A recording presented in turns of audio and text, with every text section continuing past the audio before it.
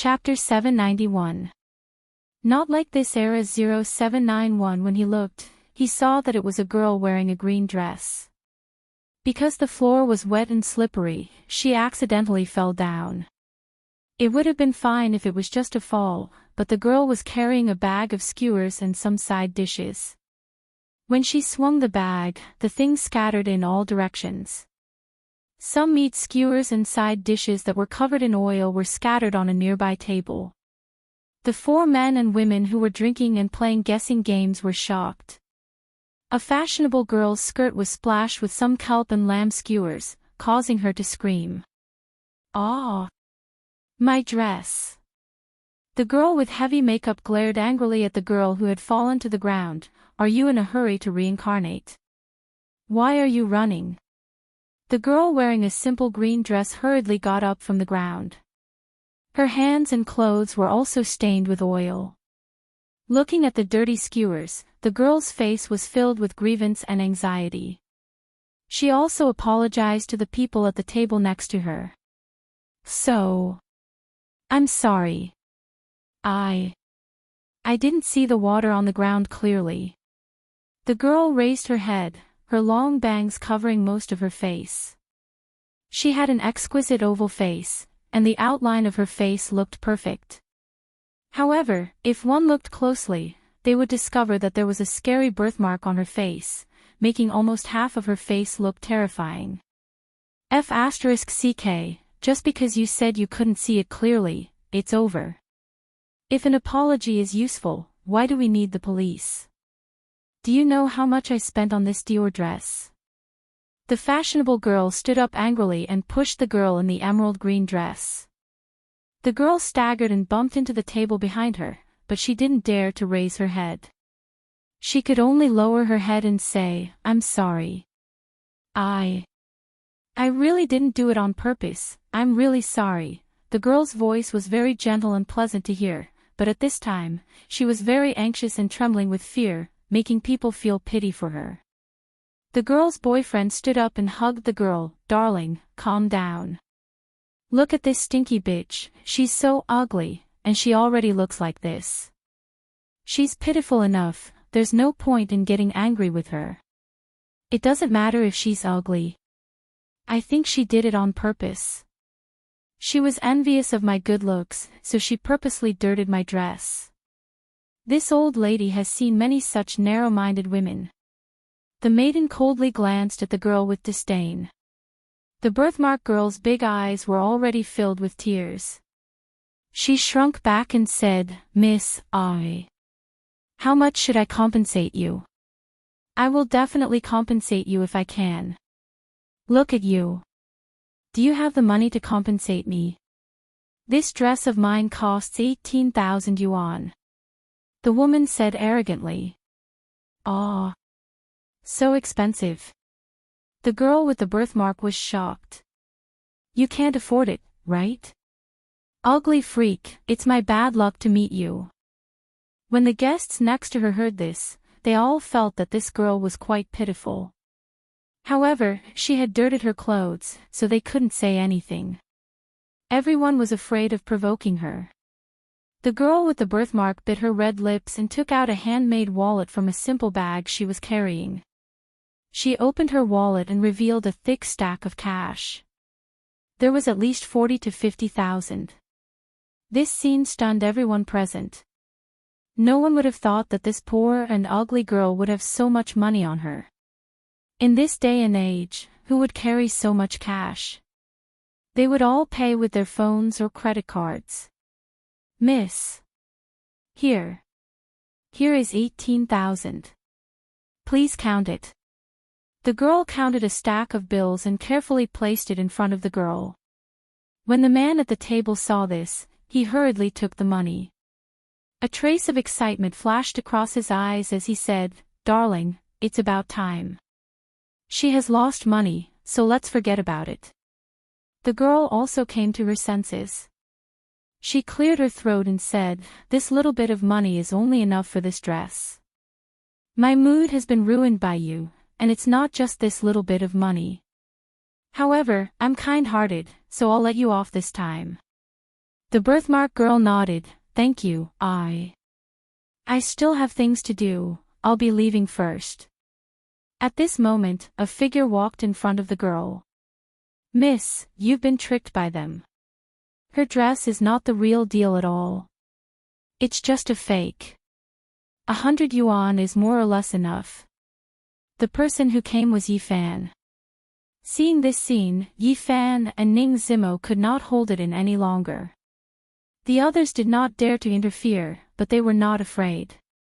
The two of them exchanged glances and walked over with tacit understanding. When the birthmark girl saw the two strangers, she timidly said, Really? Really? The two pairs of men and women behind them were enraged. The woman cursed loudly, Bullshit. This old lady's is the real deal. Your dog eyes are blind. Ning Zimo coldly snorted and grabbed the woman's skirt, saying, The insect patterns on your skirt are all printed on it. The real one should be embroidered on it. Who is the blind one? I. The girl realized that she had met someone who understood the goods and hurriedly pulled the man beside her. Hubby, what are you standing there for? They bullied me. The man quickly rolled up his sleeves and warned, Hey, I don't want to hit a woman. Hurry up and scram. Ning Zimo said, If you have the ability to cheat a little girl of her money, why don't you have the ability to hit a woman? Come on, can you beat me? Damn it. You're so cheap. The man raised his fist and was about to hit Ning Zimo. However, Yi Fan had already stepped forward and grabbed the fist. With a little force, a caw-caw sound could be heard. Ah! The man's bones were broken, and he screamed miserably in pain. Yi Fan took the stack of banknotes back from the man's hand, took out 2 of them, and slapped them on the table. This bit of money is what you guys should take. After saying that, Yi Fan handed the rest of the money to the girl in the emerald green robe behind him. Take it back, don't trust others so easily in the future. Be careful when you walk next time, it won't be good if you fall and get hurt. Yi Fan said with a smile. The emerald green-robed woman stared blankly at Yi Fan, then looked at the banknotes. After a few seconds, she took the money back. The man bared his teeth and said, You dare to hit people? I'm going to call the police. When Ning Zimo heard this, she directly went up and kicked him, causing him to roll to the ground. If you keep talking nonsense, be careful that I'll directly kill you. The aura that had been honed by the underground gang for many years was more than enough to deal with these ordinary people. When the men and women saw the cold light in Ning Zimo's eyes, they were so scared that they didn't dare to say anything more. Ning Zimo turned around and said to the girl, It's fine. Leave this place to us. You can leave first. Thank you. I should thank you properly, but I really have something urgent to do. I'll be leaving first. Goodbye. The girl bowed, then turned around and ran away. It seemed that she really had something urgent to do and didn't dare to stay any longer. If it wasn't for that birthmark, she would be a pretty girl. What a pity. Ning Zimo said regretfully. Chapter 792. 0792 Late at night, in the presidential suite of a luxurious 5-star hotel in Huahai. 56. 57. 58. 59 seconds, 1 hour. The one who counted the time was a very young man. He was tall and straight, with sword-like eyebrows and starry eyes. He had an imposing appearance and wore a shirt that made him look refined. He looked at his watch, and when he saw that it was time, he turned off the television and sat cross-legged on the bed. Just as he was about to calm down, he sensed that someone was approaching from outside. His face revealed an impatient expression as he opened his eyes. Cousin. I'm back. The girl in the jade green dress with a birthmark on her face swiped the room card and ran into the room, panting. Without bothering to wipe the sweat off her forehead, she opened the plastic bag of the convenience store in her hand and said with a smile, cousin, I bought you something to eat. There's beef jerky, fish jerky, rice balls. Anne. Get out. The man did not wait for the girl to finish and coldly scolded her. The girl's delicate body trembled as she weakly lowered her head and said, Cousin. Did I make you angry? Ji Xianqing, I told you to buy me something to eat within an hour. You spent an hour just to buy some things from the convenience store, the man asked. The girl, Ji Xianqing, explained, No, I found an open barbecue shop earlier, but I accidentally fell and spilled my things. I was afraid of delaying cousin's time, so I went to the convenience store. Fell. The man shook his head and said, You can even fall when you buy some food. What's the use of telling you? You asked me to bring you out, but you can't even do such a small thing. You're not even as good as any of the maids in the clan, do you know that? Ji Xianqing pinched the dirty part of her clothes and said with some grievance, Cousin, I know I'm stupid, but I'll definitely do it well next time. Don't be angry with me, I will definitely work hard and serve you well. The man took a deep breath and said, Ji Xianqing. Do you know who I am? Ji Xianqing hurriedly nodded, You are my most admired and worshipped cousin. Humph, what a joke. The man disdainfully said, You don't understand at all. I, Yi Feng, am a once-in-a-century genius of the Yi family. I have the noblest bloodline. My grandfather was a martial god who stood at the peak of the martial Tao. He has high hopes for me. I will be the future of the Yi family and the most outstanding successor. For a person like me, every minute and every second is precious, because I am improving every moment. My time isn't something an ant like you can waste. It doesn't matter if I'm your cousin or not. What you need to remember is the difference between you and me. It's like the difference between cloud and mud. If it wasn't for my uncle's sake, you wouldn't even be qualified to talk to me, let alone come out with me. Tears flickered in Ji Xianqing's eyes as she nodded vigorously. I know, cousin, don't be angry, I'll go out immediately, I won't disturb your cultivation. Ji Xianqing put down her things and was about to run out. However, Yi Feng called out to her again, Stop. Cousin, is there anything I can do for you? Ji Xianqing carefully turned her head and asked. Take all the things you bought. I don't want to eat this trash. Yi Feng said coldly. Ji Xianqing looked at the bag of food, picked it up again, and carried it out of the door. I'm going to see Ling Yue tomorrow. Your appearance will scare my fiancé, so don't show your face when the time comes. Yi Feng said. Ji Xianqing's eyes dimmed. Don't worry cousin, I understand, it's good that you understand. Go out, Yi Feng said indifferently. Oh, after walking out of the room, Ji Xianqing reached out her hand and silently wiped her eyes. Carrying a bag of food, she walked back to her room. At the same time, on the other side of the ocean. In a classical mansion in the country of Magnesium, General Robert held a pipe in his hand and puffed out smoke. A few important members of Congress were sitting on the sofa beside him, venting their dissatisfaction. A member shouted, spittle flying everywhere, Robert. I don't understand why even a small local gang in China would dare to kill people from the main nation. Do you know, old Krob is about to go crazy. His youngest son, whom he loves the most, is dead. He can't wait to bring his men to China and start a massacre. We should immediately put pressure on the Chinese government to eradicate that gang and have them hand over the murderer. If we don't settle this matter in time, I'm afraid that old Krob will join forces with the other underground families and vote for the Democratic candidates, said another counselor. What Krob has done this time is actually related to the position of our film and television industry in the world. If we don't help him get back his face, many companies in Hollywood will lose confidence in us. Robert, are you listening to us? Why didn't you say anything? The few counselors said a lot, but General Robert didn't say anything. They couldn't help but feel anxious. General Robert sighed heavily and said, "You guys only know one thing and don't know the other. The small gang you're talking about. The background is not a small gang. The few underground families in China can't even compare to the third-rate families in China. What kind of backer can a local gang have?" A counselor said disdainfully.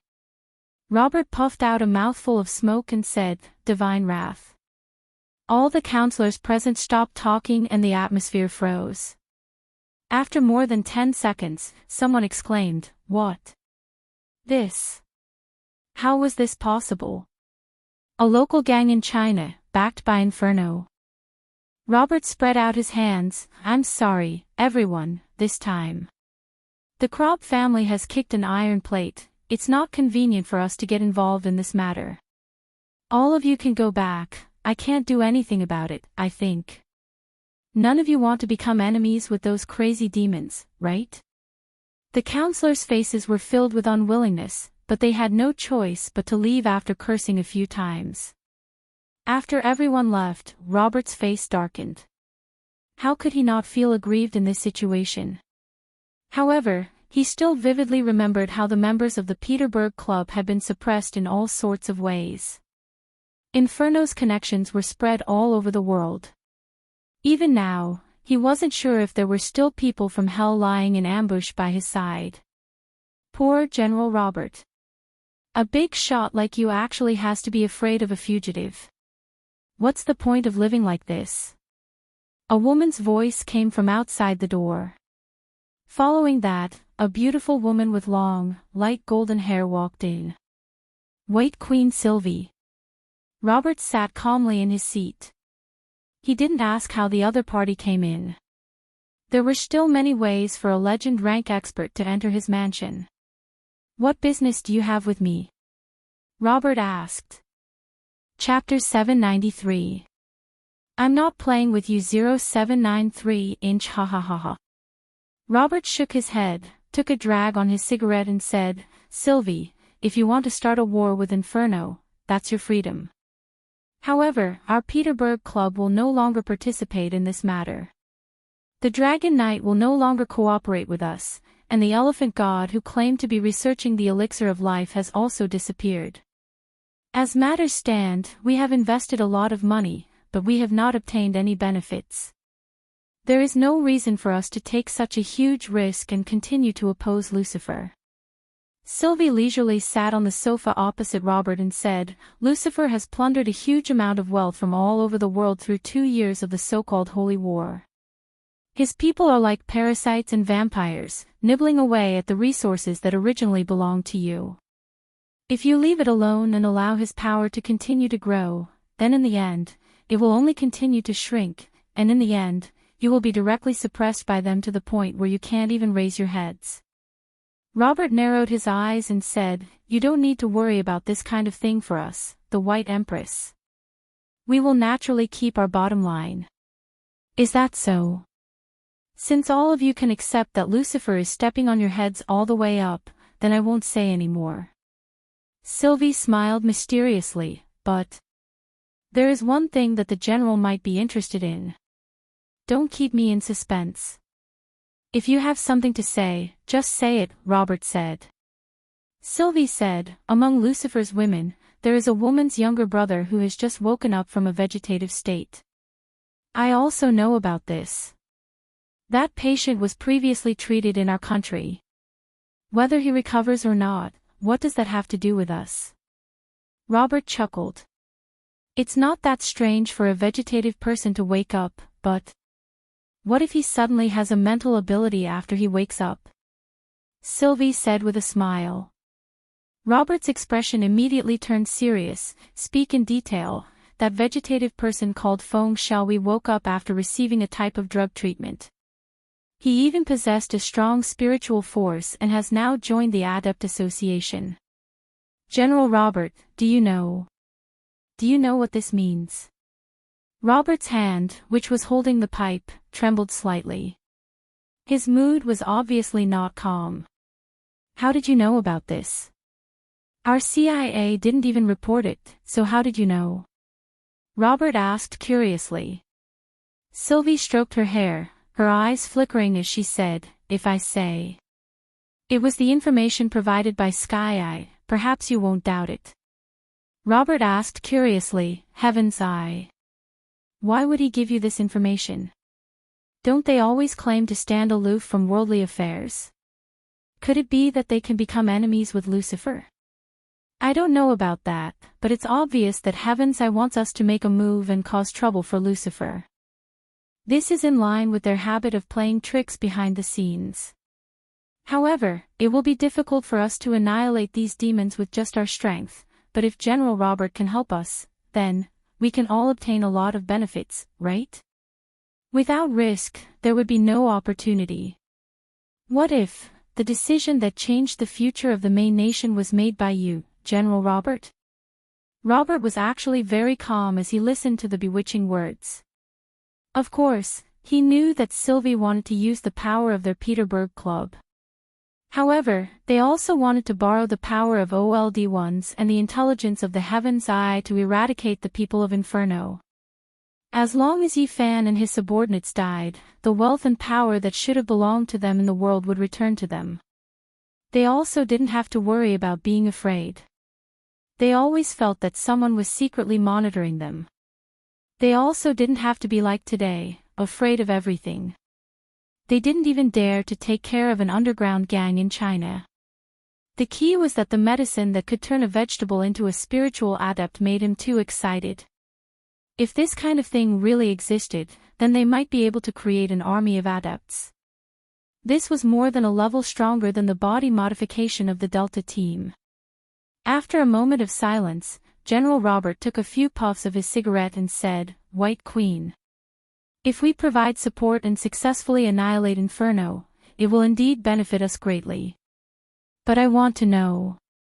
What exactly do you want in return for trying so hard to kill Lucifer and his subordinates? Sylvie smiled coldly, Don't worry, I don't need money or power. What we want is Lucifer's life and a person on Purgatory Island. General Robert narrowed his eyes. Could it be? You were unable to successfully research it back then. Sally Leaf. Sylvie sneered without saying a word. Looks like you are still very persistent about eternal life. We no longer have any hope. The lighthouse element of the elephant head god is also a scam. Robert shook his head. The research on the elephant head god might have failed, but Sally's bloodline might be real, Sylvie said. Robert laughed out loud and said, All right, in life, there must be something to pursue. Since that's the case, I will secretly contact the others. If we want to deal with Inferno, we must be careful. It won't be easy for them to know in advance. This time, we have Sky Eye's cooperation, and we, the rulers of the old days, can join forces with the Sacred Royal Court. This is equivalent to us having three S-class organizations, besieging one of them, and with the support of the Magnesium Army, the bandits of Inferno will definitely die. Sylvie laughed sinisterly. General Robert grinned. There's no time to lose. I'll go check the origin of that medicine now. Hua Hai, Purple Leaf Tea House. Early in the morning, a drizzle began to fall from the sky. The sky was a bit gloomy, and this kind of day made people want to sleep even more. However, Yifan still wanted to get up and train as usual. He got up from Ning Zimo's big bed. Beside him was a woman who was covered with a blanket and half of her breasts were exposed. It was obvious that she was not wearing anything inside. Her hair was a mess, and she was lying there, adding a bit of laziness and charm. Perhaps it was because they hadn't been together for a while. Last night, after eating supper outside and fighting for a full 2 hours, Ning Zimo finally fell asleep, her entire body limp. Sensing the bed move, Ning Zimo drowsily saw that the man was about to get up. She stretched out her slender jade arm and grabbed Yifan's hand. Hubby, sleep with me a little longer, Yi Fan smiled and pinched the woman's arm. I'm going to practice. Sleeping late is a waste of time. Then why didn't you hug me when you got up and kiss me? Is it because I'm ugly in the morning? Ning Zimo asked softly. Yi Fan discovered that no matter what kind of woman's personality was, they all liked to act coquettishly when they slept in bed. Of course, he was willing to satisfy a woman's needs. He bent down, hugged Ning Zimo, and kissed her on the cheek. Ning, son, you didn't even spray any perfume. Why do you smell so good? After I was done with Baiyu yesterday, I was so tired that I didn't even take a bath. My body is still covered in your saliva. How is it fragrant? Yi Fan smiled and reached his hand into the blanket. Then don't take a bath in the future. Your body must be able to secrete a fragrance. It would be a pity to wash it away. It would be better to keep it for me to smell. Ning Xuema pouted coquettishly. Hubby, you're so abnormal. I'm not playing with you anymore. Hurry up and get up. The woman took a pillow, buried her head under it, and lay motionless on her stomach. Yi Fan looked at her beautiful curves that were hard to hide under the blanket. He couldn't wait to lift the blanket and pounce on her again. However, he also knew that with this torment, the morning would pass, so he endured the commotion and went to wash up and practice martial arts. After practicing for 2 hours, his movements were in place, and he practiced the way of the sword while moving at high speed. After the entire cultivation was completed, Yi Fan was so tired that his feet were heavy, and his stomach was rumbling with hunger. Little Zhao had already prepared a large table of food, waiting for Yi Fan to eat. Ning Zimo had already woken up, and accompanied Yi Fan as they ate breakfast, chatting and laughing. Hubby, where are you going later? Are you still going to work? Ning Xuema asked. What class? Not only do I need to practice martial arts, but I also need to read a lot of information and learn medical skills. There are a lot of things to do. Oh right, I still have to go to the orphanage later to see how President Li is recovering. Furthermore, Yuner has just taken over the orphanage, so I have to go and see if she's busy. Yi Fan sighed, realizing that he was really busy. At the dining place, the TV was still on. Yi Fan liked to eat while watching the morning news. Chapter 794. Stop 0794 inch. According to the Ruodian National Television, the third heir to the throne of the Ruodian royal family, known as the most beautiful princess in the world, Princess Ingrid Alice Daisy, has disappeared since the early hours of yesterday. According to various European media reports, Princess Al refused to marry into the royal family of the wealthiest duchy in Europe, which was why she chose to quietly leave the palace. At present, King Ruodian has already ordered a global search for Princess Al's whereabouts.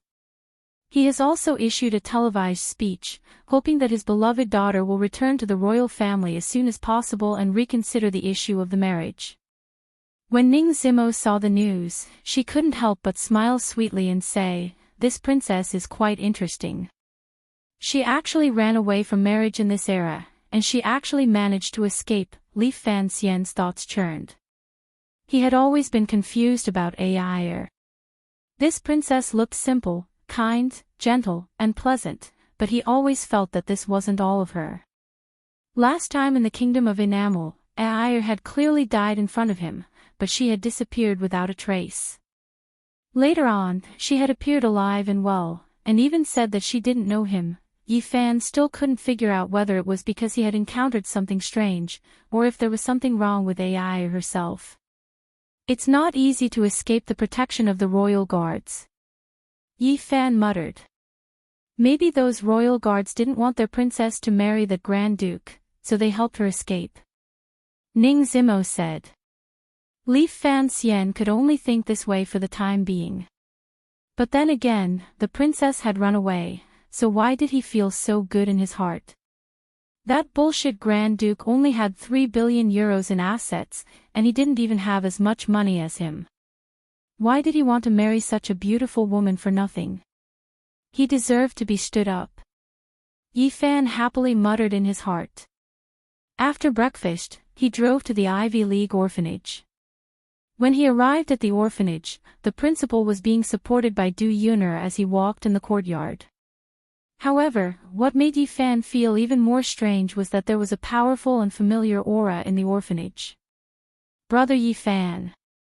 Du Yuner shouted happily. "Yi Fan is here." The principal smiled and his face was flushed red. It was obvious that he was in a good mood and had recovered well. Yi Fan walked over and helped support President Li. He whispered, "Yuner, why is Xiao Axiner here as well?" "Brother Yi Fan, how did you know Sister Xiao was here?"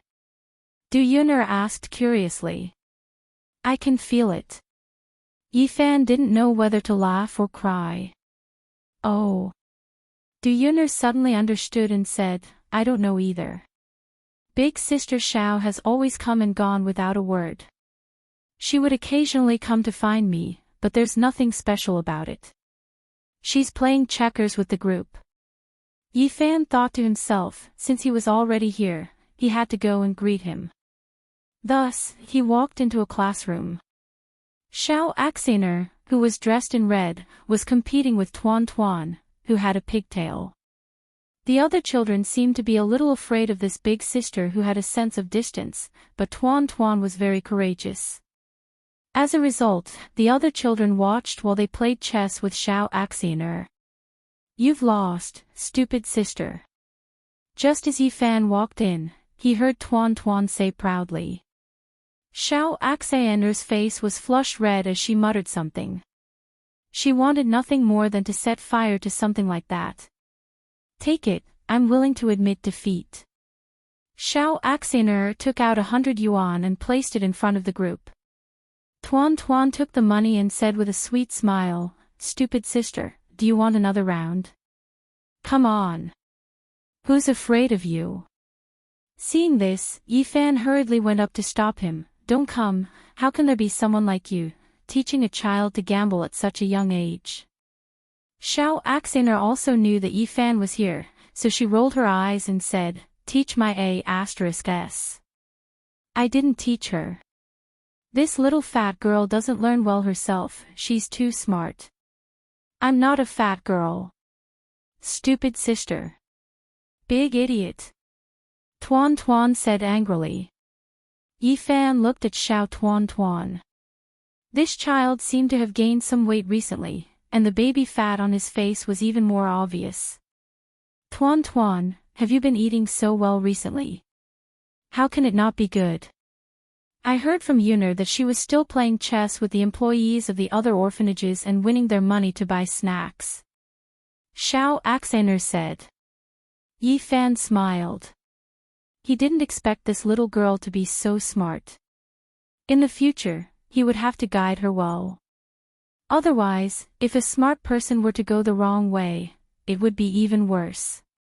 Group gambling is not good. Everyone is playing games with you. Don't take gambling seriously, because if you grow up, you might be arrested by the police. Yi Fan squatted down and educated.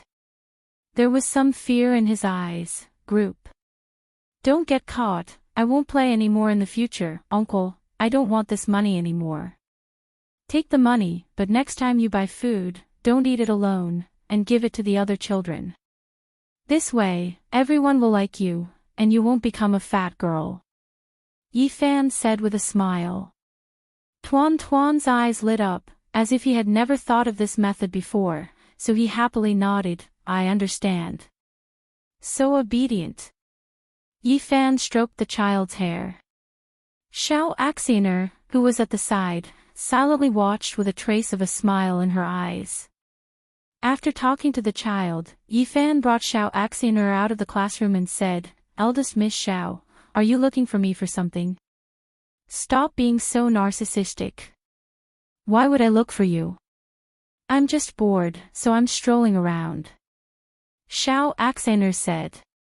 So that's how it is. Yi Fan seemed to be deep in thought. Of course, he wouldn't believe Xiao Axiner's words, so he probed, could it be that you miss Yuner? Xiao Axayaner's eyes flashed, and she said, "That's right, I'd rather miss Du Yuner than pay attention to you. Go away, go away. I'm going to play on the swing." After saying that, Xiao Axayaner ran outside and started playing on the swing. Li Fanxian knew that even if he asked, he wouldn't be able to get anything out of her, so he went over and continued chatting with Deanly. From Deanly, he found out that Du Yuner had been in charge of the matters in the courtyard recently. When he encountered something he didn't understand, he would ask her for her opinion. Deanly planned to hand over the work of the Foundation and his own network of connections to Du Yuner. That way, she would also retire. The old man had just recovered from his serious illness, and after chatting for a while, he was also tired. Yi Fan and Du Yuner sent her back to her office to rest, then walked out of the office together. "Brother Yi Fan, if you have other matters to attend to, then go ahead and busy yourself. I don't have much time to accompany you. After I took over the principal's class, I realized that there were quite a few things to do. I was a little flustered." Du Yuner sighed. Yi Fan looked at the woman pitifully, reached out and hugged her, pressed her against the wall in the corner, and kissed her. It was useless to say more. Since there was no one else upstairs, it was better to use this kind of direct expression to let the woman feel his feelings. Although Du Yuner was stunned, the fire in her heart quickly burst forth. She hugged the man and actively responded. Chapter 795. 0795. This gave Du Yuner a fright. She quickly separated from Yi Fan and covered her pretty face. Her face was already completely red. Yi Fan looked at Xiao Axayaner gloomily. "Why did you come up?" Upon a closer look, he discovered that Xiao Axayaner's face was also flushed red. With her physical strength, this was definitely not the reason why she ran up. Could it be that she was shy after seeing them kiss? It's none of your business. What are you doing in broad daylight?" Xiao Axayaner put her hands on her hips as she lectured. Hearing this, Fan Xian wanted to laugh. Is there a need? What era is this? Miss Xiao, what happened to your face? Are you suffering from internal heat? My face is sunburned. Can't I? It's cloudy today. Why are you asking so many questions? What if the child sees you two kissing? How bad would that be? Xiao Axayaner angrily walked forward and pulled Du Yuner's hand, not allowing anyone to disobey. "Follow me. You're not allowed to get intimate with this guy." Du Yuner was confused and nervous as she was forcefully pulled downstairs by Xiao Axayaner. Fan Xian's eyes flickered a few times. He had a guess in his mind, but he felt that it was too absurd, so he didn't think too much about it. As for Du Yuner, who was dragged downstairs, she was pulled to a corner by Xiao Axayaner, trembling with fear. "Sister Xiao. What exactly happened to you?" Du Yuner asked curiously. "You're asking me what's wrong. Do you know that he already has a wife?" "I know, but Brother Yi Fan is not an ordinary person. Sister Su and the others also know me, and our relationship is quite good," Du Yuner said. Xiao Axayaner felt a headache coming on as she rubbed her forehead. "Do you know that you're letting him take advantage of you? You don't even have a status, and you're sleeping with him. Why are you so stupid?" Her face flushed red as she asked, "Sister Xiao, how did you know that I slept with Brother Yi Fan?" Xiao Axayaner blushed. Her gaze dodged for a moment before she said, "I can see it. I'm very capable." Although Du Yuner felt that it was very strange, she still believed it and said, "It doesn't matter, Sister Xiao. I like Brother Yi Fan, he didn't force me. Rather than marrying and having children with a man that I don't love, I might as well be with a man that I love. In any case, Brother Yi Fan treats me quite well." Du Yuner, why? Why did you? Xiao Axaner felt powerless as she gritted her teeth and said. Anyway, without my permission, you can't sleep with Fan. Without my permission, you can't sleep with Yi. Du Yun'er was a little unhappy. Sister Xiao, although I respect you very much, this is between me and brother Yi Fan. You are not my guardian, so what right do you have to ask me to do this? Yi lips, but Xiao, she didn't know what Xiao Axaner said. Du Yun'er said, I still have a lot of things to do. If Sister Xiao has nothing else to do, I'll go and busy myself first. With that, Du Yun'er jogged away. Xiao Axaner shook her head. Unconsciously, she touched her lips with her hand. After Yi Fan left the orphanage, he returned home. Chu Yunyao had analyzed a lot of medical information about the Earth axis in the past few days. Yi Fan eagerly read and pondered, and unknowingly, an afternoon had passed. Finding a way to cure the poison in Angel's body and revive her was not something that could be done in a short period of time. While reading the information about the Earth axis, Yi Fan also had to study various basic medical theories. Just as Yi Fan was immersed in the sea of medicine that surpassed this era, Aunt Jiang came to find him.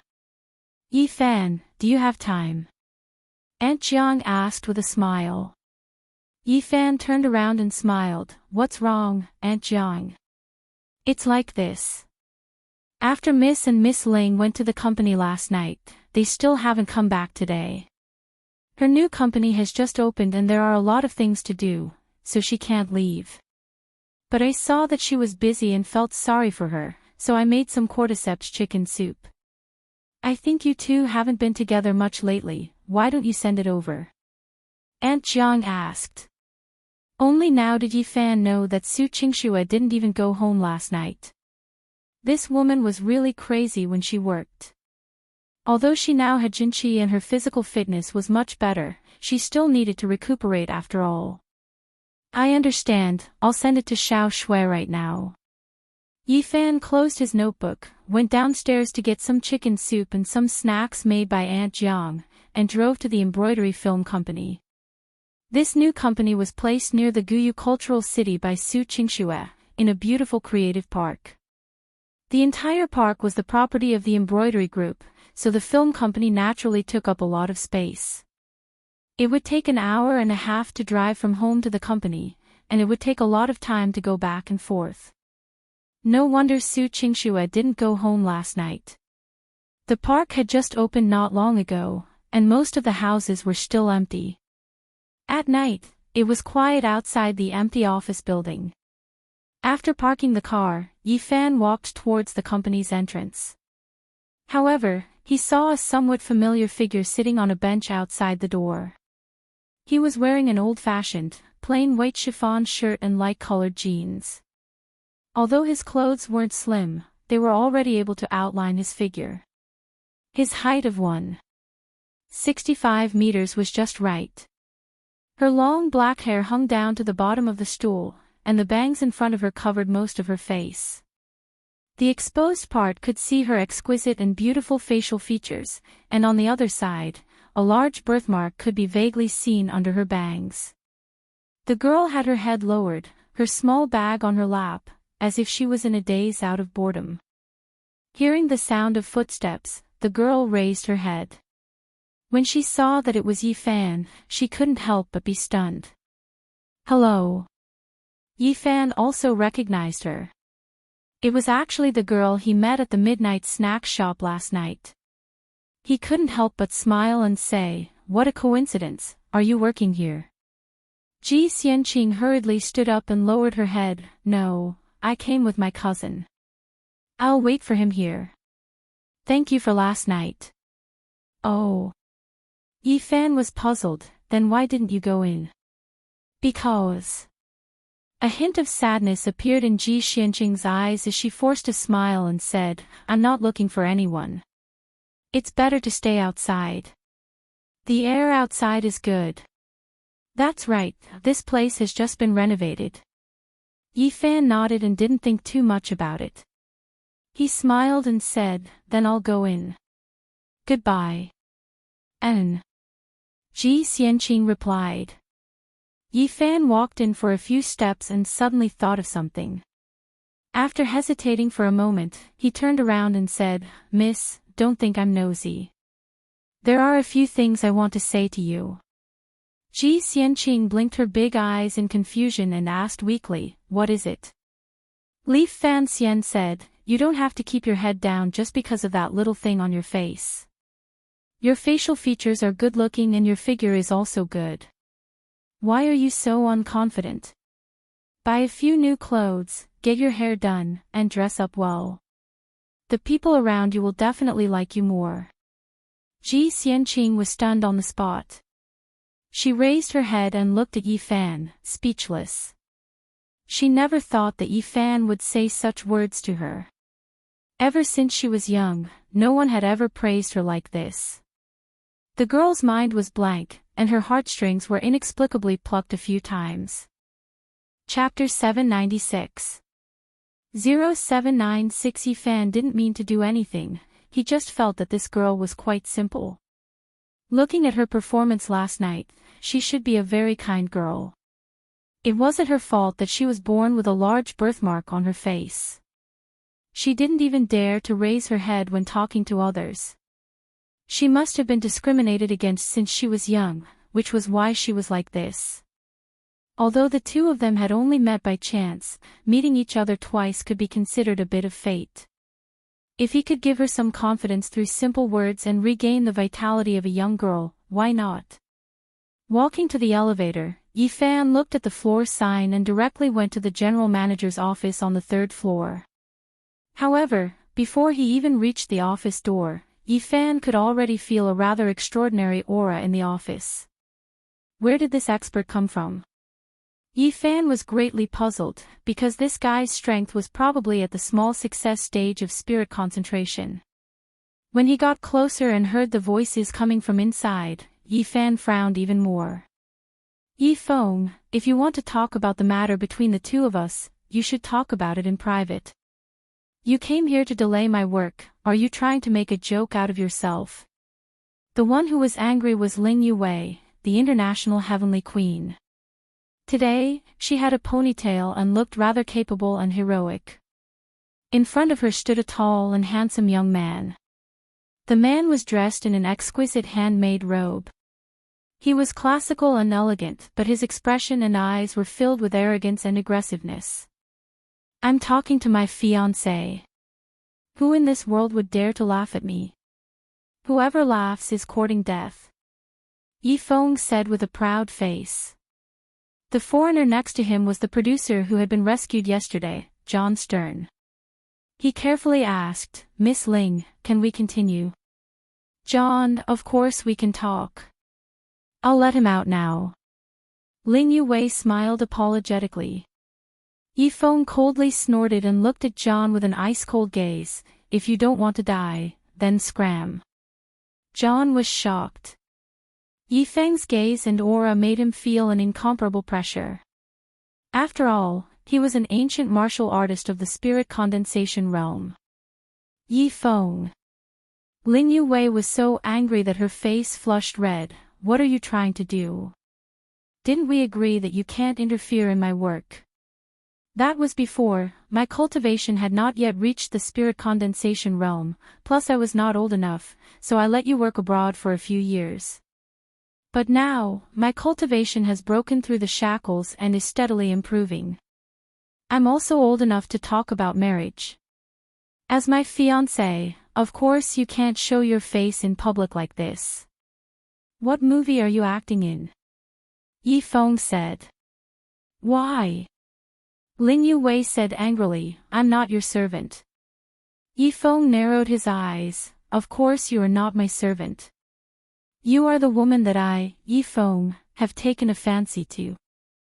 Your bloodline, your appearance, your physical condition, all of them can give birth to outstanding descendants for my Yi clan.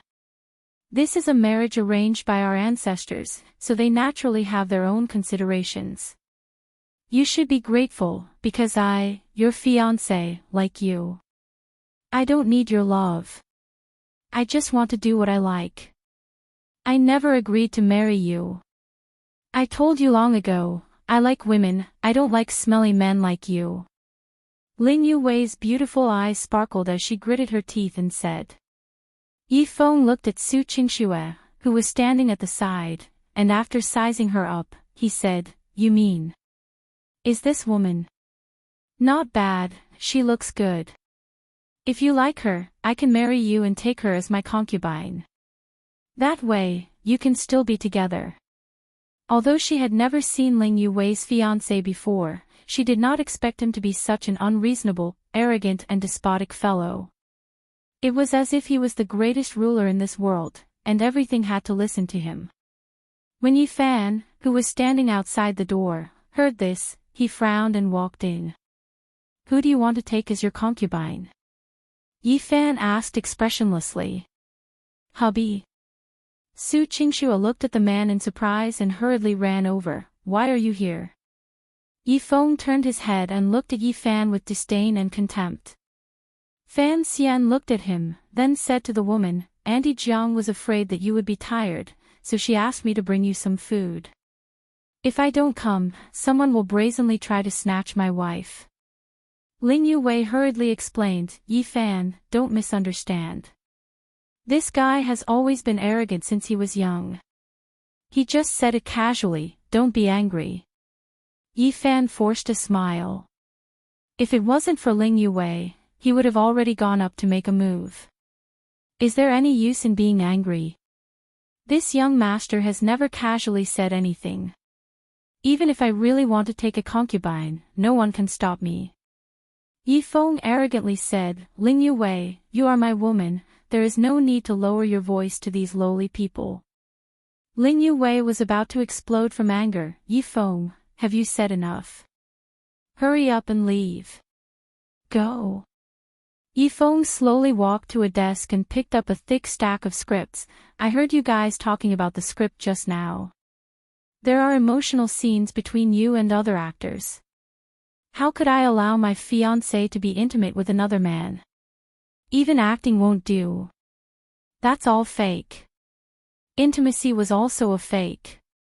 I used to act in action movies, so what if I'm acting in a love scene this time? You don't have the right to stop me. As Ling Yuwei said this, she was about to go up and snatch the script back. However, a slight surge of golden spiritual energy appeared in Yi Feng's hand, and the script was directly shattered into countless pieces. This scene scared the producer, John, to the point that his face turned ashen.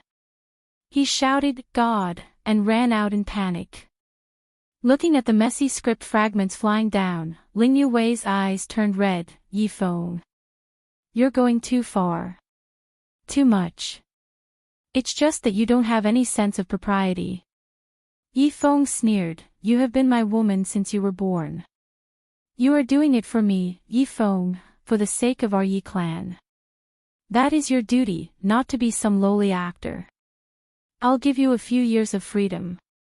Do you really think you can escape from my palm? Don't even think about it. This time, I will definitely take you away. I won't go with you. Even if I die, I won't marry a condescending, arrogant, and cold-blooded pervert like you. Ling Yuwei scolded. Li Feng's eyes were gloomy. Ling Yuwei, if it wasn't for the fact that my children still need to be raised in your stomach, just because you scolded me, I would have cut your stomach open. Your grandfather and the others can forget about protecting you. Come on. Kill me. I won't marry you even if I die.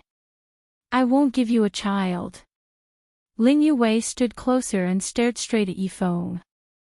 Su Qingxue was anxious. She went up and pulled her best friend, Wei Wei, don't be like this. Don't anger him. Qingxue could tell that this Yi Feng definitely had an extraordinary background. If she were to force herself like this, it would only be a bad thing. Yi Feng teased, why would I kill you? Ling Yuwei, I will only let those who are related to you, those who make movies, those who write scripts, those who work for you, and those who work with you, all go bankrupt and have nowhere to go. There's no doubt that if I want to, I can do it. Do you wish for everyone related to you to die just because you're unwilling to marry me? Ling Yuwei's eyes revealed a trace of despair. She was in a hurry just now, but she didn't expect Yi Feng to have such a method to force her to submit. Despicable. Shameless. Ling Yuwei felt wronged and wanted to cry. Qingxue also couldn't hold it in any longer and said, "This Mr. Yi, you're going too far. How are you talking to your fiancé like this? You're clearly robbing a woman. Don't you feel ashamed?" "I, Yi Feng, am talking to my woman. How can it be up to a lowly woman like you to interrupt?" As Yi Feng said this, he slapped Su Qingxue. However, just as he raised his hand, it was firmly held back by someone. Fan Xian had just put the food to the side, and when he walked over, he coincidentally stopped Yi Feng's movements. Chapter 797. One hand is enough. 0797. There was no expression on Yi Fan's face, and his eyes were also very calm. However, Su Qingxue, who was familiar with Yi Fan, knew that the more emotionless her husband seemed, the greater the waves in his heart would be. It was just that he was used to seeing big waves, so he wouldn't reveal it too much. Qingxue was afraid that blood would splatter on the spot, so she hurriedly reminded, "Hubby, he is Weiwei's fiancé after all." Ling Yuwei was full of worry as she said, "Yi Fan, don't do anything. He is not on the same level as the people from our Mount Shu sect. This is my business, you don't have to get involved in this mess." "Humph," Yi Feng sneered, "Oh, so the people from the Mount Shu sect fought with him before? Did you hear that? I'm not on the same level as those good-for-nothings." Li Fan Xian looked at Su Qingxue's worried gaze, then looked at Ling Yuwei's anxious expression and took a deep breath. In the end, Yi Fan still let go of his hand and said, "You are Ling Yuwei's fiancé, but not her lover. If you are a confident man, you should let her fall in love with you, not hurt her and forcefully take her away." Love? Ha! How stupid, you lowly ants would think about such a waste of time. Your name is Yi Fan, right? Although you have the same surname as me, don't think that I am the same person as you. Yi Fan proudly raised his head and said, "In my life, Yi Feng, don't have that much time to think about these boring things. My time is precious, and I have an even greater mission waiting for me to complete. Women are only a small part of my life. For me to be able to take a fancy to Ling Yuwei is her good fortune from her previous life.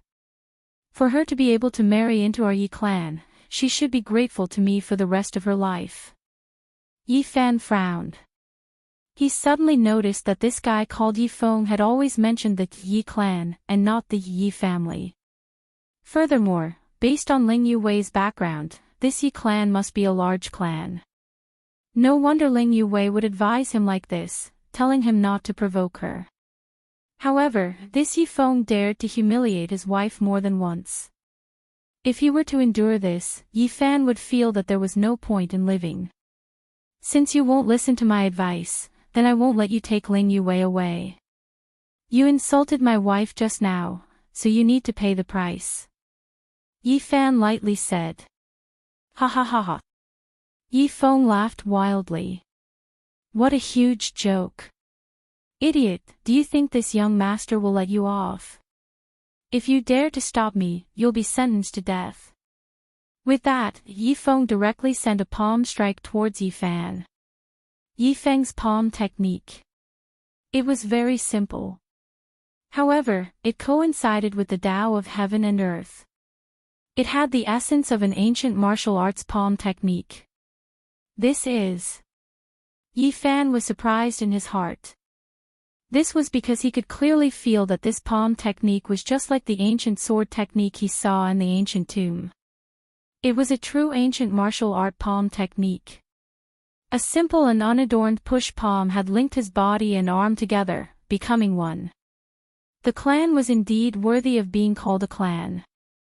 The martial arts that the disciples cultivated were much purer and stronger than those sects.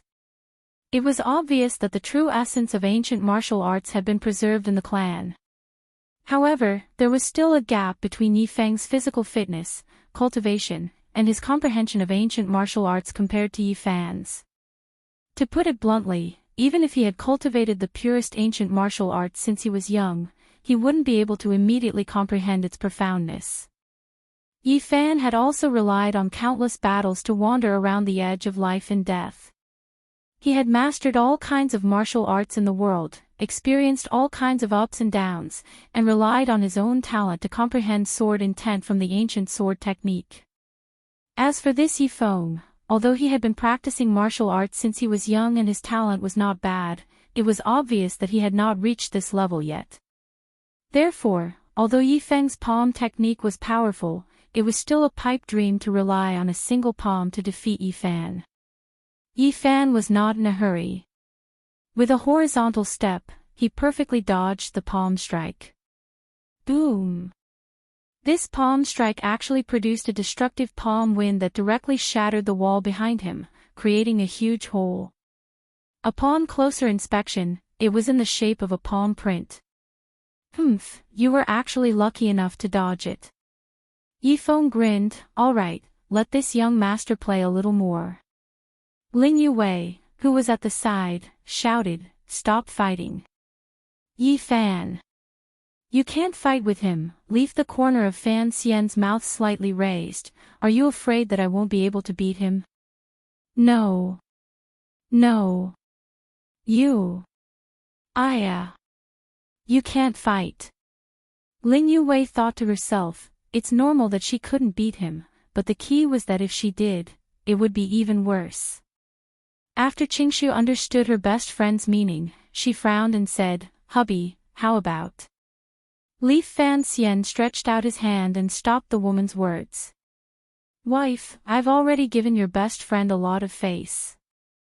Now, this is a matter between us men, so there's no need for you to say anything more. Li Feng laughed and said, that's right, this is a matter between men.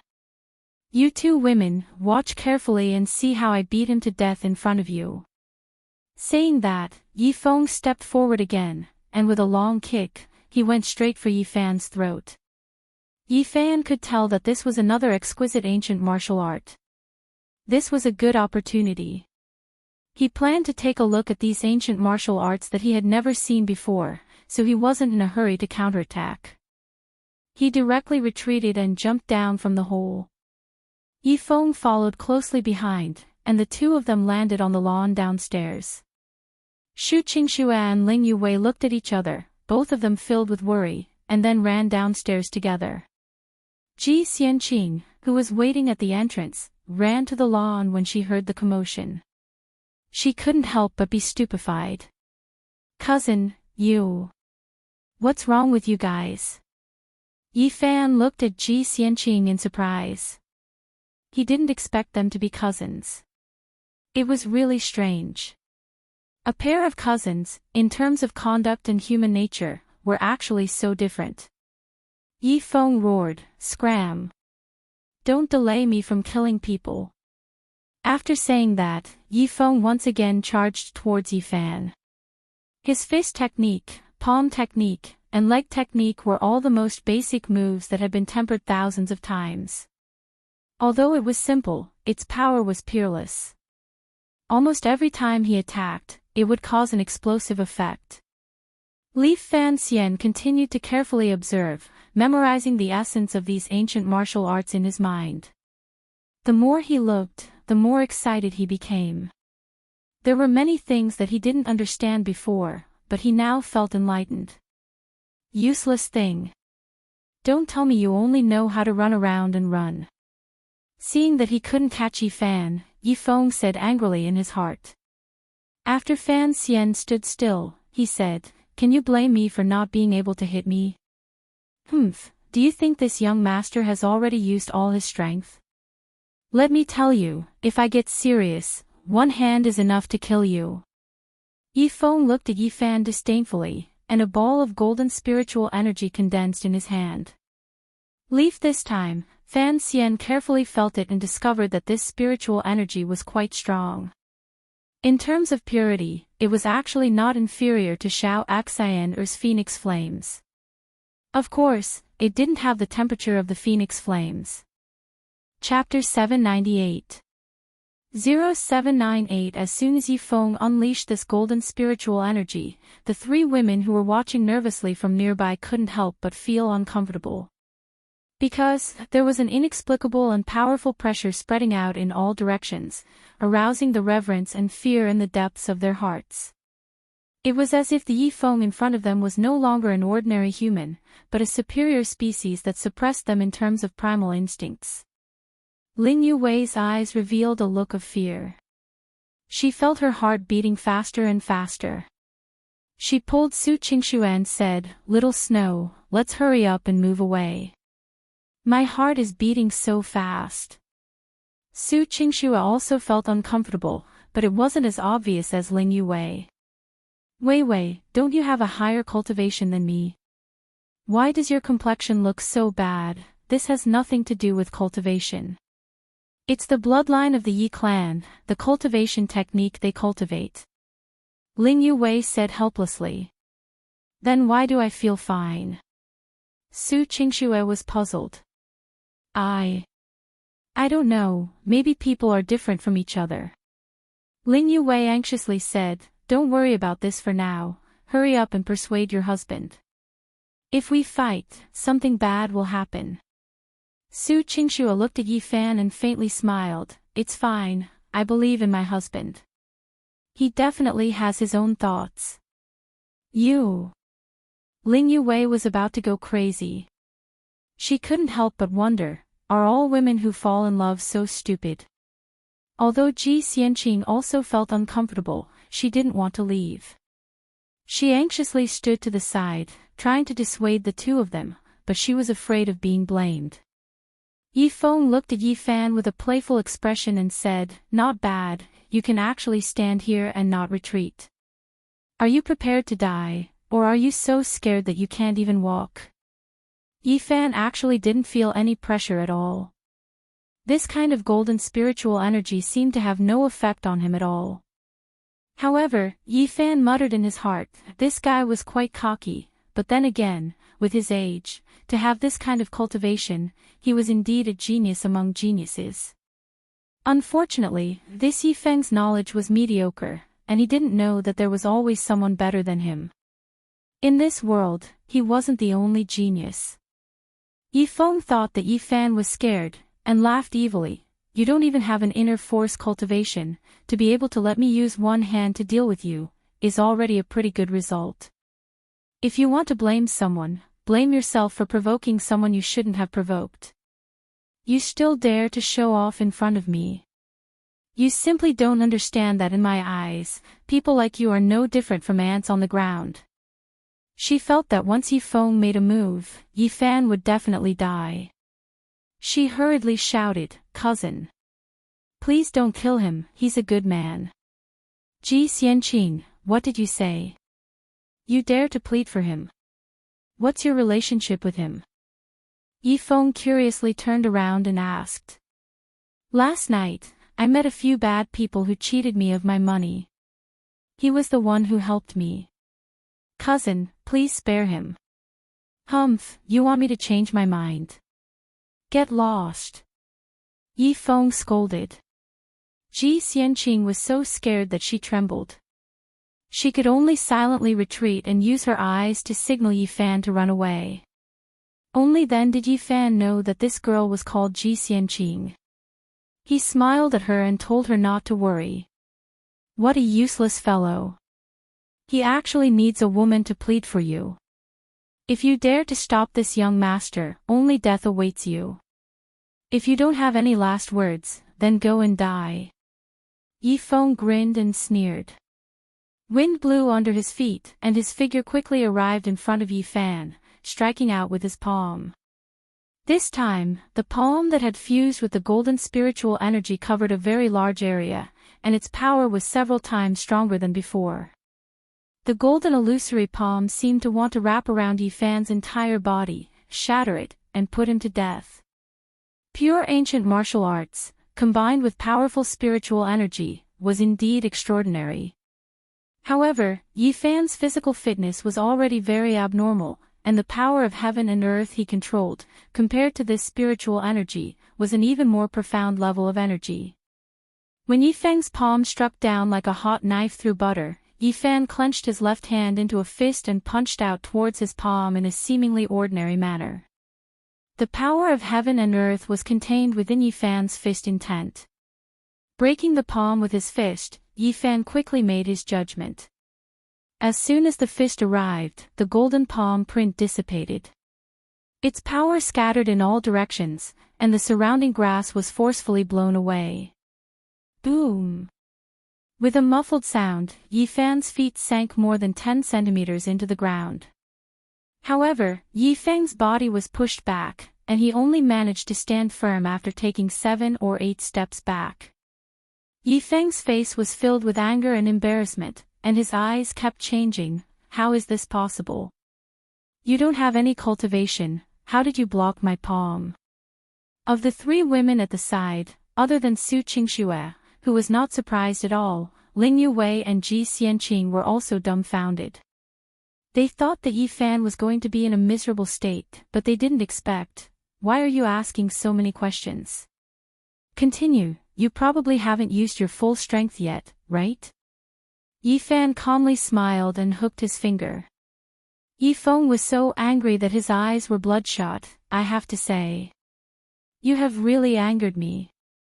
You are doing something very dangerous, do you understand? Yifan remained silent and watched quietly. He wanted to see what other abilities this Yi family had. In the future, he would definitely need to meet the people from the clan. Battles might not be avoidable, so it was always good to have more information. Yifeng took a deep breath, and the golden spiritual energy on his body continued to increase in intensity. It was as if a golden flame was burning all over his body. Soon after, Yifeng's pupils also began to flicker with golden flames. A pressure that was even stronger than before spread out. When Ji Xianqing saw this, she hurriedly turned around and shouted at Su Qingxue and Ling Yuwei, "Sisters, let's quickly leave this place. This place is very dangerous. Aren't we standing far enough?" Su Qingxue felt that 20 to 30 meters away was enough. Not enough. It's really not enough. I beg of you, run away. Ji Xianqing was very anxious. Ling Yuwei, on the other hand, believed it. Xianqing is an honest and kind child. She won't speak carelessly. Let's hurry up and leave. The 3 women listened to Ji Xianqing's words and arrived at an empty area 50 to 60 meters away. At this time, when he looked back, Yifeng was already floating in the air. His spiritual energy had lifted his body more than half a meter off the ground. Your name is Yifan, right? Yifeng said with a gloomy expression, a lowly fellow like you wouldn't understand. Hi, Yifeng, was born in the Yi family and received the most outstanding guidance since I was young, learning the most powerful ancient martial arts. I am like a well-tempered, sharp-edged sword. I am destined to shine brightly. And you, even if you are like a sword, you are just a rusty broken sword covered in mud. Chapter 799. Rusted Sword 0799. As the sound of his voice faded, Yifeng spread out his arms. The golden spiritual energy on his body seemed to have turned him into a sun. In the midst of the scorching radiance, the surging spiritual energy seemed as if it could explode at any time. It was extremely unstable. Even though they were separated by dozens of meters, Su Qingxue and the other 2 could still feel the powerful energy contained within. They finally understood why Ji Xianqing wanted them to run further away. It was indeed very dangerous. Yifan watched quietly. He was not in a hurry to make a move or interrupt him, because he could feel that the spiritual energy around Yifeng was extremely dense. There was no need for him to fight him head-on. Yifan was curious, how was this guy planning to kill him in one move? At this moment, the corner of Yifeng's mouth slightly raised, he smiled coldly, and suddenly closed his arms together. This surging golden spiritual energy surged into his hands like a tide, forming a golden ball of light. Yifan couldn't help but be surprised. He had never seen such a profound spiritual energy control technique before. This clan's absolute art really did have a way. Go to hell. At the same time as Yifeng's voice fell, the ball of light that was condensed with a terrifying amount of spiritual energy suddenly shot out a beam of light. This beam of light expanded from small to large. In the blink of an eye, it had already covered an area of several hundred square meters. It was like a huge shockwave, engulfing everything. A dazzling light flashed, and a crater several meters deep was left on the ground. What made the three women in the distance break out in a cold sweat was that a 4-story building across from them had been smashed into half. There was a cylindrical depression in the middle of the building, as if a square cake had been bitten off by someone. Large amounts of rubble and steel bars fell to the ground, and the vegetation was turned into fine powder. With the power of this move, even if there were over 1,000 people in front of him, he would still be able to kill them. This is the price of provoking this young master. Yifeng landed on the ground with a complacent smile on his face. But at this moment, a voice came from behind him. What price can there be? Yifeng was shocked and turned around in disbelief. Shockingly, he saw that Yifan was already standing more than 10 meters behind him when he didn't know how ruthless he was. In the time it took for a spark to fly off a flint, with such a fast move and such a large area of damage, Yifan was actually able to walk out. In the distance, Su Qingshua's pretty face was still pale, but after seeing Yifan's figure, she finally heaved a sigh of relief. Ji Xianqing and Ling Yuwei felt even more incredulous. They couldn't understand what was going on. How is this possible? When did you get behind me? Yifeng angrily asked. Fan Xian's face was calm as he lightly said, "This move of yours is quite powerful. This is the first time I've seen someone use spiritual energy like this. Unfortunately, your details are not very good. If you could use a trace of your qi to capture my whereabouts, perhaps you wouldn't have missed. I don't need you to teach me. You lowly bastard, it's just that you were lucky enough to escape this calamity." Yifeng roared. Once again, he condensed his spiritual energy. Yifan didn't give him another chance. With a flash, he rushed in front of Yifeng and directly grabbed his shoulder. "Dream on." Yifeng planned to stop him, but he was instantly grabbed by the wrist by Yifan. With a powerful throw over his shoulder, Yifeng was directly knocked to the ground. Bam! A crater was formed on the ground, causing all the bones in Yifeng's body to almost fall apart. He forcefully relied on his spiritual energy to hold on. Yifeng felt that this was inconceivable. Yifan, who didn't have any cultivation, wasn't afraid of his spiritual energy pressure. He actually relied on his physical body to forcefully break through his spiritual energy defense. Bastard! Yifeng tried to raise his hand to counterattack, but just as he raised his hand, Yifan grabbed his neck again. Yifan pressed down on his neck, lifted him up, and then forcefully smashed him onto the ground. Bam! Yifeng's head was smashed into the grass, and his face was covered in mud. He grimaced in pain, and his teeth seemed to have loosened. Ugh! Ugh! Yifeng wanted to curse, but his mouth was full of grass and dirt, and his eyeballs were about to pop out. When Ji Xianqing, who was in the distance, saw this scene, she quickly ran over and begged, "Mister, don't hit my cousin anymore. I beg you, stop fighting." When Ji Xianqing saw Yifeng being beaten up on the ground, she was so anxious that she was about to cry. Ling Yuwei also realized that the situation was not good and shouted, "Yifan, don't kill anyone. Otherwise, something big will happen." Yifan didn't care so much. He lifted Yifeng's head and said, "Insulting my wife, even if you die, you will still be asking for it." After saying that, Yifan threw Yifeng's body into the air, followed by a series of punches and kicks. Yifan's attack was as fast as lightning, his fists hitting the flesh, causing Yifeng to have no time to defend. His body was actually beaten into the air, like a sandbag, unable to even fall. Looking at Yifen's monster-like speed and strength, Ji Xianqing and Ling Yuwei were both dumbfounded. One must know that Yifeng was a martial artist of the spirit condensation realm. Furthermore, he was an absolute art, yet he was in such a sorry state in front of Yifan.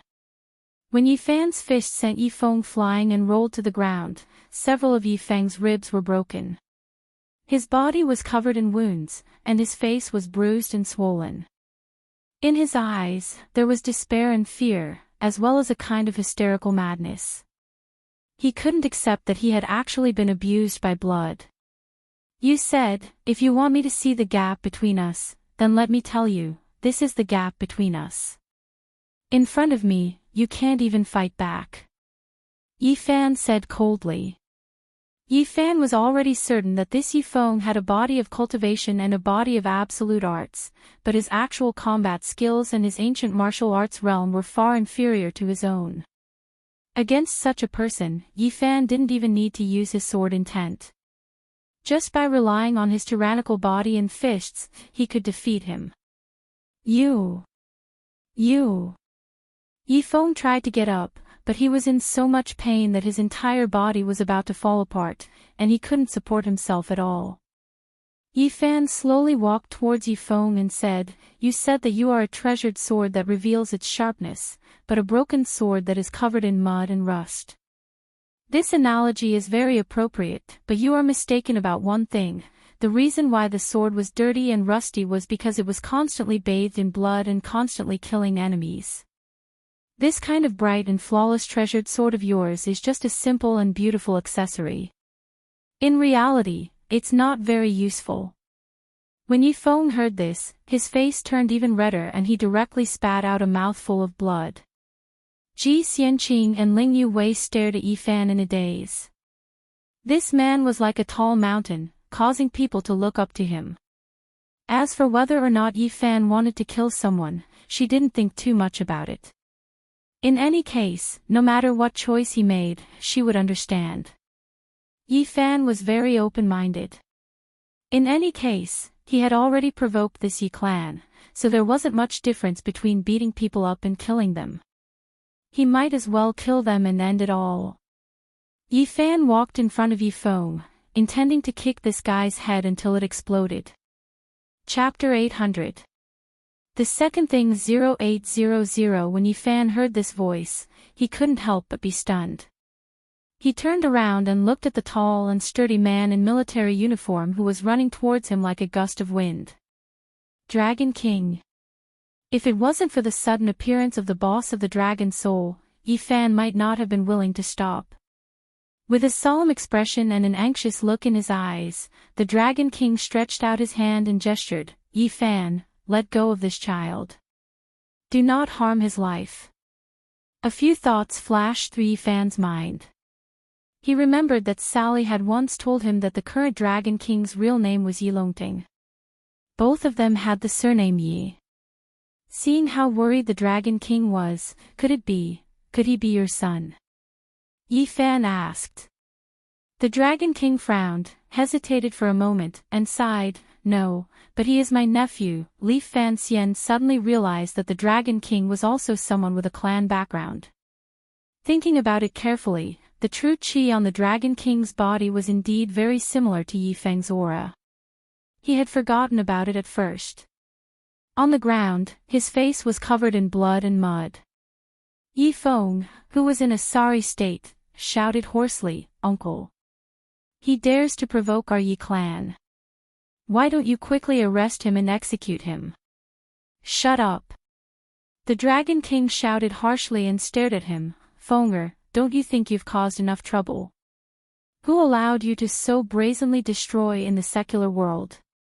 The Dragon King pointed at the destroyed building and said with a face full of hatred, I heard that you came out of the clan and came to Hua Hai. I haven't seen you for a long time, so I came to see you and Yue. But just as you arrived, you actually caused such a disaster. If I hadn't arrived in time, you wouldn't have been able to keep your life. Do you know? I'm in trouble. This guy dares to stop me from taking my fiancée away. Doesn't he deserve to die? Yifeng roared. Shut up. The Dragon King was furious when he heard this. How many times have I told you that you are the successor of the Yi clan and have a noble bloodline? You should be more polite to others and not bully others. Why are you still so domineering? Yifeng clenched his bloody teeth. He forced me. He deserves it. Ji Xianqing ran over with tears in her eyes and said, Cousin, don't say any more. Luckily Uncle came, otherwise, you would have, get lost. Ji Xianqing. It's none of your business. Ji Xianqing was shocked and retreated a few steps, her eyes filled with grievance. Ling Yuwei ran over and hugged Ji Xianqing, saying indignantly, Hey! Yifeng. Your cousin is so concerned about you, what kind of temper do you have? If Uncle Longting had not come, you would have been dead, do you know that? Ling Yuwei also knew the Dragon King, but the woman was quite surprised that Yifan actually knew the Dragon King as well. This Yifan. What was his background? Ling Yuwei became even more curious. Bullshit. Does he dare to kill me? Yifeng stood up shakily and shouted at Yifan, Come on. Kill me if you dare. Shut up. The Dragon King went up and pushed Yifeng away. Yifeng, who was already seriously injured, fell to the ground again. Uncle. You. Yifeng's face was filled with disbelief. You actually helped him. The Dragon King ignored his nephew's words and turned around to say to Yifan, I'm sorry about today's matter. Yifan, our elders did not teach us well. I will take him away now and let him return to the clan to reflect on himself. Just as the Dragon King turned around to leave with Yifeng, Yifan called out to him expressionlessly, I didn't say. I promised not to kill him. The Dragon King's body stiffened as he turned his head with difficulty and said, You don't even want to give me face. Are you not going to give me face? Yifan sneered, Why should I give it to you? Are we familiar? Or can you beat me? The Dragon King's expression was unsettled. In the end, he could only let out a long sigh and nodded, What a talented person, Yifan. You win, I admit it. You young man, I can't do anything to you. Since you know, then don't force me to make a move together with you. Yifan's eyes revealed an ominous glint. He already had no way out. So what if it was a clan? Let's have a big battle and see who's afraid of who. If he couldn't beat them, at most, he could just escape overseas. He couldn't just be humiliated and endure it. However, the Dragon King smiled cunningly. I remember that you still have to promise me two things. Yifan was startled. This old man actually brought up the promise he made with the dragon's soul at such a time. You motherf asterisk cur. Could it be that the second thing you want me to do is not to kill him? Yifan was stunned. There were many people in the world who begged him, the king of hell, to do things for him. Asking him to do something was a huge temptation. After all, Yifan's influence in the entire world was there. However, the Dragon King actually planned to use this promise to use it for personal gain, to save this playboy nephew. That's right, I told you not to kill Fenger. This shouldn't be a violation of humanitarianism. It's not a crime, right? This is benevolence, saving a life. As a man, once you say something, you can't go back on your word. Could it be? Are you going to go back on your promise? Yifan's eyes kept changing, one moment he was murderous, the next moment he was struggling. Right at this moment, Su Qingxue walked to his side, pulled the man's hand, and said softly, Hubby, forget it. If you let him live, you can avoid the promise you made to the dragon soul. It's not a loss. Li Fanxian looked at the woman, frowned and muttered to himself for a while, then said, "All right, since my wife says so, then I'll let him live. But the next time you provoke me, you won't be so lucky." The Dragon King let out a long sigh of relief, and said with a complicated look in his eyes, "Yi Fan. You will understand the reason why I did this. Don't worry, this time I will definitely let Feng Er wake up," Li Fan Xian said indifferently. "In any case, whether I kill him or not, there will be trouble. Since you are willing to use up a chance for me to do something for him, I will also follow you." Li Feng, who was on the ground, heard this. He felt incomparably humiliated. He actually relied on the Dragon King to beg for mercy in order to barely survive. This was something that his pride could not accept. "Uncle. I will kill him. I must kill him." This time, the Dragon King didn't give him another chance to get up. He directly used his hand to knock Yi Feng out and then carried him up. "Miss Su," the Dragon King said to Su Qingxue, "I will have someone transfer the compensation money to your account. My nephew has disturbed you. I am truly sorry." Su Qingxue smiled and shook her head. "It's fine, he has also been punished, but I hope that he can respect my best friend a little." Sigh. The Dragon King said to Ling Yue, "Yue, I know that Feng Er is not worthy of you, but the marriage was decided by the elders. You don't make things difficult for both sides of the family." Ling Yue bowed and said, "Uncle Longting, I know that you are an upright person. I don't want to lie to you, but I will not marry Yi Feng.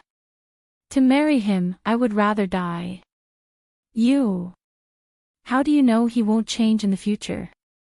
The Dragon King was very depressed.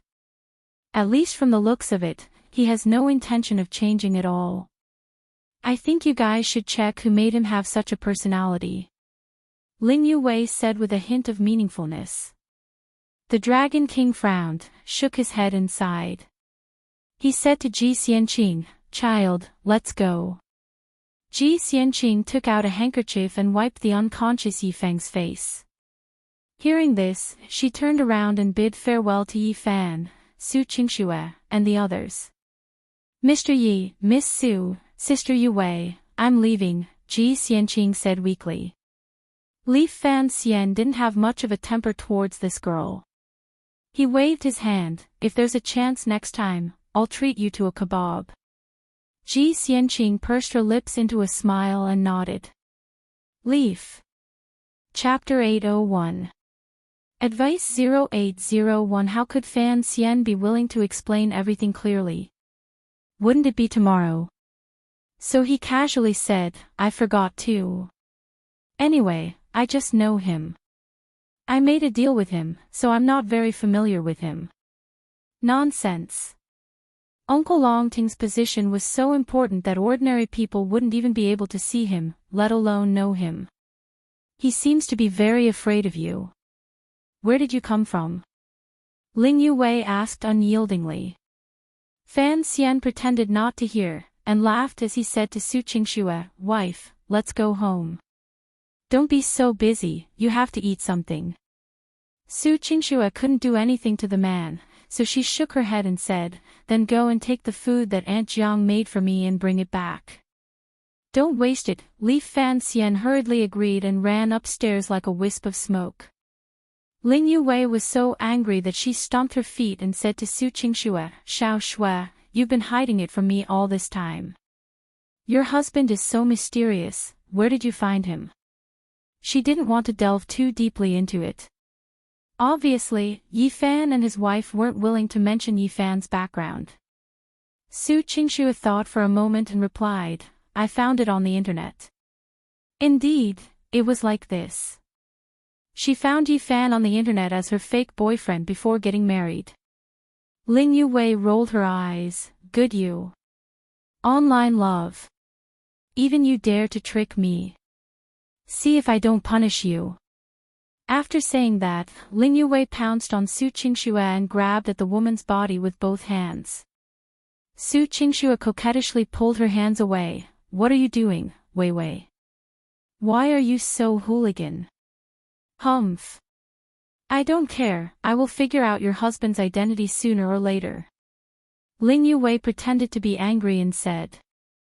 Su Qingxue helplessly sighed and said, you should think about how to deal with that Yifeng first. I reckon that the Yi clan won't change their mind and will definitely let you marry Yifeng. I'm not marrying. At most, I'll just seek death. Let's see if they want a dead person to be their bride. Ling Yue said fiercely. Su Qingxue was speechless. It seemed that even though she had become the international heavenly queen, Ling Yue's temper hadn't been restrained by much. I'm sorry, Xiao Shui. Your film company has just opened, and there are already so many variables. It's my fault for not being considerate. Su Qingxue shook her head. It's fine, everything is difficult at the beginning. Our embroidery pictures will hurt the interests of a lot of foreign capital. At this time, Yi Fan walked down with food in his hands and said with a smile, Wife, Empress, let's go. Who are you calling the heavenly queen? Sky your head. Ling Yue said angrily. Fan Xian was puzzled. I called you the heavenly queen and you still scolded me. I'm going to curse you. What a load of bullshit. I'll sleep with your wife tonight. I'll let you wear a green hat. Ling Yue hugged Su Qingxue and shouted. However, Fan Xian was not angry. His eyes meaningfully glanced at the two women, and in his mind, he imagined the scene of Su Qingxue and Ling Yue rolling around on the bed. All right. You. Do whatever you want. Yi Fan chuckled. Su Qingxue's face was tender and alluring. She gritted her teeth and pinched Yi Fan's arm a few times. You want to die? Yi Fan didn't feel any pain. He shamelessly chuckled and ran to the car. Scram! Get out!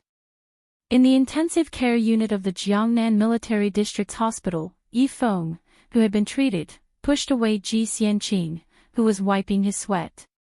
Ji Xianqing staggered and crashed into a cabinet. She grimaced in pain, but what hurt even more was the girl's heart. Cousin. You. Can you not be angry? Your injuries have just been treated and your bones have just been reconnected. Ji Xianqing was still very concerned about Yi Feng's injuries.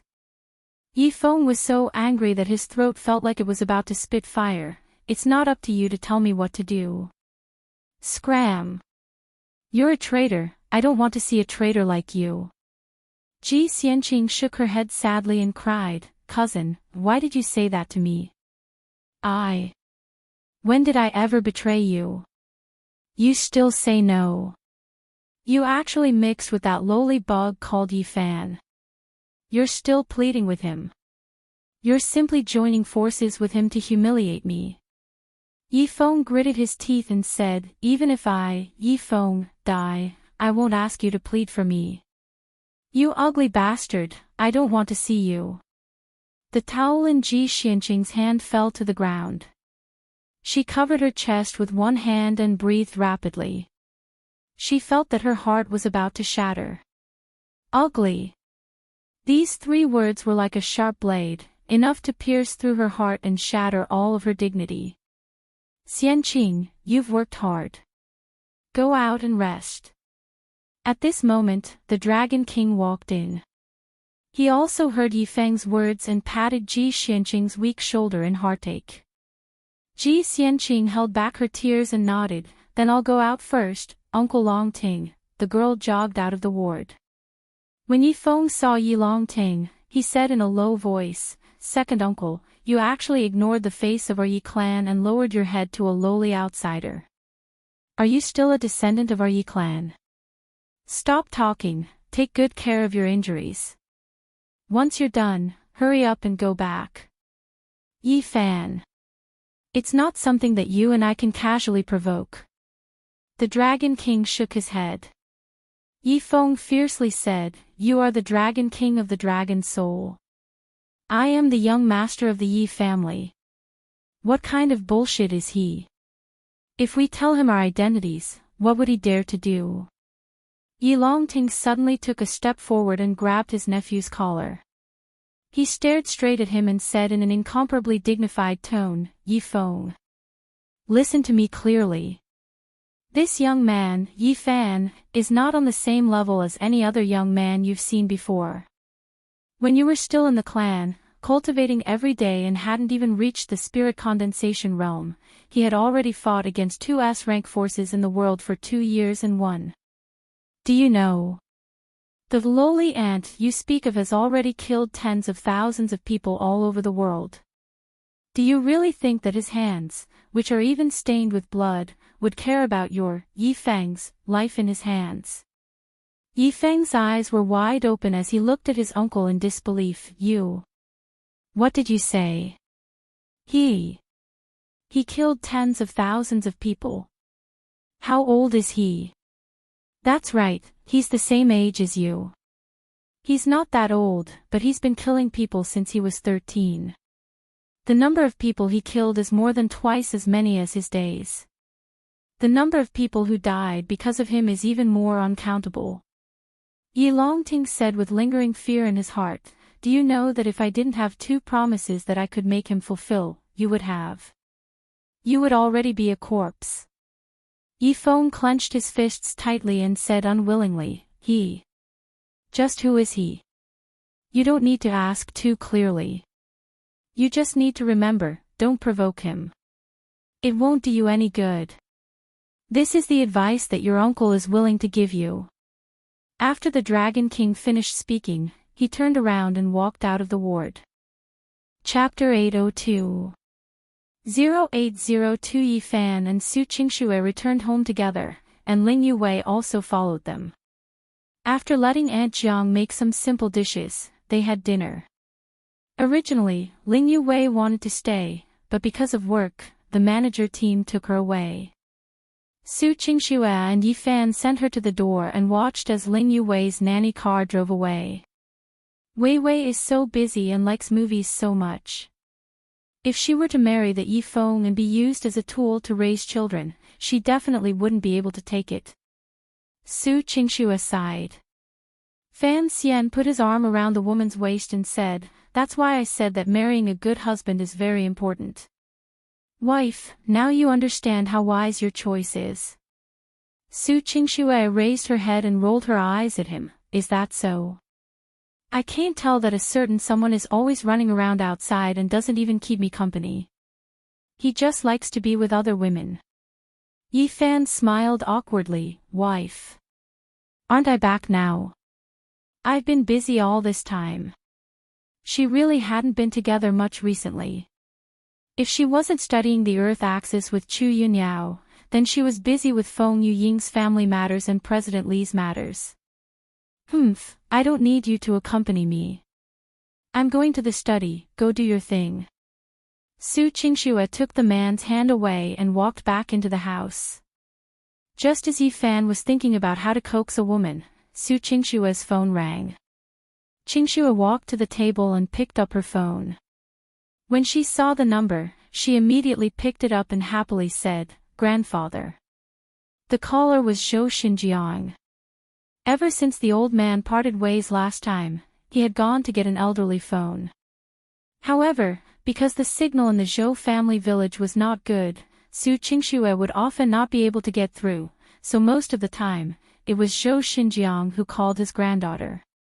The old man also knew that Su Qingxue was busy with work, so he usually made a phone call at night. He didn't say much and basically made a phone call every week. "Hey, Xiao Shui, you must be very busy recently. Am I bothering you?"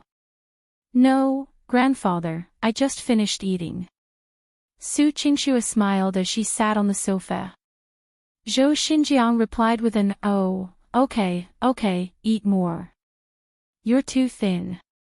Recently, the bamboo shoots on our mountain have grown very well. Grandpa went up the mountain to get a lot of them today and wrapped them up. I got the post office to send them to you. They should arrive tomorrow afternoon." "Grandfather, why are you still going up the mountain to break the bamboo shoots? How dangerous." Su Qingxue was both touched and worried. Don't worry. Every household in the village went there. Many people helped. What could happen? Zhou Xinjiang laughed and said, "Oh right, how many times have I told you? Grandfather doesn't lack money to spend. Don't send money to me. If I lose it on the way and it gets stolen by someone, how bad would that be?" Because Zhou Xinjiang refused to give Su Qingxue his bank card number, Su Qingxue sent the money over. "You don't want anything else, I just want you to buy some new clothes and some things you like to eat," Su Qingxue said. "Don't send it. Grandpa really doesn't lack money. If you send it over, Grandpa won't use it. He hasn't touched a single cent," Zhou Xinjiang said. Su Qingxue faintly sighed, "Grandfather. Can't I go see you? I miss you." In the past, she didn't know that an elder was still alive, but now that she knew that there was a grandfather who silently cared about her, Su Qingxue naturally wanted to take a look. "Please don't. The village is still discussing what happened last time. Moreover, I read in the newspaper that your company is going to be a movie company. You must be very busy. You should just focus on your work," Zhou Xinjiang said. Su Qingxue's nose turned sour. Zhou Xinjiang was really paying close attention to her own matters. "Grandfather. That elder from the Zhou family village, the village chief or something, is too annoying. Why don't you come out? I will be filial to you," Su Qingxue said. "Silly child, if Grandpa goes to Huahai, he will feel uncomfortable all over. Now that Grandpa can talk to you on the phone, I am already very happy.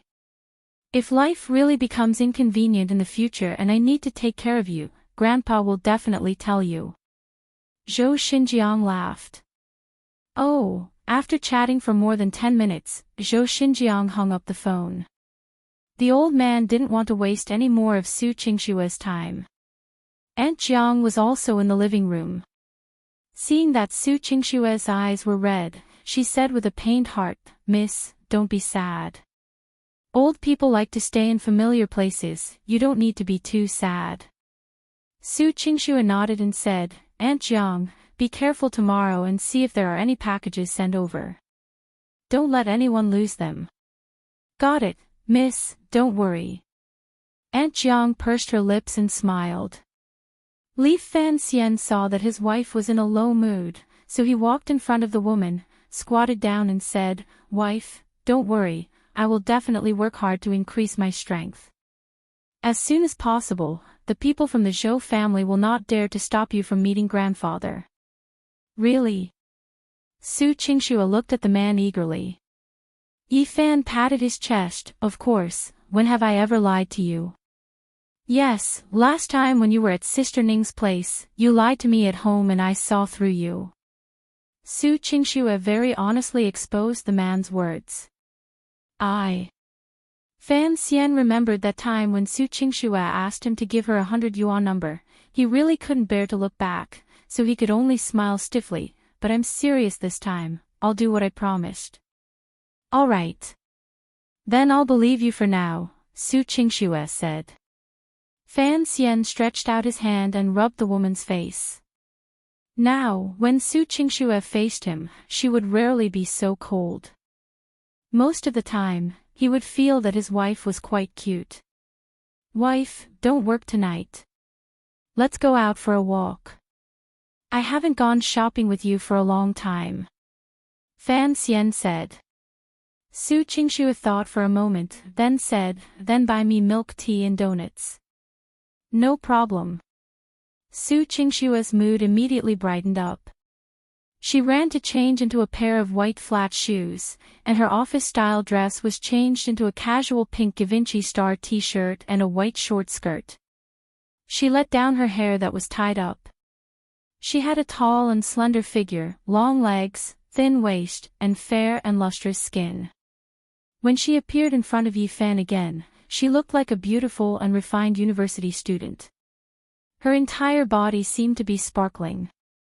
Looking at his wife, who was more beautiful than a flower, Yi Fan couldn't help but swallow his saliva. How is this outfit? Will going shopping embarrass you, the sovereign king of hell? Su Qingxue saw that the man's eyes were straight and was overjoyed. She didn't forget to mischievously ask. Little fairy, Yi Fan muttered. What did you say? Su Qingxue asked. Fan Xian smiled and said, I said, wife, you look like a little fairy like this. As for the great fairy, it was the big sister fairy that he met back then. Generally speaking, although Su Qingxue and that big sister fairy's appearance and figure were almost the same, there was still some difference in temperament and aura. Su Qingxue quite liked this title. She took the initiative to hold the man's arm and said, Let's go, little fairy's husband. Yi Fan listened to the sweet voice and his heart almost melted. His legs were light as he walked out of the door. The two of them walked out of the mansion area and onto the road. Holding hands, they attracted the attention of many passers-by. The weather was just right, it wasn't hot or cold, and there were quite a few people walking on the road. Everyone's focus was naturally on Su Qingxue, and what Yi Fan attracted was naturally some jealous gazes. The two chatted about the various things that Yi Fan had encountered recently. Unknowingly, they arrived at the dessert shop. He bought 3 donuts for Su Qingxue to satisfy her cravings. After all, she had just finished dinner and couldn't eat too much. After buying a drink each, Su Qingxue asked, Hubby, where are we going next? Go to a movie. Yi Fan suggested. Another movie. Can't we do something else? Su Qingxue wanted to change her taste. Yi Fan thought, of course there are other things, but you don't want to do it. He scratched his head and was thinking about what he could bring his wife to play when he saw Su Qingxue's beautiful eyes light up. Chapter 803. Let me be quiet. 0803. Yi Fan turned his head to look. It was a nightclub with a dazzling signboard, Hua High silver seat. He couldn't help but be stunned. Wasn't this the company that he and Du Yuner had asked Sally Yi to buy after encountering something at the party? Right now, the head office of the Heavenly Zone Entertainment Group had tens of billions of shares that belonged to Yi Fan. However, Yi Fan had completely forgotten about this matter. Wife, you want to go to a nightclub? Yi Fan asked curiously. I just want to sing. When I was in school, Wei Wei took me to KTV once, but I haven't been there since. Su Qingxue said with anticipation. Yi Fan was also casual, he also wanted to hear what Su Qingxue was like when she sang. Hubby, take me with you, okay? Su Qingxue tugged at Yi Fan's hand. Alright, I didn't say I wouldn't go. Yi Fan didn't know whether to laugh or cry. This woman even knew how to act coquettishly. The two of them walked in hand. When the female supervisor at the door saw Yi Fan's appearance, she immediately asked nervously, May I ask if Sir's surname is Yi?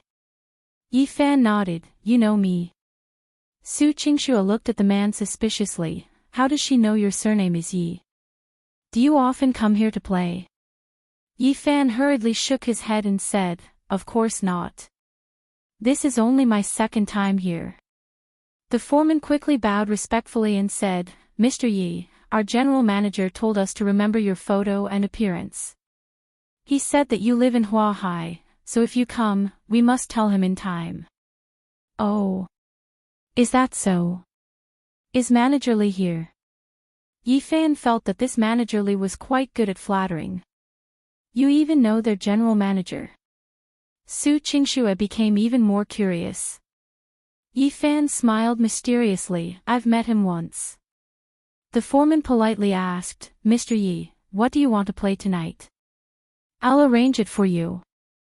Arrange a private room for singing. We'll just sing. There's no need for anything else. Yi Fan said. The foreman smiled and nodded, then this way, please. Not long after, the two of them arrived at a luxuriously decorated private room. It could accommodate more than a dozen people, and it was a bit too big. Yi Fan was puzzled, the two of us, why did you bring us to such a big private room? Since you're here, we'll naturally give you the best room, the head waiter said with a flattering smile. There's no need to be so big. Let's get the smallest one. Yi Fan said. No, no, no. Mr. Yi, please don't make things difficult for me. Otherwise, Manager Li will punish me, the foreman pleaded. Fan Xian was speechless, and was too lazy to bother about it. If it was big, then so be it. In any case, it would only come once in a while. After the foreman left, Su Qingxue angrily asked the man, "Tell me the truth, how much did you spend here for them to please you? Did you call a lot of ladies here?" Fan Xian felt wronged and said, "Wife, what are you thinking about? The last time I was with Yuner, I attended her colleague's birthday party. You actually brought Yuner to the nightclub and didn't even bring me along." Su Qingxue became even angrier. What the hell are you talking about? It just so happens that their birthday party is here. Yi Fan didn't even know where to start. At this moment, the door opened and Manager Li walked in. Looking at his panting appearance, he seemed to have run over in a hurry. "Mr. Yi, why didn't you tell me in advance that you were coming? No matter what, I had to make some arrangements for you." Manager Li had a smile on his face as he lowered his head and bowed. Yi Fan waved his hand, "There's no need, I just wanted to come in and sing a song when I passed by." "Oh, so it's like that, just Mr. Yi and this beauty." When Manager Li saw Su Qingxue, he was also stunned for a moment, but he didn't dare to look any further. From his point of view, with Su Qingxue's appearance and attire, she must be a university student or a recent graduate. "Yeah, so you can go do your own thing. We'll leave after we finish singing," Yi Fan said. Manager Li didn't dare to disturb them, so he nodded and said, all right, I'll get them to arrange some food and drinks. If you two need anything, just tell the waiter at the door. I'll do my best to satisfy you." Just as Manager Li was about to leave, Su Qingxue called out to him, "Manager, wait a moment." Manager Li was stunned for a moment. He turned around and asked, "Miss, do you need anything? Do you still remember the last time Mr. Yi came?" Su Qingxue asked with a smile that was not a smile. Manager Li immediately said, "Of course I remember. It's only been a few months. Mr. Yi only came once, so I definitely remember it clearly." "Only once?" Su Qingxue frowned and asked doubtfully, "Then why are you so polite to him? Does he spend a lot of money here?" Manager Li smiled and carefully said, "Miss, aren't you joking with me? Mr. Yi is a major shareholder of our main company, Tianzong Investment. Who do I think I am? It's my honor to be able to serve Mr. Yi." Hearing this, Su Qingxue opened her moist eyes wide in surprise and turned around to look at Yi Fan in surprise. Of course, Su Qingxue had heard of Tianzong's investment. After all, a listed company with tens of billions of yuan was not some unknown small business. Seeing that everything was fine, Manager Li retreated. In the private room, Yi Fan put on a poker face and crossed his hands in front of him. With a face full of disappointment, he said, "Wife, do you really not trust me that much? It's too hurtful." Su Qingxue mumbled, How would I know that you would be a major shareholder of Tianzong? You didn't tell me. Can't I have some assets?" Sigh. Yi Fan shook his head. "Hubby, I know you're very rich, but I didn't expect you to be the big boss of Huahai's Ginza." "Hubby, don't be angry, I was wrong, okay?" Su Qingxue pulled Yi Fan's arm and said softly. Yi Fan was secretly happy in his heart, but on the surface, he said sadly, "I know that in your eyes, I have always had a bad image, but after I married you, I really didn't play around. I didn't expect. You still don't trust me." "No. That's not it. I believe in you. Hubby, don't be like this, I won't doubt you next time." Su Qingxue explained anxiously. Yifan almost couldn't hold back his laughter, so he reached out to cover half of his face, lowered his head, and said in a deep tone, "Wife, let me be quiet for a while." "It'll be fine in a while." Su Qingxue simply hugged the man from behind. "Hubby, I was wrong. What can I do for you to forgive me?" "I will be very sad if you do this." Yifan slowly turned his head. "Is it really that sad?" "Really?" Su Qingxue pouted her red lips and looked at the man eagerly. "Then wife, sit on my lap and let me hug you, okay?" Yifan said with a look of longing for comfort. Su Qingxue was naturally willing at this moment, so she didn't think too much about it. She nodded and took the initiative to sit on Yifan's lap. Yifan wrapped his arms around the woman from behind and gently caressed her fragrant hair with one hand. Then, he asked the woman to turn her head so that he could kiss her. Although Su Qingxue was shy, there was no one else in the private room. This wasn't the first time the two of them had kissed, so she allowed the man to come. Chapter 804 08040804 Inching. When Yifan's hand reached into Su Qingxue's clothes, Su Qingxue couldn't help but let out a soft moan. "Hubby, what are you trying to do?" Yifan didn't answer. Not long after, the woman's breathing quickened. The two of them kissed more and more. Gradually, Yifan's hand moved downwards. When Su Qingxue found out where the man's hand was touching, she was shocked and quickly got off Yifan's leg. "Yifan, you lied to me." Su Qingxue blushed. She finally understood that this scoundrel had been pretending from the beginning. Yifan chuckled. "Wife, I didn't lie to you. I was in a bad mood just now, but now I'm better." "Go to hell. You did it on purpose." Su Qingxue was so angry that she wanted to pick up a microphone and throw it at Yifan, but she saw the door to the private room open. 3 waiters walked in one after another with plates of fruits and snacks. When they saw Su Qingxue holding the microphone up high, the 3 waiters were obviously stunned. Su Qingxue awkwardly put down the microphone, cleared her throat, and pretended to be very natural as she asked, "What song should I sing?" The waiters didn't dare to look any longer. They put down their things and left. Yifan almost burst out laughing. This woman's reaction was quite fast.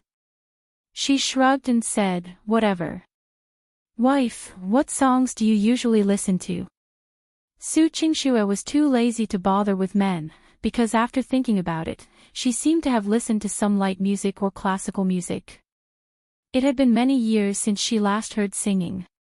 "If you don't listen to songs, can you sing?" Yifan could tell that the woman didn't seem to be very good at songs. "Of course." "What about you? Do you know how to sing?" Su Qingxue didn't want to be outdone by a man. She was extremely competitive and wanted to compete in every aspect. Yifan nodded. "Yes, singing. Just follow the tune. Don't brag later. Let's compete and sing using the scoring system.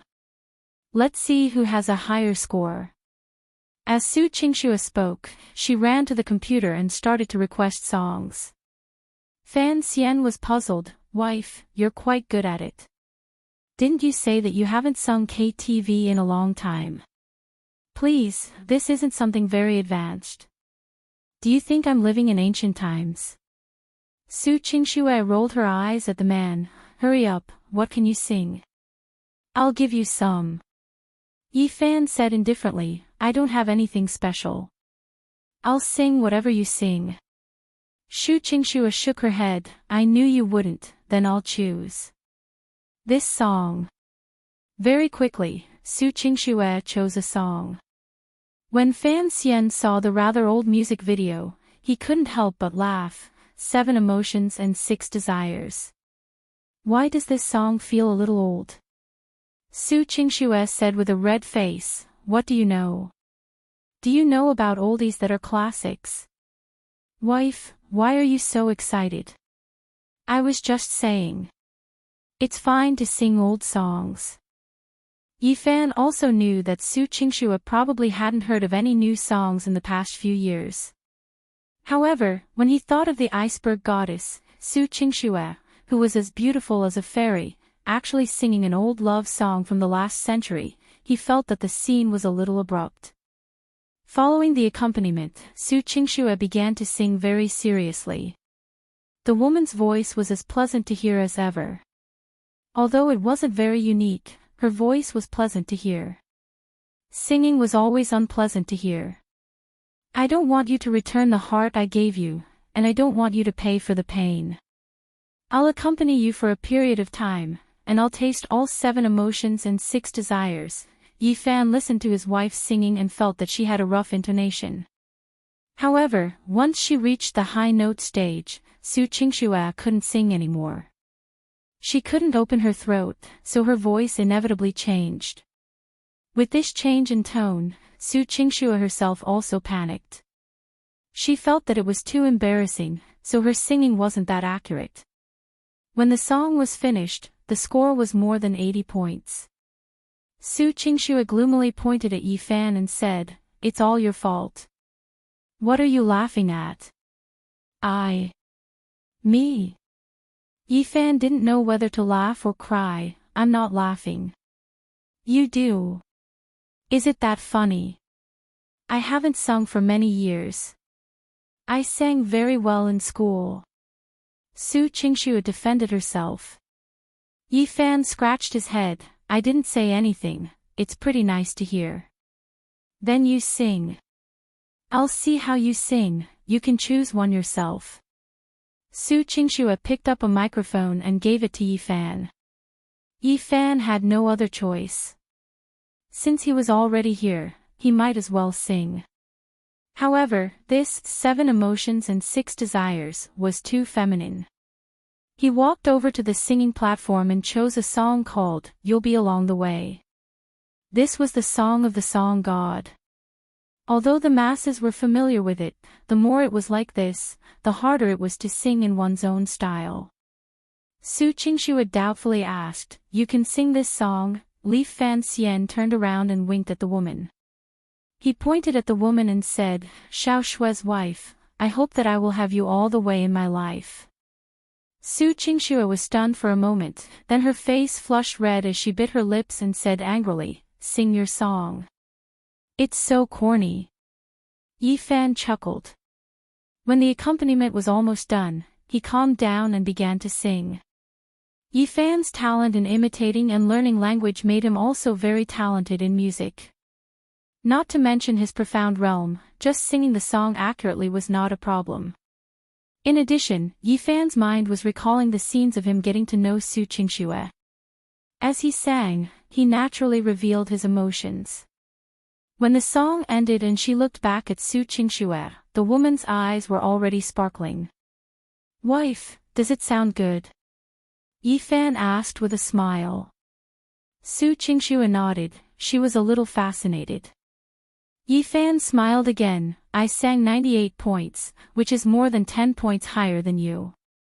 Hearing this, Su Qingxue suddenly came back to her senses and said angrily, "I already said that I haven't sung for too long." Li Fan Xian laughed out loud, walked over and hugged the woman, kissing her on the cheek. All right, let's not compete anymore. How about we sing a song together?" Chorus. Su Qingxue was looking forward to it. "What song?" "Just sing one."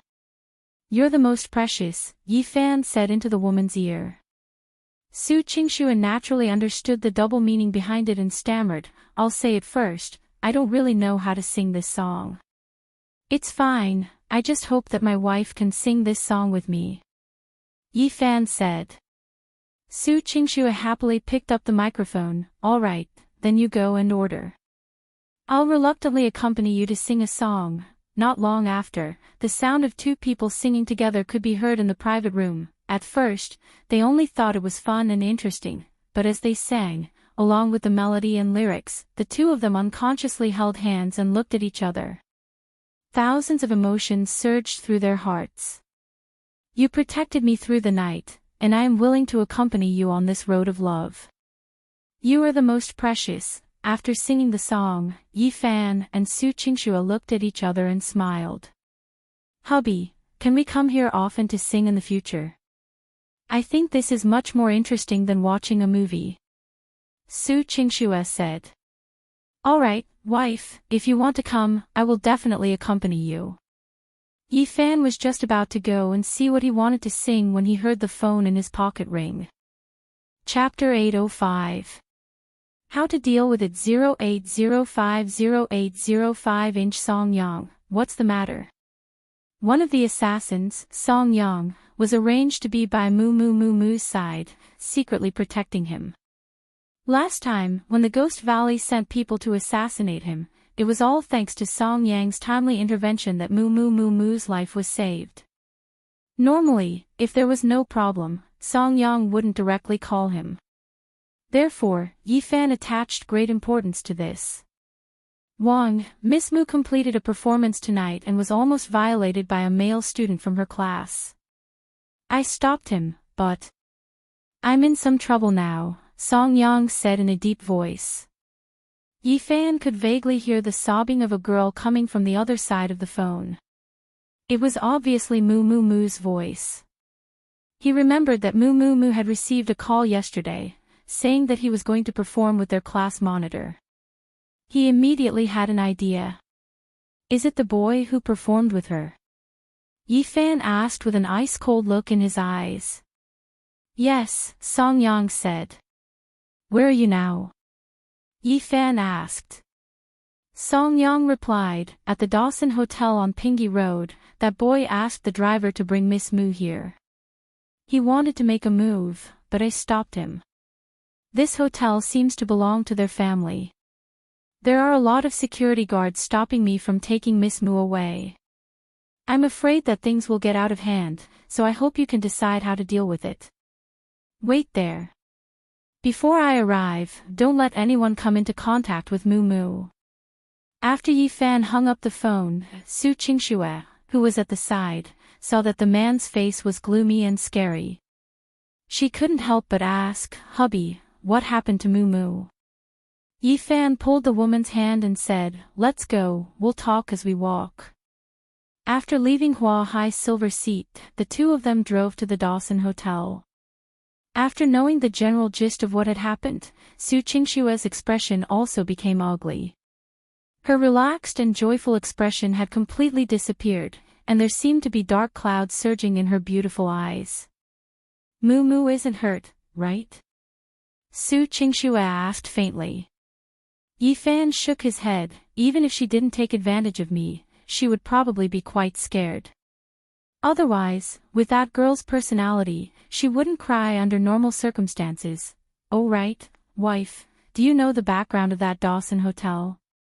Su Qingxue looked out of the car window and muttered, the Dawson Hotel is a high-end hotel brand under the Dawson Group.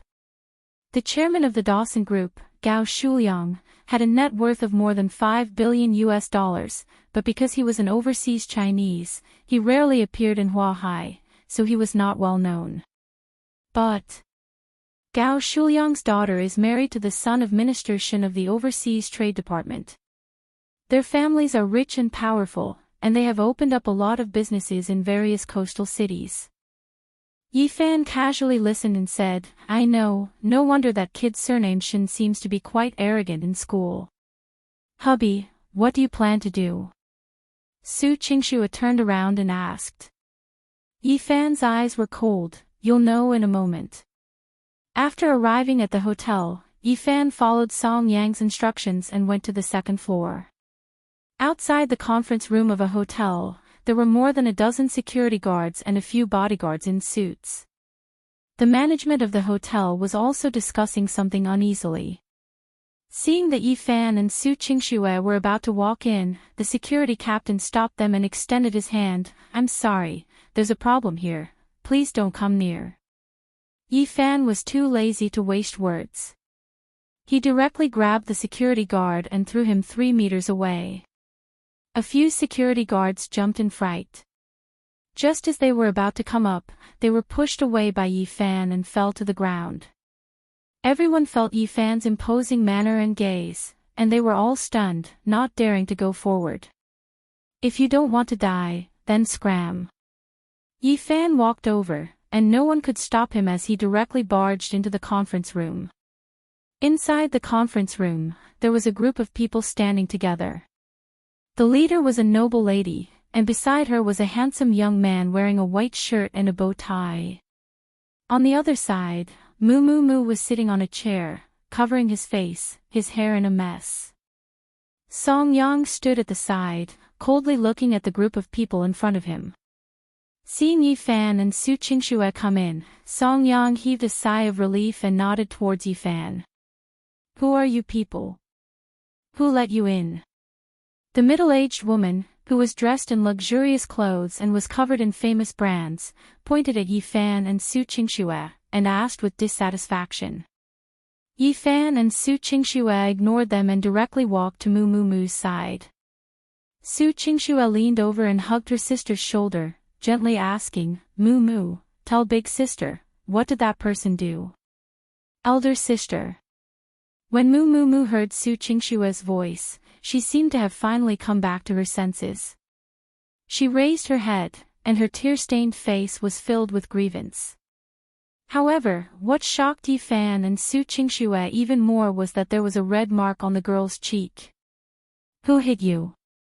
Su Qingxue's tone immediately turned cold. Yi Fan, who was at the side, couldn't help but feel his heart tighten as he clenched his fists. The girl threw herself into Su Qingxue's embrace, crying and complaining, telling her everything that had happened. It turned out that after Xinyu's performance, it was already very late. Xinyu said that he would invite Moo to dinner. Moo was indeed hungry, and Xinyu had invited her several times. She was both a classmate and a class monitor, so she was too embarrassed to refuse. Furthermore, since the start of school, he felt that Xinyu wasn't that kind of messy boy, so Moo followed him to the hotel. However, after eating at the Western restaurant of the Dawson Hotel, Xinyu wanted Moo to be his girlfriend. Moo tactfully refused, but Xinyu refused. He actually had his bodyguards guard the door, preventing Moo from leaving the restaurant, and even took her to the hotel room. Moo's temper wasn't small, so she naturally wanted to force her way out. In the midst of this argument, Xinyu slapped her, causing her to be stunned. After all, she was a girl, and she hadn't achieved much in her cultivation. How could she beat a boy? It was also at this time that Song Yang, who realized that something was wrong, rushed to the scene and rescued Moo. However, he was stopped by a group of security guards and bodyguards. Song Yang could naturally kill his way out, but after all, he was in a hotel in the city center, and there were a large number of ordinary people. Song Yang didn't know how to deal with them, and was afraid that things would get out of hand. "Little girl, don't slander me. My son is from a scholarly family, a proper young master of a wealthy family. How could he possibly hit someone?" When the lady heard Moo's words, she sneered and reprimanded, "I think you're clearly acting, trying to swindle money from our Shin family, right?" Xinyu smiled contemptuously and said, "Mom, Moo is the daughter of the musician, Mr. Mu Shuasong. She shouldn't be so short of money, right?" Chapter 806. 0806-inch nonsense. "I don't care about your money. My sister is much richer than you guys," Moo said angrily. "Ha, what a joke. Who is your sister?" the lady asked jokingly. At the side, the general manager of the hotel moved closer to the lady's ear and whispered, "Madam, the lady in pink over there seems to be the chairman of the embroidery group, Su Qingxue." Su Qingxue was a famous person in the business world in Huahai, and she was also a super iceberg beauty. Naturally, most of the business elites knew her. The lady was stunned. She carefully recognized her and realized that she was indeed the same as the Su Qingxue in the photos and TV reports. However, she didn't care too much and sneered, "Oh. No wonder you're so full of nonsense. So you're President Su's sister. President Su, how did you teach your sister? Seducing my son is too outrageous." The Shin family had power, the Dawson group had money, and in terms of personal wealth, it was not less than Su Qingshue's. Therefore, even though they recognized Su Qingxue, the lady, and Shen Yu's mother and son were not afraid at all. Su Qingshue's face was as cold as ice, and she said without any emotion, "I want your son to apologize to my sister right now. He hit my sister, so he should be beaten by my sister." "Apologize? You still want to hit me? On what basis?" "It was Mu Mu Mu who was shameless and came to seduce me. I rejected her, but she slandered me." Shen Yu smiled evilly. "Shen Yu, you did such a thing, yet you still dare to bite me. I'm going to sue you." Mu Mu Mu's eyes were filled with tears of grievance. Her face was red from anger as she loudly retorted. At this moment, a refined man wearing gold-rimmed glasses walked up from behind the lady and said, "This Miss Mu, your surname is Liu. As young Master Shen's defense lawyer, I want to advise you a few words of advice. If you want to sue young Master Shen, you need evidence. You don't have any video or audio evidence, nor do you have any witnesses. How can you sue our young Master Shen?" Did you hear that? Lawyer Liu was a big lawyer who handled international cases. What he said was the basis of the law. Go on, go on, go on, you need evidence for everything. What can you do to me?" Shen Yu proudly crossed his legs. Before Yi Fan and the others arrived, they had already found a lawyer specially hired by their family to deal with all kinds of evidence. Now, as long as they refused to admit it, there would be no legal problems. Lawyer Liu pushed his glasses, carried his briefcase, and walked to Mu Mu Mu's side. He placed a document on the table. "What is this?" Su Qingxue asked coldly. "Director Su, this is a confidential settlement agreement. As long as Miss Mu Mu Mu signs it, this matter will be treated as if nothing happened. Everyone will be fine," Lawyer Liu said with a formal smile. Su Qingxue sneered, "You want us to calm things down? You think we can't afford a lawyer? Or are we afraid of the Shen family?" Lawyer Liu sighed and pushed his glasses up. "With all due respect, if this matter gets out of hand, the only one who will suffer is your sister, Miss Mu, so for your sister's sake, I think it's better to sign this agreement." "Are you kidding me?" "Sister, don't listen to his nonsense, I must seek justice." Mu Mu Mu pushed the agreement to the ground. Lawyer Liu smiled, bent down to pick up the agreement, and said, "As far as I know, young Master Shen has always had a good reputation in school and in the upper echelons of society. He is a talented and virtuous young man. If this matter were to spread out or be brought to court, we can say that you are slandering us because you lack effective evidence." At that time, no matter how the public opinion was directed, everyone would only think that something had happened between Miss Mu and young Master Shen. "Miss Mu, you are in the prime of your life and have just entered university. If this matter were to spread out, it would not be good for your reputation as a girl." As soon as these words were said, Mu Mu Mu was so angry that her delicate body trembled. "Nothing happened between me and Shen Yu. That's not something we can decide. The public naturally has their preferences for how they evaluate Mr. Mu Shuasong's daughter." Lawyer Liu squinted his eyes and smiled. Su Qingshue's eyes flickered and she became silent. Indeed, if such a thing were to spread out, it would definitely be disadvantageous to a girl. Chen Yu was a rich and powerful young master. It was very normal for him to play around with women. Although the common people condemned him in speech and in writing, most of them would look down on the women he was with. It was as if he was a prostitute. If this matter were to be reported by the media and spread by the Shen family, then Mu Mu Mu would be involved with Shen Yu for the rest of his life. But if she just swallowed her anger like this, not to mention Mu Mu Mu, even Su Qingshuo wouldn't be able to do it. The lady chuckled and said, "Lawyer Liu has already said it so clearly, don't you understand? Miss Su, your embroidery group seems to be actively developing. My father-in-law is in charge of foreign trade, so you should be familiar with it. Haha, Mom, don't be like this. Won't you scare them to death? Shin Yu chuckled. Sister. I don't want to sign. Let's go. If they want to use department head Shin to suppress you, I'll go find Dad. I'll sue him until his reputation is ruined. Mu Mu Mu stood up and pulled Su Qingxue.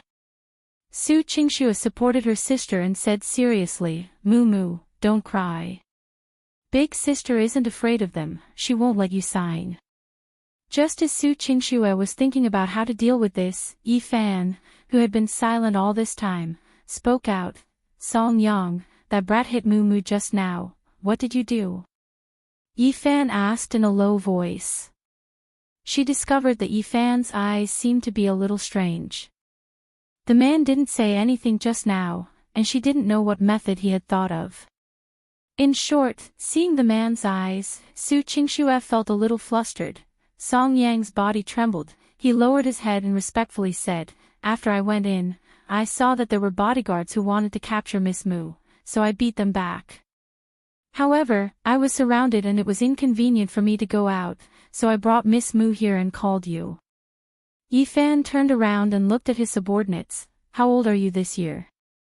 This subordinate is 37 years old. Beads of sweat began to seep out of Song Yang's forehead. Others might not feel it, but he could feel that Yi Fan seemed to be very unhappy. Yi Fan sighed, are you getting old and want to retire? Song Yang suddenly quivered and quickly knelt on the ground. King. Please forgive me. This subordinate did not handle this properly. This scene caused the faces of the noble lady, Shin Yu, Lawyer Lu, and the others to be filled with surprise. They didn't pay much attention to Yi Fan's existence, and felt that this man was very inconspicuous. Yi Fan expressionlessly said, you are not guilty, because Mu Mu's life is not in danger, but if you still don't want to retire, it's best not to sharpen your edges, but to sharpen your blade. Do you understand? Song Yang's body tensed up, and a hint of killing intent appeared on his lowered face. It was as if a sharp blade had been unsheathed in his eyes. This subordinate understands. After taking a deep breath, Song Yang stood up, and as fast as a tiger leaving the gate, he took a step forward, stretched out 3 fingers, and firmly and ruthlessly grabbed onto Lawyer Lu's throat. Puchi. His fingers were like thorns, and his throat was like paper, directly pierced through. Chapter 807. Nothing happened. 0807. This scene directly shocked everyone present. Just a moment ago, Lawyer Lu was still using sharp words to force the other party to sign a confidentiality agreement. In the blink of an eye, even his throat was pulled out. What followed was the screams and panicked shouts of the Shin family's mother and son. The group of bodyguards' faces were also deathly pale. This method of killing truly made them tremble in fear. The group of people immediately wanted to run out of the door, but Song Yang's body flashed and he rushed to the door first, blocking it. No one is allowed to leave. Looking at the gloomy and murderous look on Song Yang's face, the group of Shin family members didn't dare to move. You. What do you want to do? Are you courting death? How dare you kill someone in broad daylight? Su Qingxue. Do you believe that I won't let my father-in-law come forward and immediately make your embroidery group close down? The lady endured her fear and cursed. She had thought that Yi Fan would use some connections to settle this matter. But he didn't expect that Yi Fan would actually choose to kill people in such a simple and crude way. Mu Mu Mu was shocked. She stuck close to Su Qingxue and stopped crying. She rarely saw Yi Fan reveal such a side of him. Li Faz Fan Xian thought about something. He naturally took out a cigarette and lit one.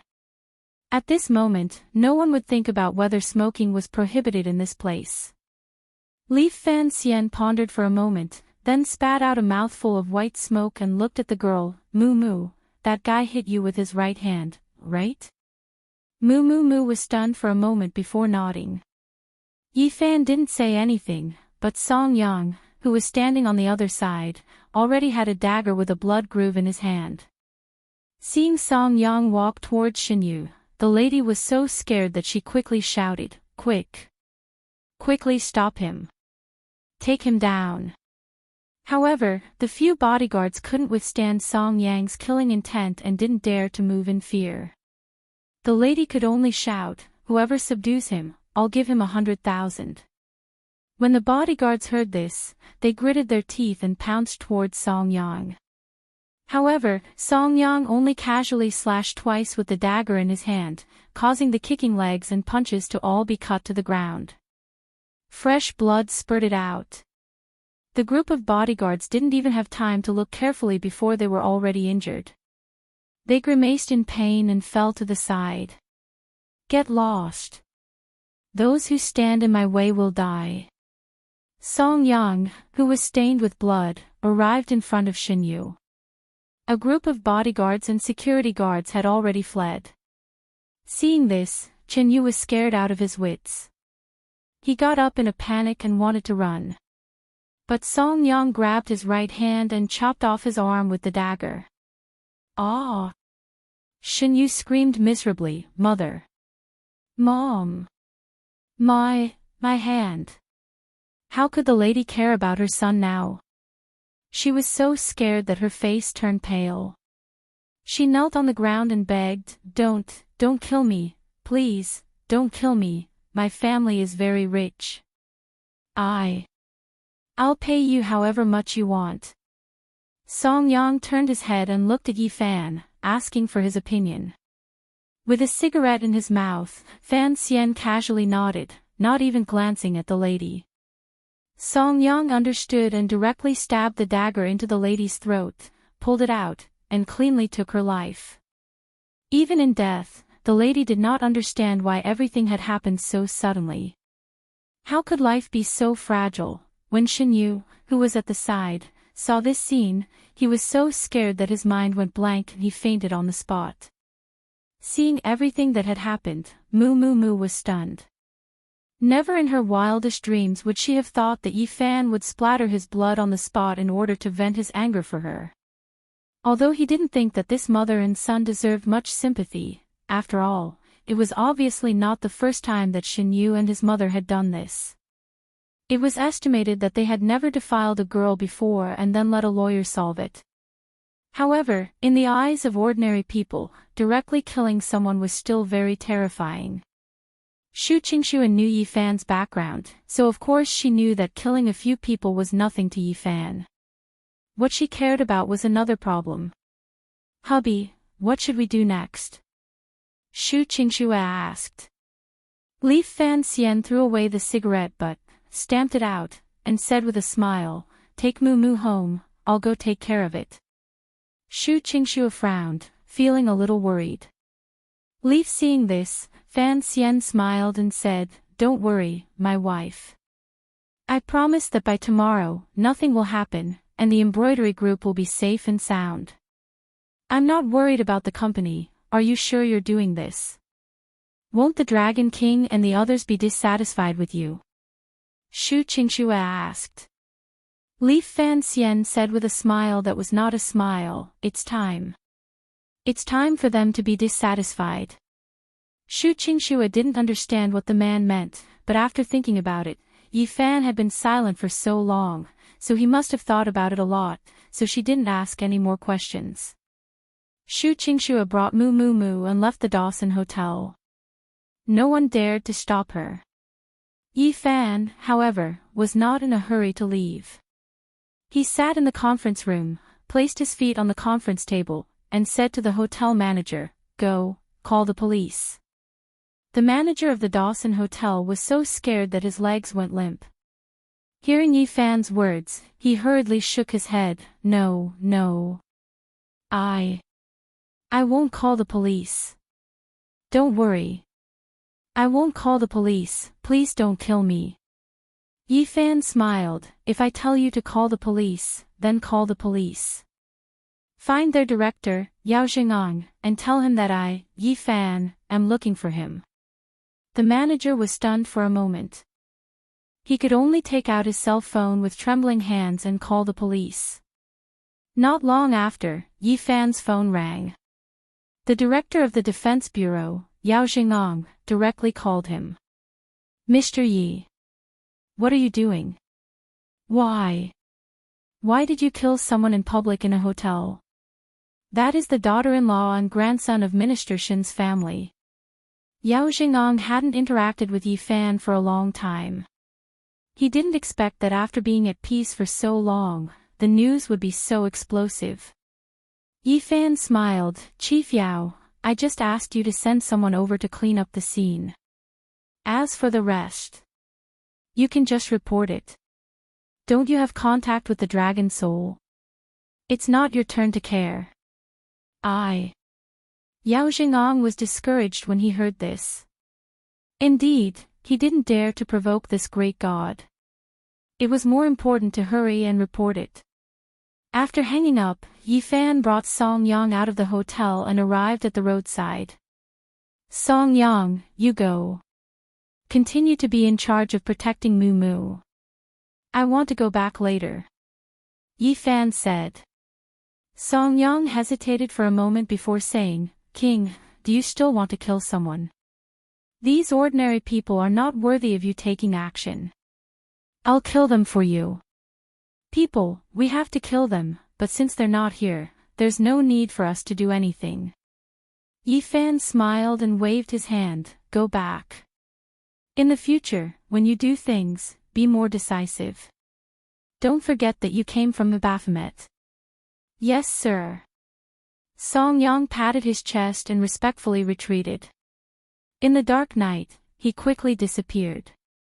Yi Fan took out a cigarette and lit it for himself. Looking at the busy traffic and the flashing lights on the road, he leisurely walked while making a phone call.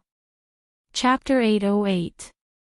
0808. As one of the areas where the world's richest people gathered, there were a large number of mansions and manors. In the study of one of the mansions, an old man wearing silk pajamas with neatly combed gray hair was sitting on a chair. He held a cigar in one hand and a photo in the other.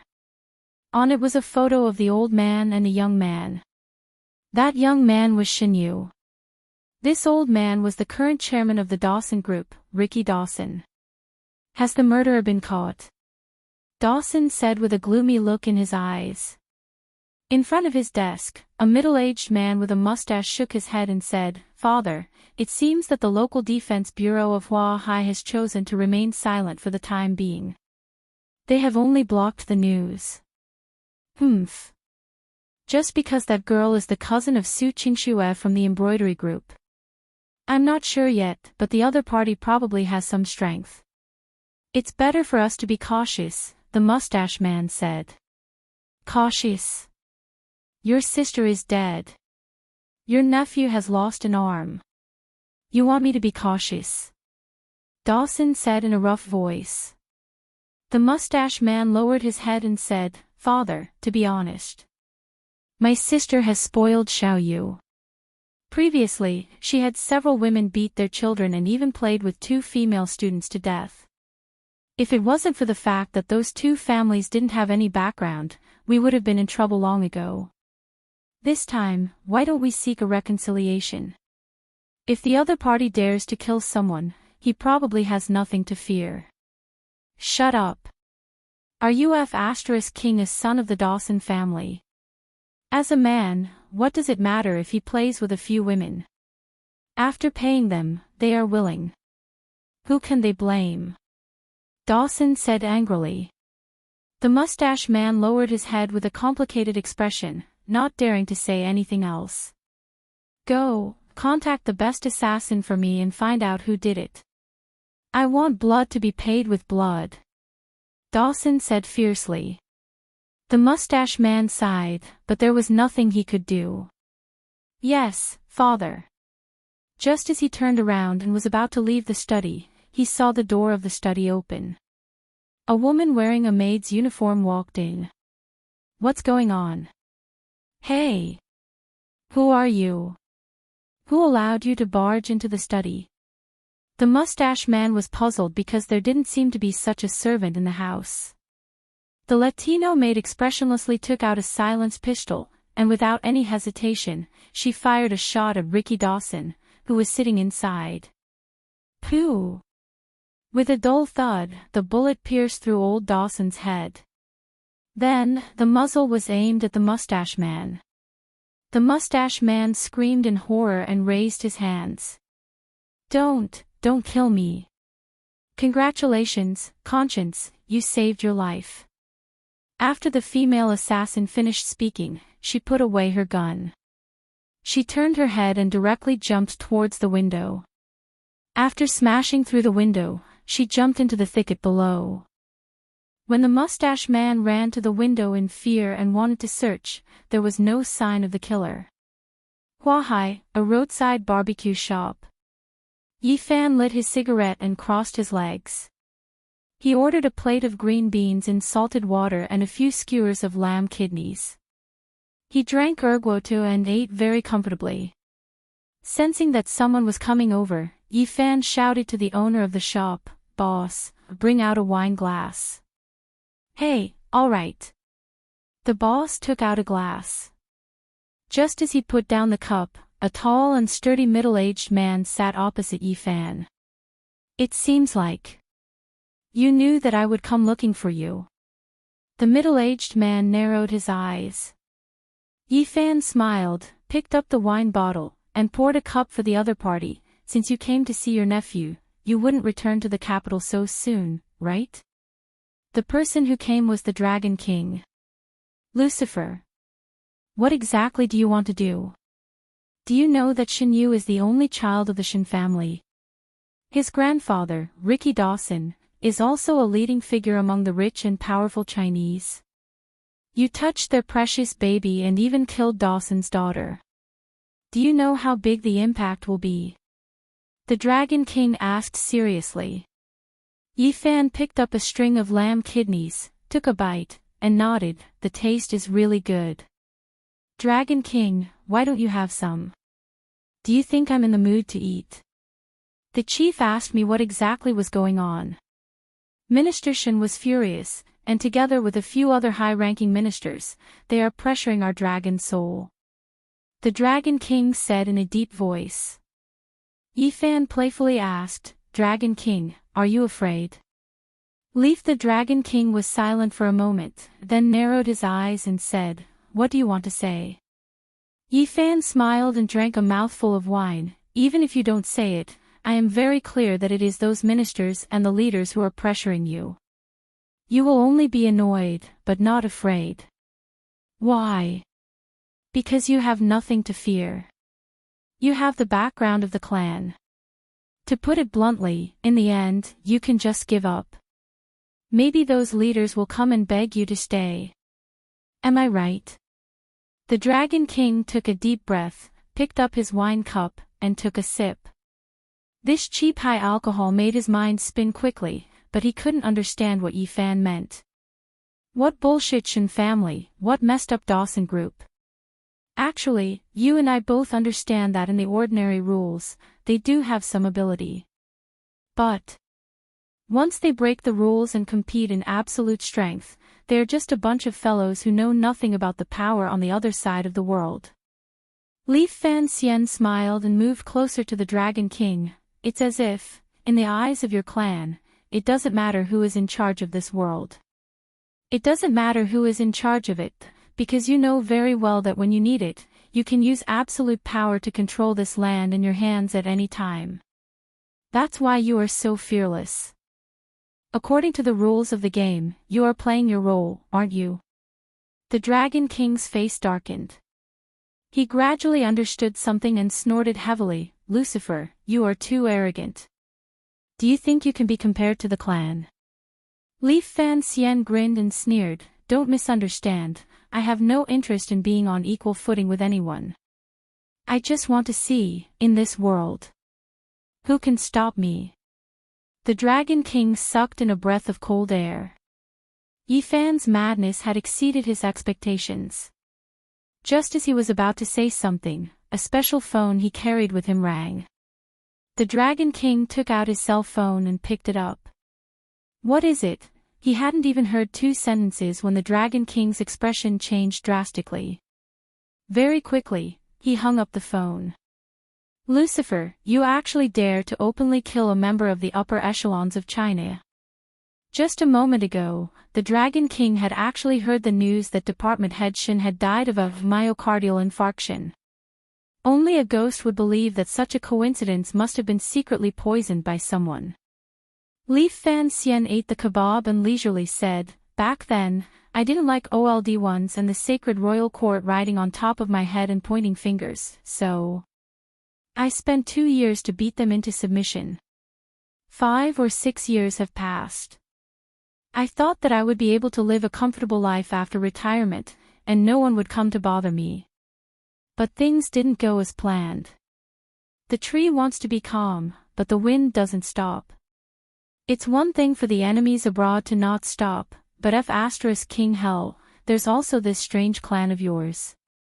My wife wants to see her own grandfather, but she's still restricted to this and that. I have to spend so much effort to get some medical information from the Earth axis to save people. I endured it again and again, but this time, my wife's best friend was about to be forcefully snatched away by your nephew, and he even said that he wanted to take my wife as a concubine. He was already about to shit on my face. Could it be that I still had to open my mouth to receive it? In short, this enmity. Even if I don't want to, I still have to. Since there is no way back, then what else can I endure? I can't endure it anymore, there's no need to endure it anymore. Whoever provokes me, I will kill them. Ridiculous. The Dragon King slammed the table and said, "Do you really think that with your strength, you can compare to the clan? You are simply courting death." The Dragon King finally understood that the reason why Yi Fan suddenly ordered his subordinates to kill people was not simply to target the Shin family and the Dawson group, but to show the upper echelons of China and the clan. Chapter 809 0809 The Dragon King stared at Yi Fan with a burning gaze and said in a low voice, "Yi Fan, do you know that if you think like this, you might burn yourself while playing with fire?" "Ha! Is that so?"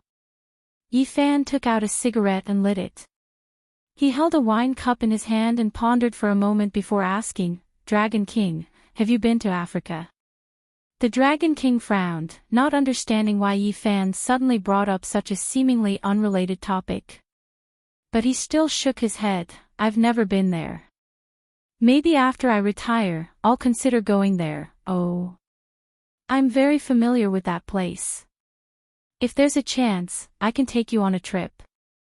Yi Fan smiled and said, "In Africa, there are a lot of animals that live in groups. Zebras, elephants, monkeys, bison, lions. I like to watch the lions there, watching them hunt, watching them sleep, watching them fight, watching them fight. Do you know which lion is the one that is most afraid of every day in a pride of lions?"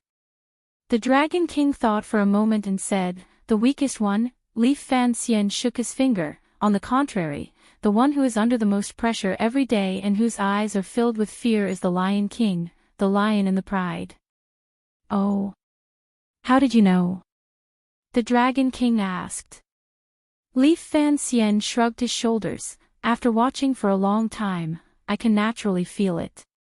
It seems that it is already the king of the pride, and it seems to be very awe-inspiring. But in reality, it could be challenged by other lions every day. As long as it lost any one of the battles, all the lionesses would leave it. Every day, he lived in fear, afraid of the day when he would grow old and face the defeat that would come sooner or later in despair. And the weak would not be afraid of losing. The weak will not be afraid of losing. Only the strong will worry about personal gains and losses, and have their hands and feet tied." When the Dragon King heard this, his expression turned serious. Yi Fan took a puff of his cigarette, flicked the ash, and continued, "Actually, I don't know if I'm overestimating myself, or if I'm hitting a rock with an egg.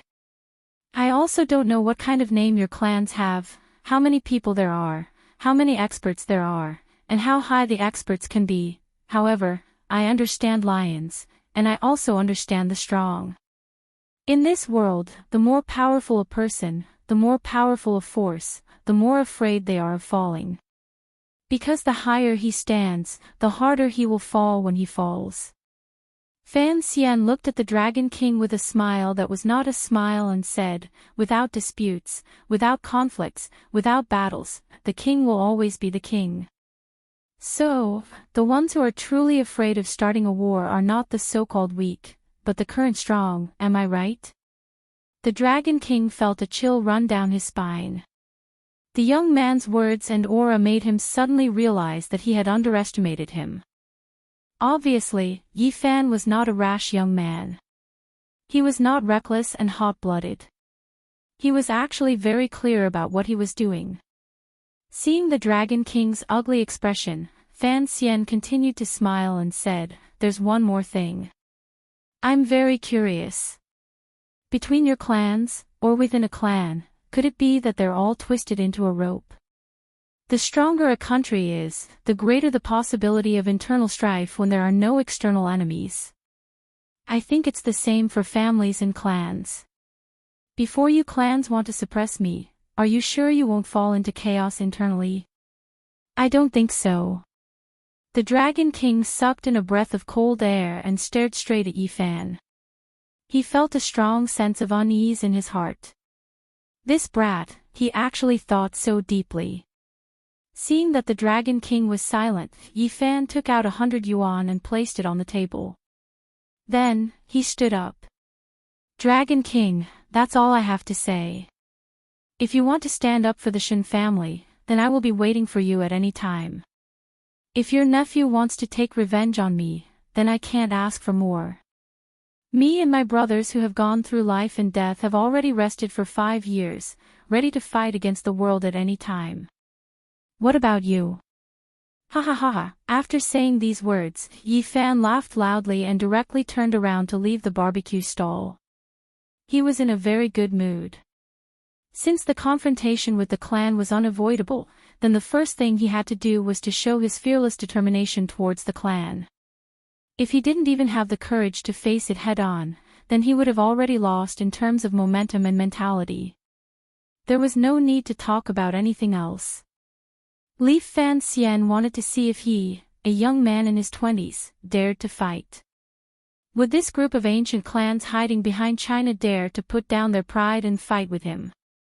Even until Yi Fan disappeared, the Dragon King did not leave his seat. He quietly sat in his seat. After a long while, a woman in red walked over and sat opposite the Dragon King. "Where is he?" "Gone." The girl was Xiao Axaner. Because of the sudden incident, the Dragon King had rushed over to see Yi Fan. After she received the news, she was unable to rush over immediately. The Dragon King nodded and sighed, "Let's go." He left straightforwardly. Xiao Axaner's tone was a little strange. She asked, "What did he say? How are we going to settle this matter this time? Some of the higher-ups are panicking. Did the chief order his arrest?" The Dragon King poured himself a cup of wine, drank it in one gulp, and asked, "Arrest? How? Don't forget, a few days ago, he just killed the Holy Dragon Knight, Alland." Xiao Axaner bit her lips and said unhappily, "I'm not Alland." "Ha ha. Xaner, as Uncle Yi, I advise you not to blindly try to be brave. If Yi Fan has the ability, you have to admit it. Alland." He had originally thought that he would be one of the top 10 legends in the world, but he had killed him just like that. I wish I could be there personally to see how he did it. Now that they said that Inferno had disbanded, because of that incident, their hearts were actually more united than ever. Do you know how many organizations there are abroad? I heard that after the Sovereign King of Hell killed the Holy Dragon Knight, they wanted to become a vassal organization of Inferno. The Dragon King smiled bitterly, as if he was muttering to himself, "This kid, don't look at how casual he seems to be. I don't know what he's doing all day, but in the dark, he must have been training hard. Otherwise, his strength wouldn't have increased so quickly. I'm not afraid of talented people, but I'm afraid that this person has talent and is also diligent." Xiao Axaner felt a little uncomfortable when she heard this. She also realized that she and Yi Fan seemed to be widening the gap in strength. Dragon King, what did he say to you? Why are you so afraid of him? Xiao Axaner frowned and said, with the existence of our few great clans, can he still overturn the heavens? The Dragon King raised his eyebrows, but he secretly felt sad in his heart. Even the Phoenix girl didn't understand that the big clans weren't as invulnerable as she had imagined. This was the gap in knowledge brought about by his experiences since he was young. It was not something that could be made up for with pure ancient martial arts cultivation. Seeing that Xiao Axaner kept asking, the Dragon King could only sigh and reply, he said. He wants to be the new Lion King. Lion King. Chapter 8:10. Su Qingshua's first love 0810. When Yi Fan returned home, it was already the middle of the night, but the living room was still lit up. On the sofa, Su Qingxue hugged Mu Mu Mu and watched the television. Mu Mu Mu was not in the mood to watch what was on the TV. The girl's eyes were swollen from crying. What happened today had greatly affected her. When she was in school, she always thought that the person she met was a good person, but he suddenly did such an outrageous thing to her. Since she was a child, even Mu Shuasong was not willing to hit her, but today, she was actually slapped by Shinyu. The grievance and fear in Mu Mu Mu's heart were indescribable. You're back. Su Qingxue saw Yi Fan enter and asked with concern, how is it? Yi Fan replied with a smile, don't worry, it's nothing. Even if there's something, I'm here. When Su Qingxue heard this, she didn't ask any more questions. Yi Fan walked to the sofa and caressed Mu Mu Mu's head. Little girl, it'll be over after a nap. You can't keep crying in the middle of the night. I don't want to sleep, I want to have a nightmare the moment I close my eyes. Mu Mu Mu leaned on Su Qingshua's body and hugged her, unwilling to let go. He didn't know what to do when he encountered such a thing. Shinyu was already crippled, so killing him was useless. Big sister, I don't want to be with boys anymore. I'll follow you for the rest of my life, okay? Don't leave me behind. Mu Mu Mu looked at Su Qingxue eagerly. It could be seen that Mu Mu Mu was truly stimulated. She was originally at the age of a girl, and when her love was in full bloom, even if she didn't really like Shinyu, she at least felt that this boy was not bad. She went to get in touch with him with the mentality of getting in touch with him. Who would have thought that Shinyu, who looked quite good, turned out to be a beast with a human face? Mu Mu Mu was truly afraid after a single attempt, resulting in such a result. Silly girl, not all men in the world are like this. Look at me, brother-in-law, aren't I pretty good? Yi Fan hurriedly said. Mu Mu Mu cried as he raised his head and said, you are my brother-in-law. How can it be the same?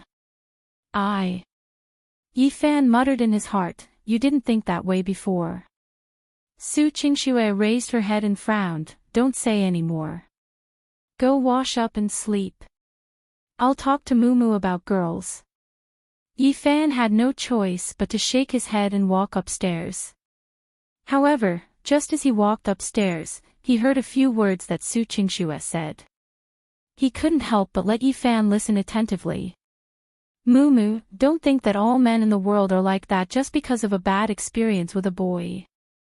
In fact, love is a very beautiful thing. At your age, if a good guy pursues you in university, you still have to dare to love him, understand? Sister, did you fall in love in college?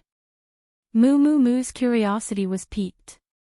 Su Qingxue smiled and nodded, of course I have.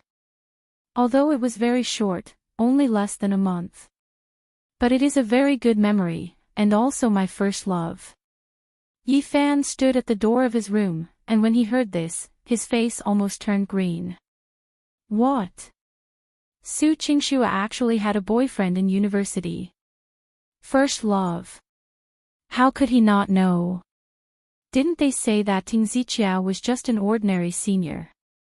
All of a sudden, Yi Fan held his breath and quietly stood at the door to listen, Moo Moo Moo was also very surprised. Elder sister, you also fall in love with someone at school? Why not? If I meet a good love, of course I have to grab it. Su Qingxue said. Then what did you talk about at that time, big sister? What does that man look like? Is he handsome? Moo Moo Moo suddenly forgot about his own matters and started gossiping. Su Qingxue retracted her legs onto the sofa and hugged her knees. She recalled and said, actually, I don't really remember what that boy looks like. He's from the class next door. He seems to be pretty and sunny.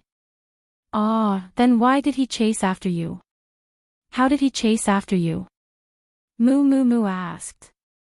What's the problem? Does big sister look like no one is chasing after me?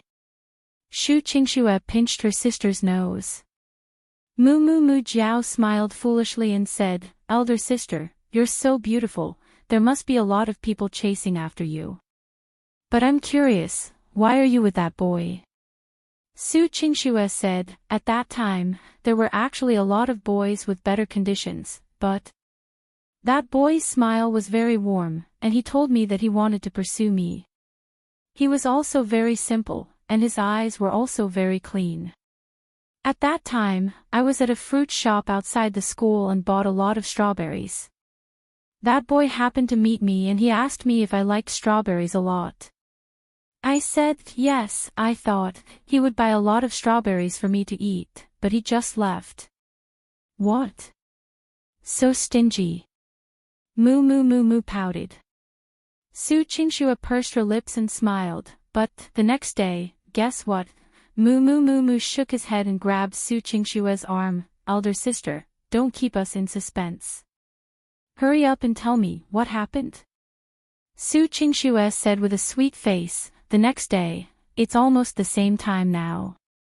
Our school's apricot flowers are in full bloom, and the petals are dancing in the wind. It's very beautiful, very beautiful. That boy appeared at the entrance of our class with a bouquet of flowers in his hands.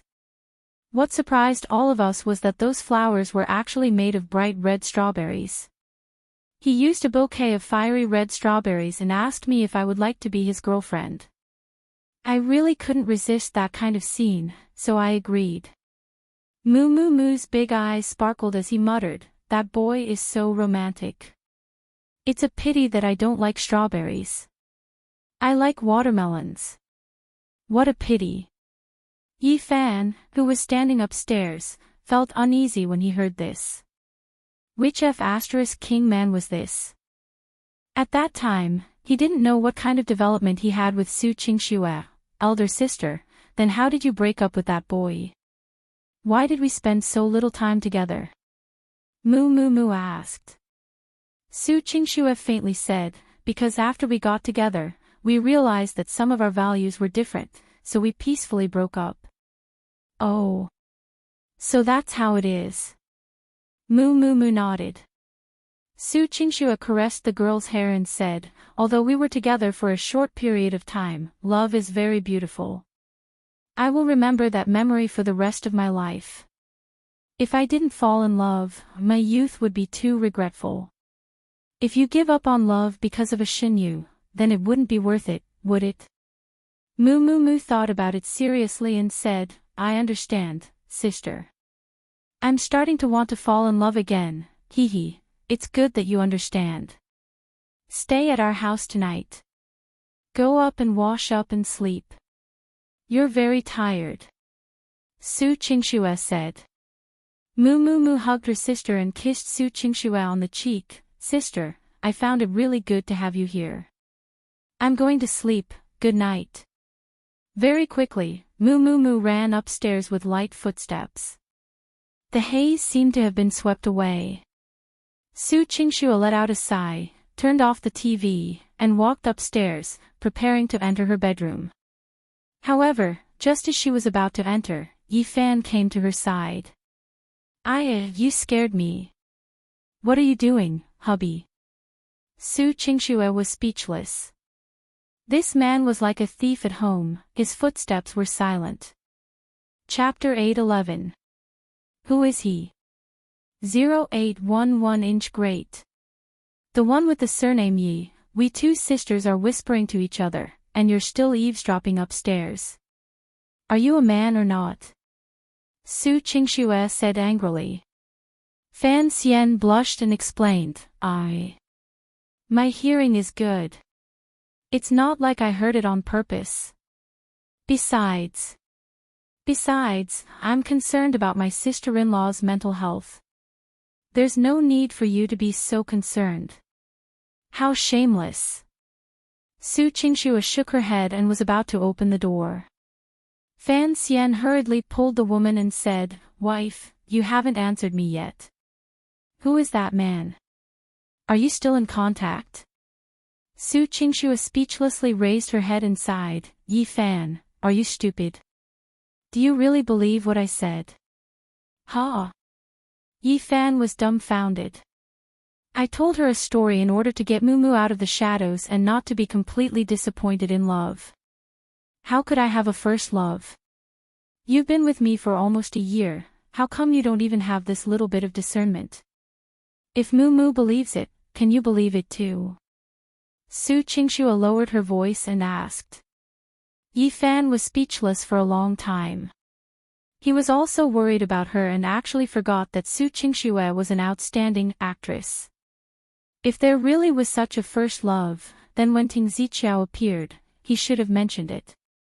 Moreover, with Su Qingxue's shrewdness, how could she agree to be a person's girlfriend just because of a bunch of strawberry flowers? Wife. This move of yours is really brilliant. I admire you, I admire you. Yi Fan cupped his hand sincerely. That's also because Mumu is simple. If it was someone else, it wouldn't work. Oh, right, it's pretty easy to lie to you. Su Qingxue rolled her eyes at the man. Yi Fan smiled awkwardly and said, I was too concerned, I was blind. Like I said, how could an ordinary man be able to catch up to my wife? Come on, next time you eavesdrop, I'll twist your ears. Su Qingxue said as she walked into the bedroom. Yi Fan still wanted to pretend as if nothing had happened and follow in, but the door immediately closed. It seemed that without a marriage proposal and a formal wedding, the woman still wouldn't let him do anything. Fortunately, Yi Fan had a lot of things to do, so he wouldn't be bored. Returning to his room, he took a shower and was about to rest before reading the medical information, when someone sent him a WeChat message. Zihan. Seeing the person on WeChat, Yi Fan remembered that it was the Kunlun disciple who ran crazily when he had nothing better to do. Brother Fan, I'm near Huahai. Can you send me your coordinates and I'll go find you for a run? Fan Xian couldn't help but be happy. This guy really ran to Huahai. Forget it, since a friend came from afar, he had to meet him. Thus, Yi Fan sent an invitation to share his location. Soon, Zihan received it. The two of them looked at it and found that it was still about 50 to 60 kilometers away. This bit of distance was nothing to the two of them. After choosing a place near Huahai to meet up, the two of them began to run madly. Not long after, the two met up under the streetlight. Zihan was wearing a navy blue short-sleeved shirt and white shorts. She looked more casual and modern than last time. When Yi Fan saw this guy, he couldn't help but say happily, You really don't like to sleep. It's already early in the morning, and you asked me out to run. Didn't Brother Fan not sleep either? We martial artists are full of vigor, and being able to not sleep for a long time is not harmful to our bodies. Such a good body cannot be wasted on sleeping. Zihan smiled and looked around. Look at this boundless world, day and night, the scenery is completely different, how interesting. Yi Fan nodded, What's the matter with you coming to Huahai? There's nothing special about it. The family asked me to meet someone, and it just so happened that he came to Huahai from the capital, so I came to Huahai to meet him. However, it's already night, so it's not convenient for me to look for him. I'll just go see him during the day. The night is long, and I was wondering if there was anyone here who could be my companion, so I thought of you, Brother Fan, Zihan said. Leaf Fan Xian smiled. I'm not interested in men. Ha, we met by chance. A gentleman's friendship is as indifferent as water. It's fine to run and chat, right? Zihan said. Yi Fan also liked this young man's temperament. Although the two of them were about the same age, this guy was a bit more innocent, like his little brother. Alright, if you want to run, I'll run with you. But you have to have a goal, right? Yi Fan said. Brother Fan, you decide. I'm not familiar with Huahai, so where should I go?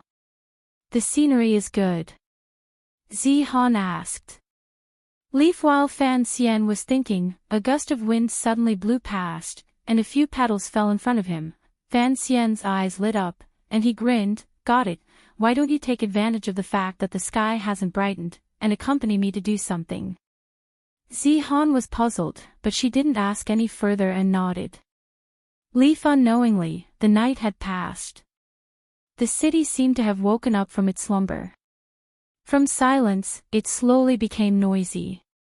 The warm spring light of the morning shone on the balcony and into the window. Xingxue got up from the fragrant bed, wearing her light pink silk nightgown, and stroked her messy hair. Just as she was about to go to the bathroom to wash up, she heard someone calling her from outside. Wife! Wife, come out for a moment.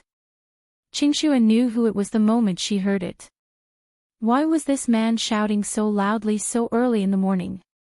She walked in her slippers, sleepily pushing open the balcony's floor-to-ceiling window, and walked out of the balcony.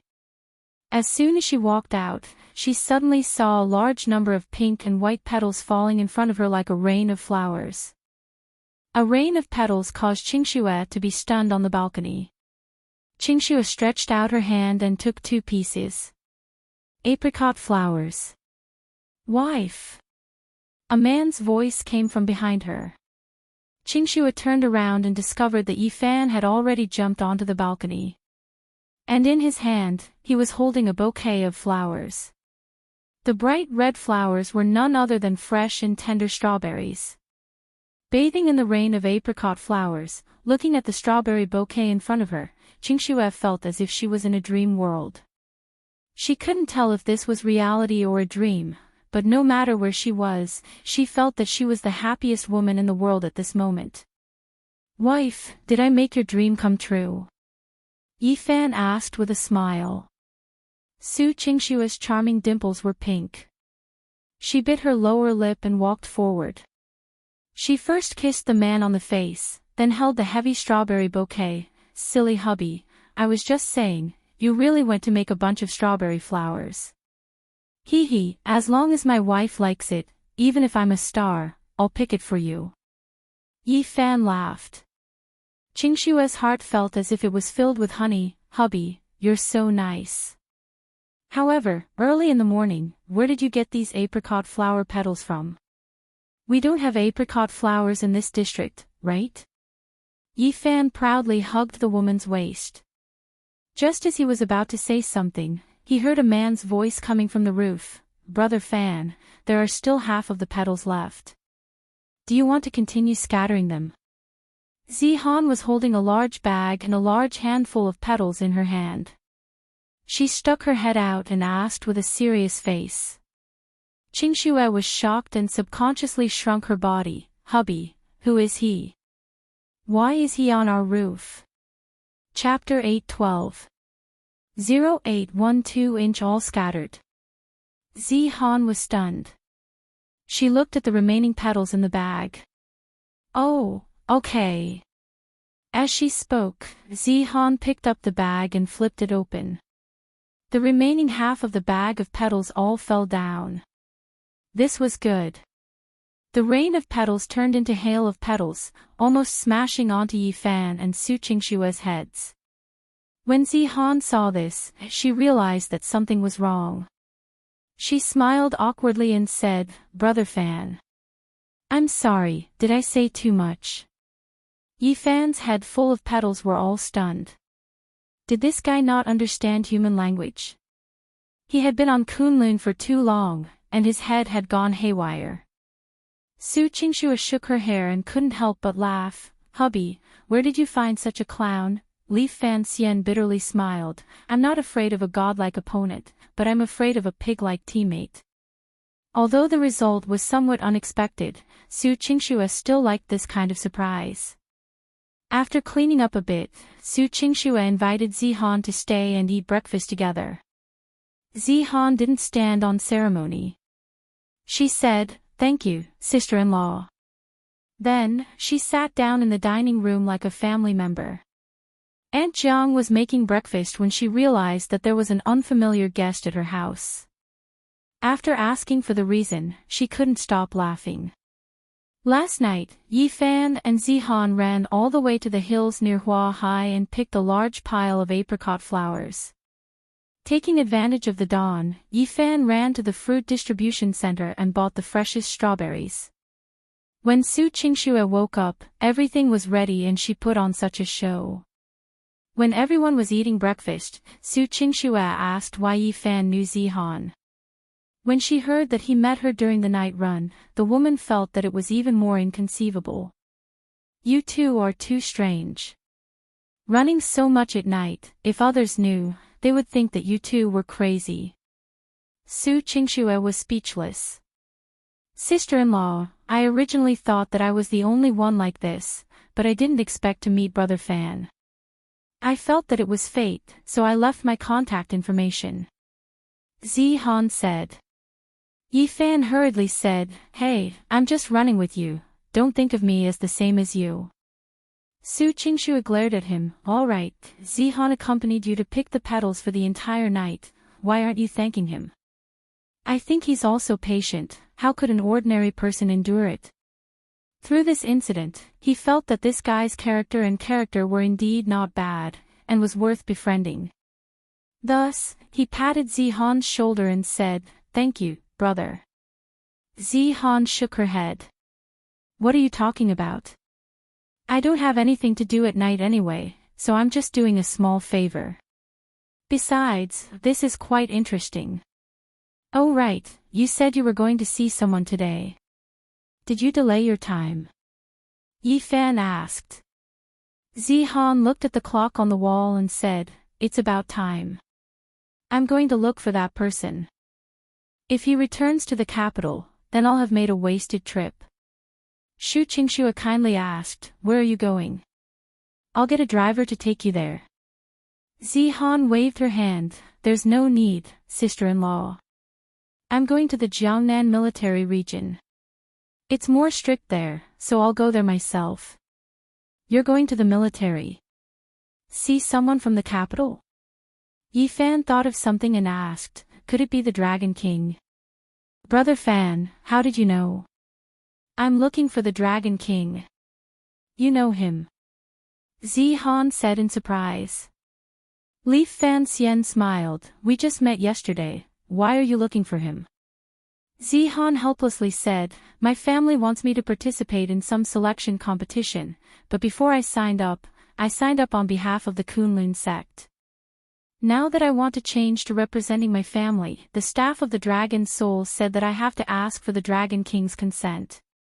My grandfather told me to go to the Dragon King and ask him to agree in person to show my respect, so I had no choice but to come and find him. Yifan narrowed his eyes. This selection was probably the Hidden Dragon selection. There were only a few days left until the Hidden Dragon selection conference. He didn't expect that this Zihan would also be a participant. However, with Zihan's strength, it was indeed worth a try. Do you really want to serve the Dragon Soul that much? Yifan asked. Zihan gave an unexpected answer, It's better than staying at home. At the very least, I don't have to stay in the clan and fight for power with a group of people. It's much easier, Li Fanxian smiled and nodded, That makes sense. Then hurry up and go. If it's too late, the Dragon King might really return to the capital. Alright, then Brother Fan, sister-in-law, we'll meet again if fate wills it. Very quickly, Zihan disappeared without a trace. Shu Qingxue looked at the man curiously. Hubby, is it the hidden dragon selection that you mentioned to me last time that Chu Yunyao asked you to help her? It should be. Yi Fan said. Then why didn't you tell Zihan? Shu Qingxue asked. What's the difference between saying it and not saying it? If I really meet it, it would be a pleasant surprise. Yi Fan said. In fact, even if Yi Fan didn't say it, he still had some worries in his heart. He still didn't know which family this Zihan belonged to.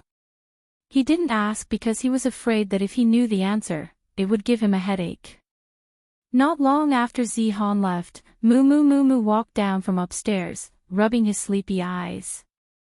Elder sister, why didn't you call me for breakfast? I'm so hungry. Shu Qingxue turned her head and playfully said, You're hungry. It seems like you've already let go of the matter in your heart. Moo pouted and sat on his seat. He took a flour roll and took a bite, saying, Elder sister, the first love you told me last night was actually a lie, right? Why do you think so? Shu Qingxue put a peeled tea egg into her sister's bowl. Because I thought about it, when you went to school, you would definitely be picked up by a special car. How could you possibly go to a small shop outside the school to buy strawberries to eat? It must have been Aunt Jiang who bought it for you to eat. Moo said seriously. Su Qingxue smiled and tapped the girl's forehead. Your way of thinking is really special. I thought you were thinking of something. But don't worry, elder sister. I know what you mean. I'm no longer sad. Moo picked up the tea egg and took a big bite. Yi Fan saw that the relationship between the two sisters was getting better and better, and he was also happy in his heart. He thought that he would be busy with the Hidden Dragon tournament again in a while, and was afraid that he wouldn't have time to accompany the women, so he suggested, Wife, Moo, why don't we take advantage of the good weather recently and go out for a walk? Great. Brother-in-law, you've finally said something that I like to hear. You should take us out to play. You're always running around by yourself, too hateful. Moo said excitedly. Shu Qingxue asked, Where are we going? I can't go too far. I still have a lot of things to do at the film company. Leave. Just as Fan Xian was about to say something, he realized that a call had come in. Chapter 8:13. You forgot yourself 0813-inch. Hey, who are you looking for? A melodious female voice came from the other side. Yi Fan, I've arrived at Huahai. Yi Fan was stunned for a full 10 seconds before he reacted. Princess Ai. Why do you look so surprised? You left this phone number for me. Fortunately, I kept it in mind and didn't forget it. Ai said with a happy smile. However, Yi Fan was confused. He held his forehead and said, Princess, didn't you say last time that you've never seen me before? You. How did you know my phone number? If you knew my phone number. Then when I went back to Barley with you.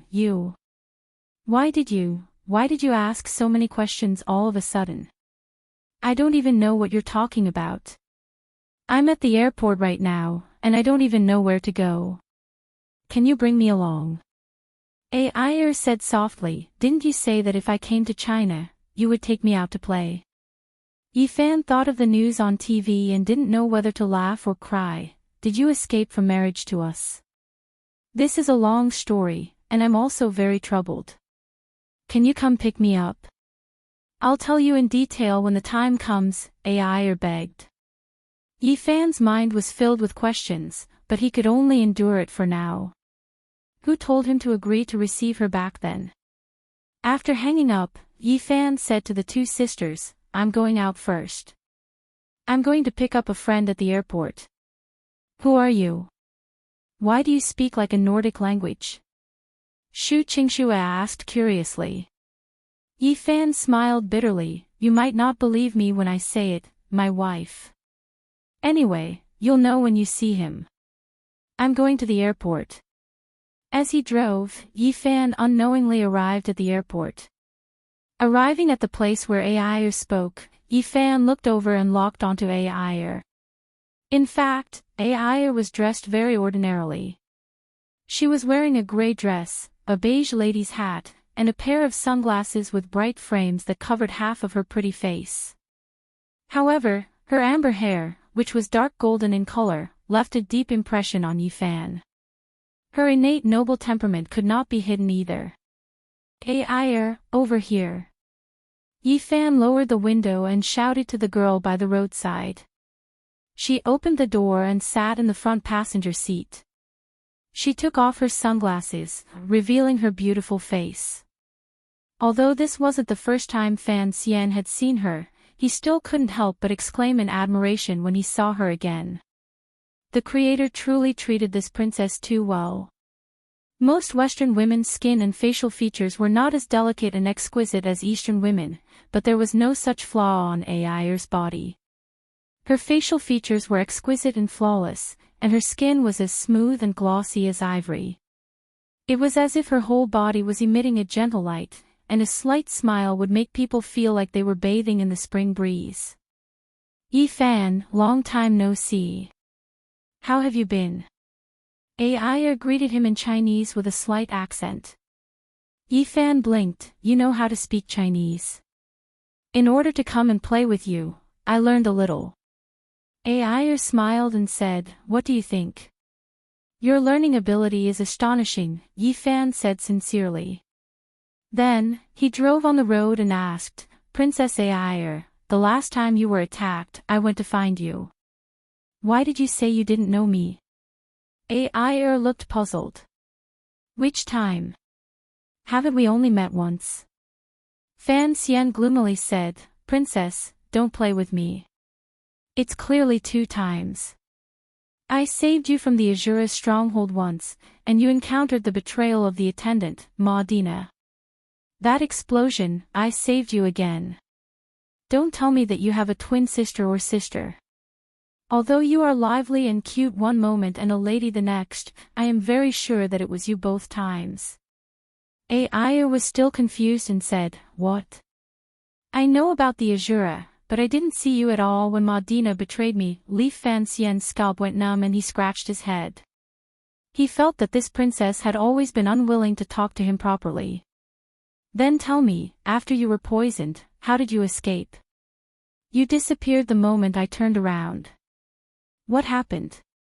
Air pouted, I need to ask you that. You left me in the wilderness. When I woke up, I found that you were no longer there. If it wasn't for a kind-hearted driver passing by and bringing me back to Barley, I wouldn't even know how to get back. Yifan felt like his head was about to explode. What kind of bull's head didn't match the horse's mouth? After thinking about it, there was only one possibility. Air was simply bullshitting. However, Yifan still couldn't understand why Air was making things up like this. Since that was the case, Yifan didn't plan to force her to explain. He said, Princess Air. What are you planning to do this time? You can escape marriage for a while, but you can't escape for a lifetime, right? Call me Air, don't call me princess. I told you last time. Air's slender fingers touched her chin. She thought for a moment and said, I don't know what to play with first. I want to see the Great Wall and the Terracotta Army. Yifan, can you take me there? That's a bit far. I have a lot of things to do recently, so I can't accompany you. How about I find someone else to be your guide? Yifan said apologetically. Oh. Then forget it. I came to find you secretly, so it's not convenient for too many people to know. Moreover, I like being with you. It's more interesting. Air said with a smile. Yifan felt strange when he heard this. He didn't know why, but he and Air had only met twice. This was the 3rd time, but he felt an inexplicable sense of familiarity. Air, your father, King Rui Dian, is looking for you all over the world. How did you get on the plane to Huahai? Yi Fan asked. Ai stammered for a while, as if she couldn't think of an answer.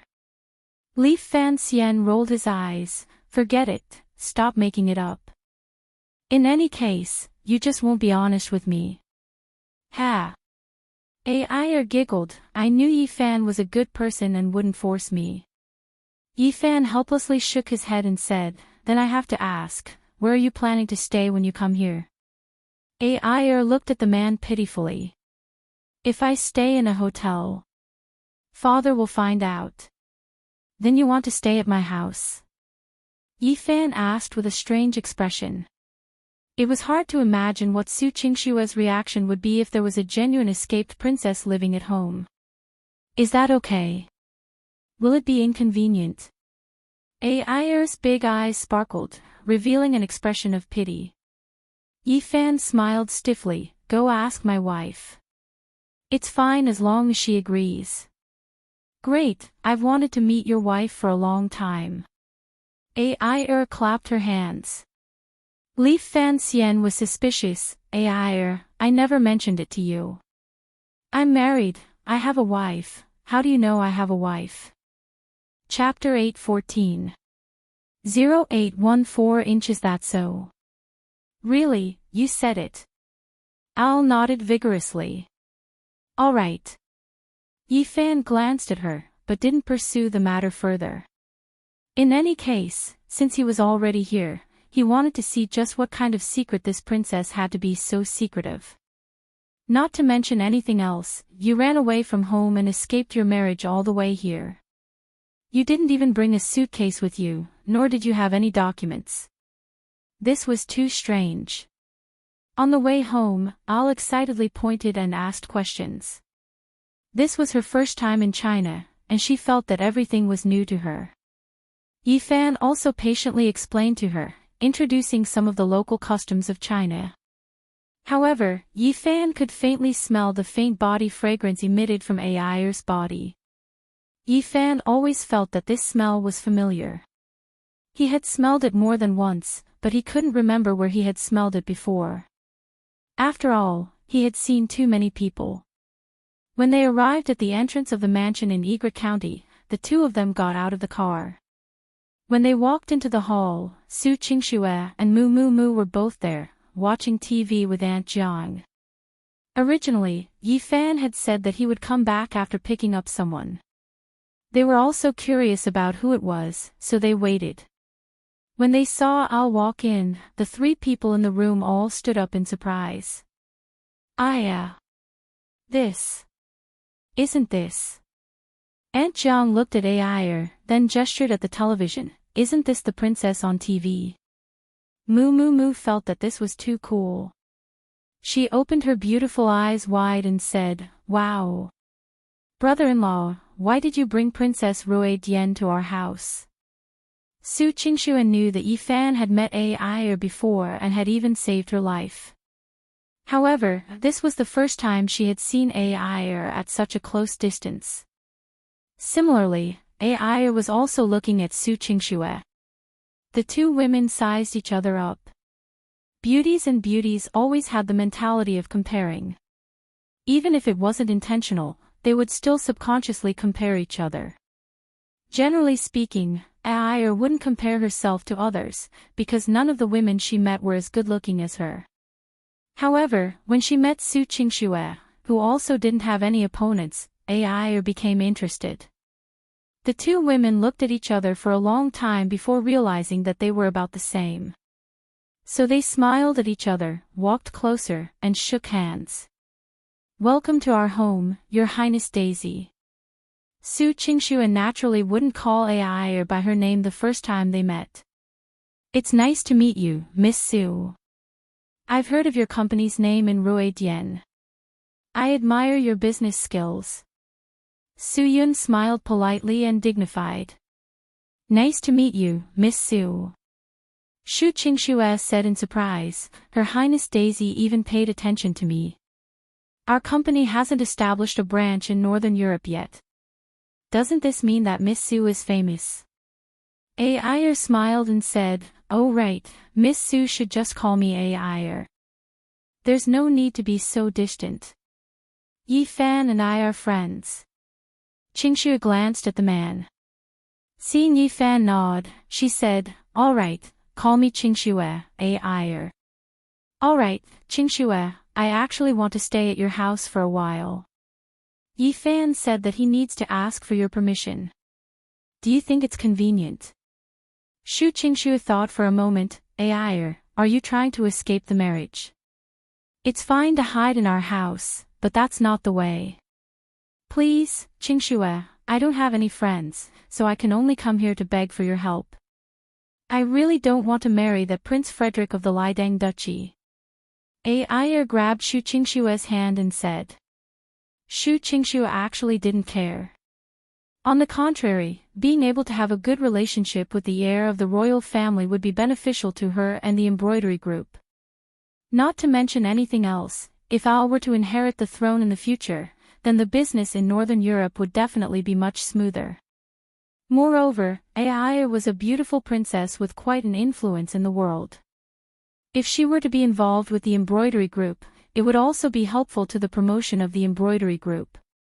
Merchants were often looked down upon by others, and they all smelled of copper.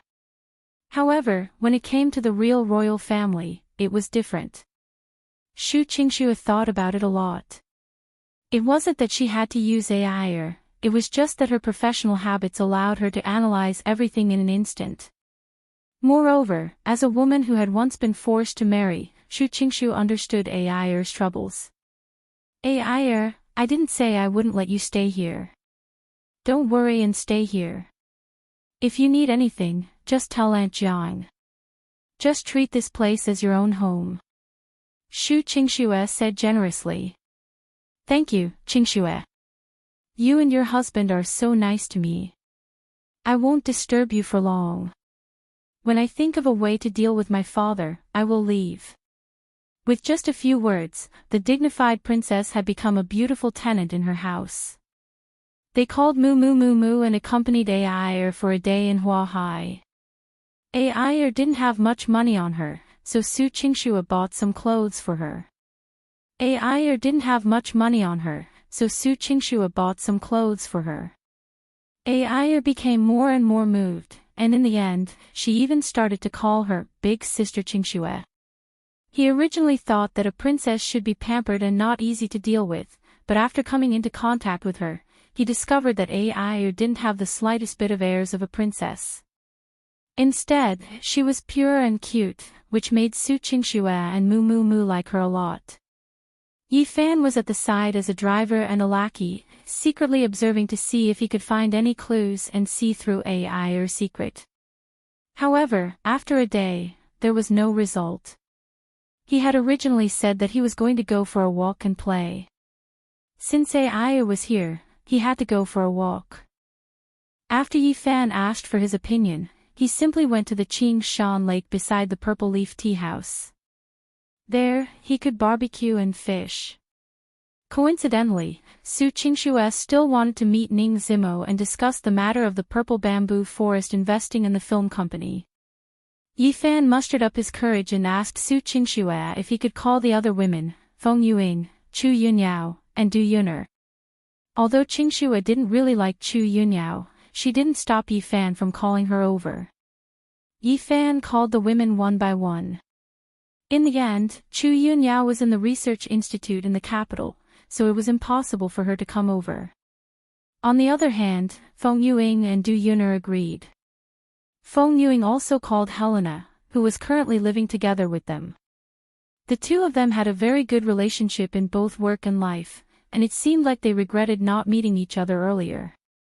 The next morning, Yi Fan drove a large SUV and drove the girls to the park next to Qing Shan Lake. As the host, Ning Zimo had already arranged everything. As soon as everyone got out of the car, they saw a few long tables filled with all kinds of ingredients.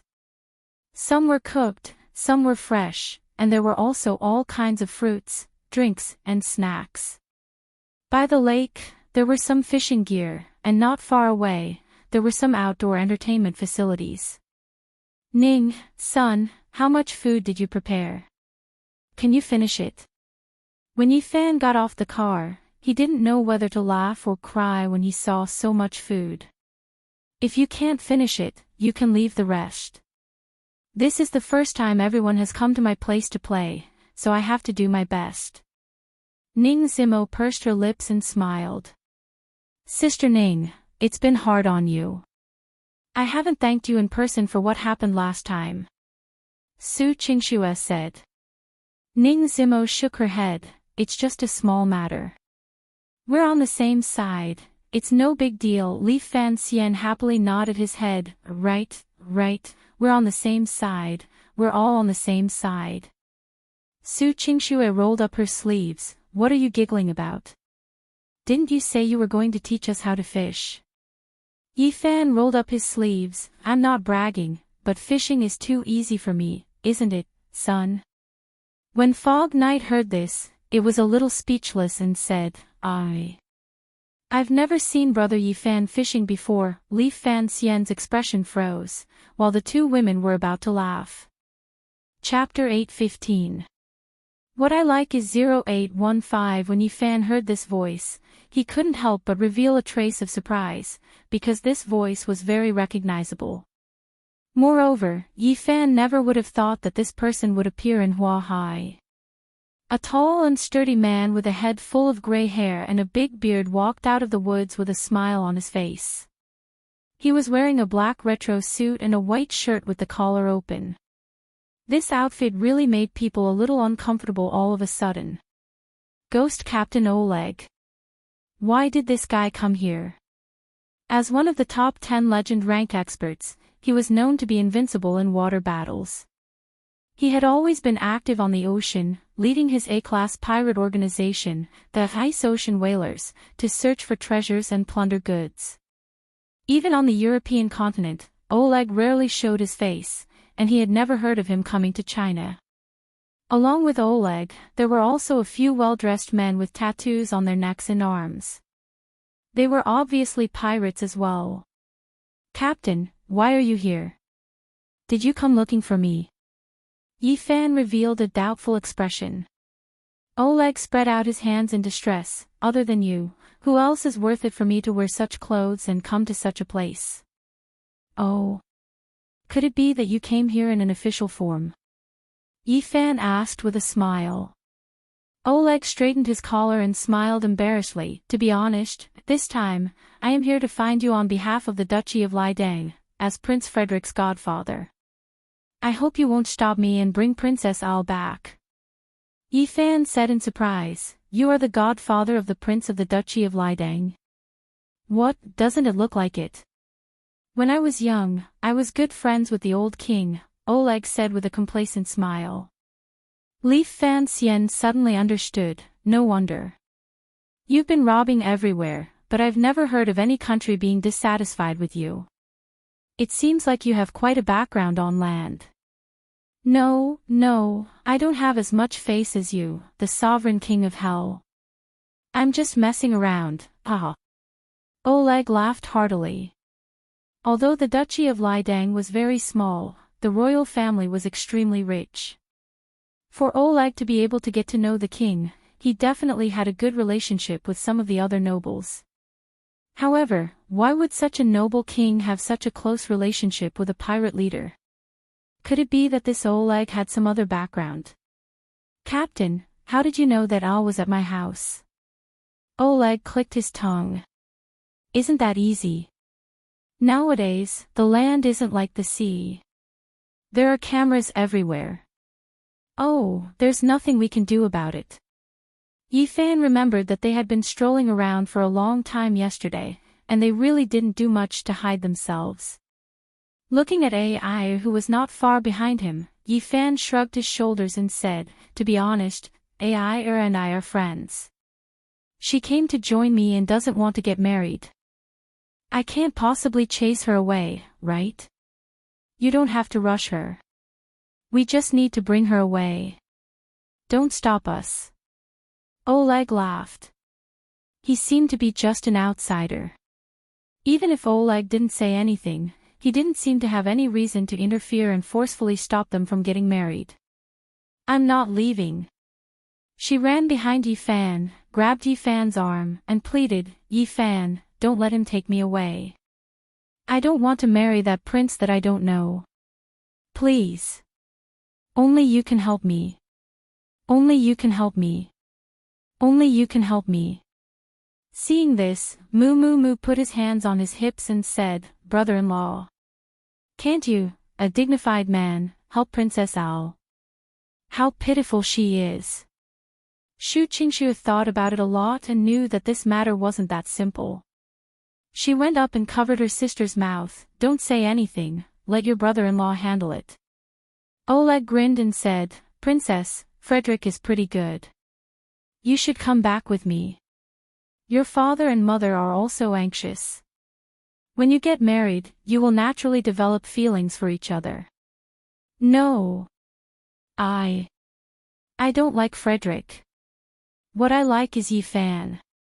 Suddenly, Ai hugged Yifan's neck, then raised her head and kissed Yifan on the face. This scene stunned all the girls at the side. Could it be that Yifan and Ai had been together for a long time? If Ai really had a special relationship with Yifan, then wouldn't she have been deceived if she agreed to stay at home? Yifan was about to cry. This matter was developing too quickly. He didn't even have time to feel Ai's soft lips, nor did he dare to touch Ai with his hands. He quickly explained to Su Qingxue, wife, don't misunderstand. I have nothing to do with Ai. I've never heard her say that before. She just wanted to reject Prince Frederick. You don't need to explain to me. Explain to Captain Oleg. Su Qingxue turned her head. Fog Knight said in a low voice, Brother, such a big matter, why haven't you mentioned it before? This is a dignified princess, sigh. Yifan's face turned green as he loudly said, I already said that there's no such thing. Why are you looking at me like that, son? Brother Yifan, Princess Ai escaped the marriage because of you. Du Yuner was also very surprised. No. Yuner, you misunderstood. Yifan said gloomily. If it's not true, then why is the princess not going anywhere in such a big world?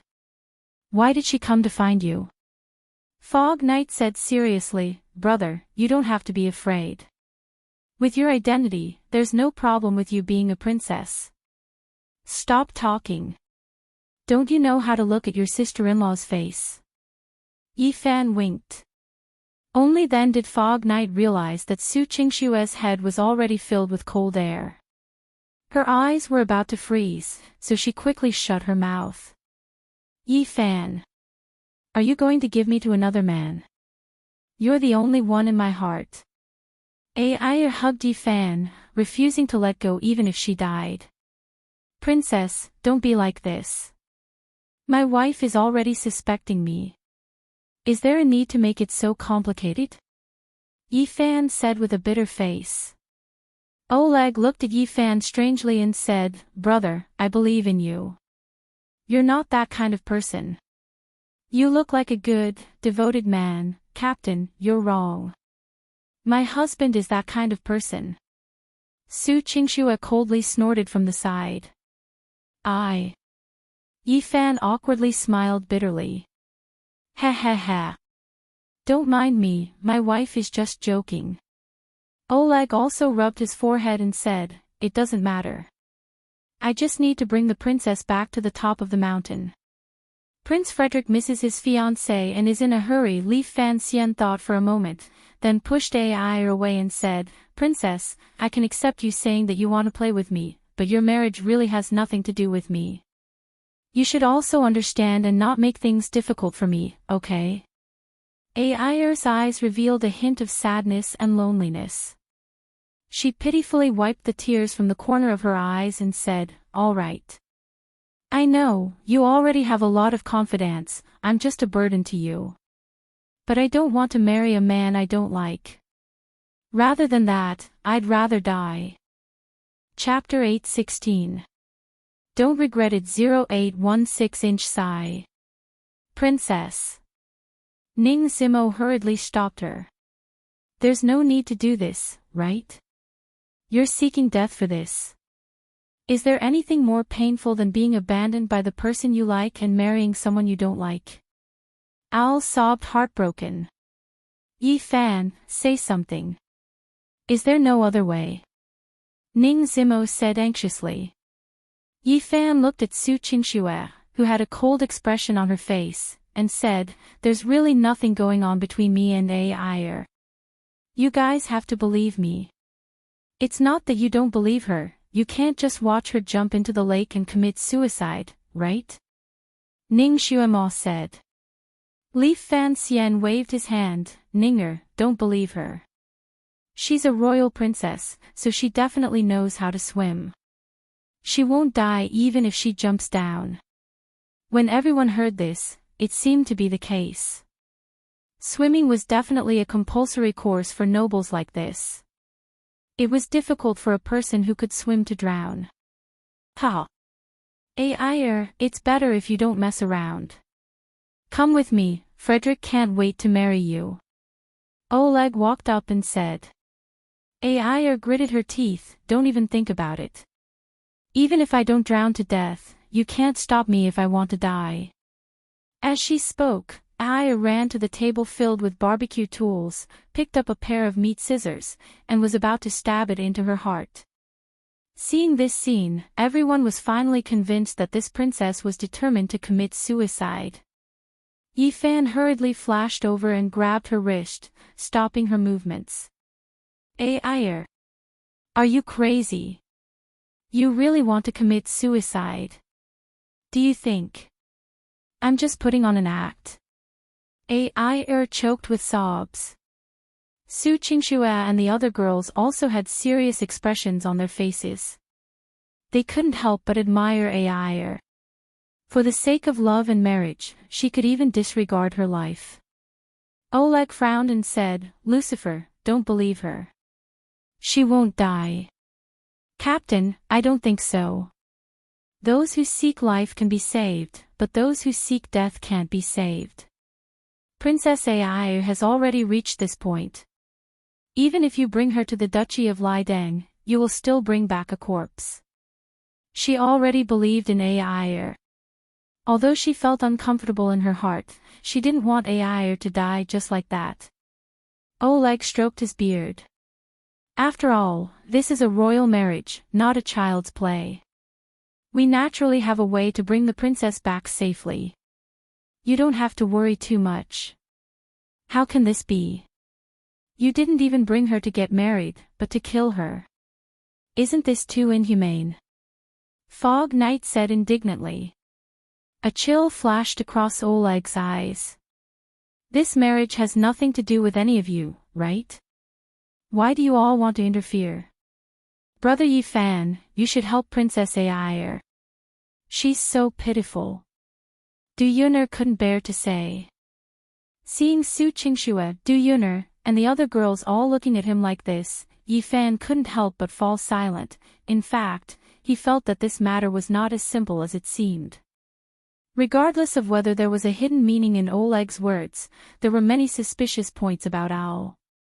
After thinking for a while, Yi Fan said, Captain, since the king of the Duchy of Lidang asked you to come find me and not some other envoy, it means that they feel that you have the ability to bring Ai back, right? Oleg nodded, that's right. After all, you are the dignified sovereign king of hell. I'm afraid you won't like ordinary people at all. Since that's the case, I have a way to make sure that you, Captain, can report to me, and I can also have a clear conscience. Oh. What method? Oleg narrowed his eyes. Yi Fan chuckled and said, It's very simple. It's the most basic rule of the underground world. You want to fight me? Oleg was stunned for a moment, then laughed and said, Lucifer, you have to think it through. This is the lakeside. Although this is not the sea, but the water. It's enough. Li Fan Xian turned his head to look at the vast green mountain lake. There was indeed enough water here, and he couldn't help but laugh. It's precisely because there's a lake here that I feel it's fair. Otherwise, even if I win, it won't be a fair victory. Oleg sucked in a breath of cold air, and said with a playful smile, interesting. This old pirate has been around for decades, and people have always avoided me when there is water. This is the first time someone has taken the initiative to fight me on the water. Fog Knight looked nervously at Yi Fan. Brother, this isn't good, he has never lost in a water battle. That's right, Mr. Yi, there's no need to attack the enemy's strong points with your own shortcomings. Helena, who also came with him, also knew how powerful Oleg was, so she kindly advised. Yi Fan, however, had his own plans. He had been training hard recently, but he lacked actual combat testing. With an ordinary opponent, he wouldn't be able to unleash his full strength. With this Oleg, he felt that he could give it a try. In this world, 70% of the area is the ocean. There are more places with water than land, so there's no point in deliberately avoiding it. Since we're going to fight, we naturally have to display 100% of our strength. Otherwise, what's the point? Ha ha ha ha. Good. What a great king of hell. No wonder you were able to kill the holy dragon Knight Alland. To be honest, if it wasn't for the fact that we were on the water, the old pirate, really wouldn't dare to fight you, but in the water, I have never been afraid of anyone. Oleg laughed heartily.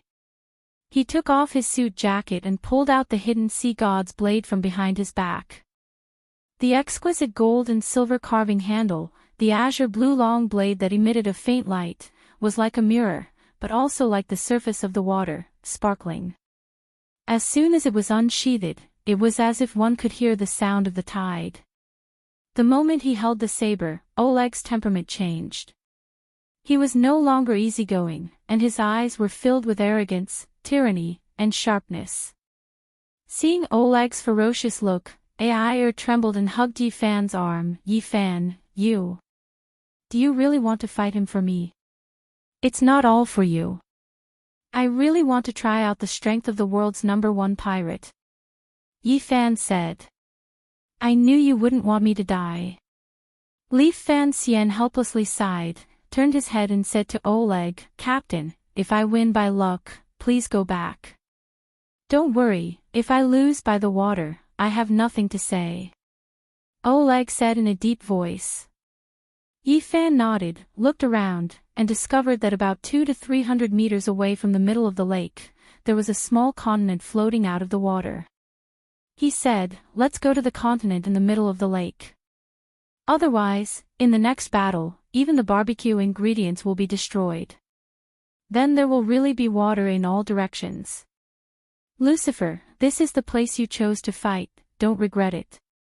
Oleg laughed. I will never regret it. Yi Fan laughed and took the lead to fly towards the small continent in the lake.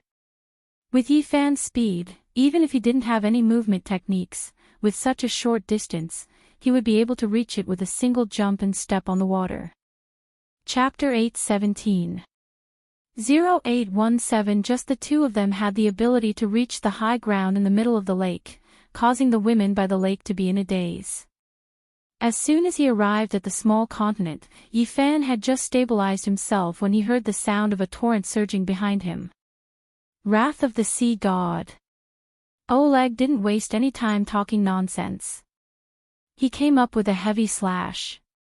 The lake water was like an army that obeyed his command, gathering above his Neptune's blade, forming a huge water blade that was 20 to 30 meters long. Under the sunlight, the huge blade reflected waves of light. It was a spectacular sight. Boom! The saber slashed down, and the water pressure was incomparably powerful. The saber chi wreaked havoc, as if it was going to split the small continent in half. Yi Fan looked at the power of the blade and knew that resisting it head-on was only a last resort. Thus, after a quick horizontal movement, he leaped up. Although he had dodged the saber strike, the vibrating saber chi and water flow were still very powerful. Yi Fan watched from midair as the trees on the small continent were turned into broken pieces of wood and grass. At the same time, Yi-Fan, who was in midair, fiercely thrusted with one hand, sending out a stab sword intent towards Oleg. The sword intent carried the profound meaning of piercing through everything, as fast as lightning. Oleg was already prepared. With the sea god's blade in his hand, a surging barrier of water soared up from the lake. Boom! A hole appeared in the wall of water. Although it was unable to offset the sword intent, it was able to change the direction of the sword intent with the change in the flow of water. At the same time that Oleg dodged the sword intent, a large amount of lake water had already gathered around his body. The lake water condensed into a water fortress that was tens of meters wide, and actually surrounded Yi-Fan as well. Sea Domain. Nine-headed Sea Demon. Oleg waved his long saber, and from 9 positions on the fortress formed by the water, ferocious monster heads condensed one after another. These sea demons condensed from water attacked Yi-Fan like 9 huge sea snakes, wanting to tear Yi-Fan to shreds. This scene caused all the girls watching from the shore to be stunned. The majestic aura didn't seem like a battle between ancient martial artists at all. It was more like a special effect from a science fiction movie. The sail moved at high speed, wanting to rush out of the sea domain. However, it discovered that this domain would rely on the endless stream of water in the lake to move and expand. It was not so easy to escape. Just as he was about to reach the border, a sea demon beast would suddenly appear from the wall and bite him. The sail punched out with a collapsing fist, shattering the sea demon into countless splashes of water.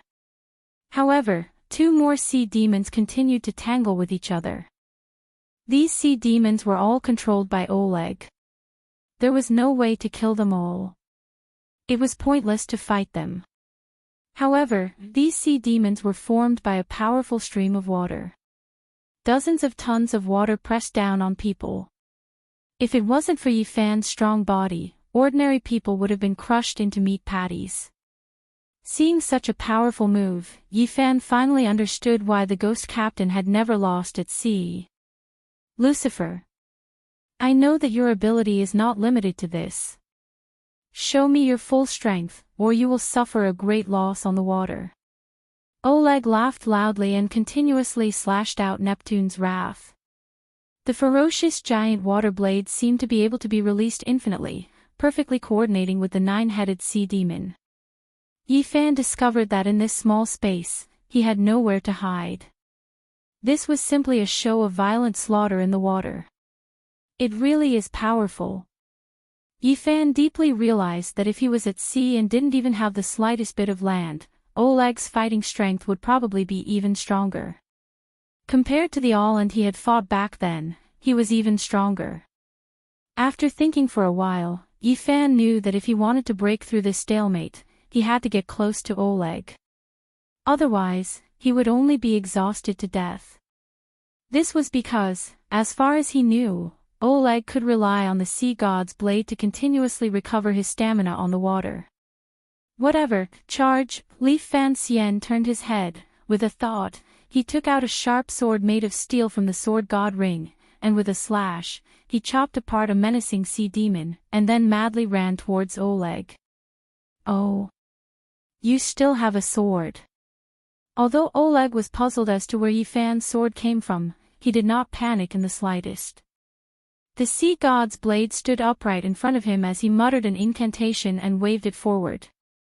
Ghost ship. Behind Oleg, a ferocious pirate ship actually rushed out from the huge water screen.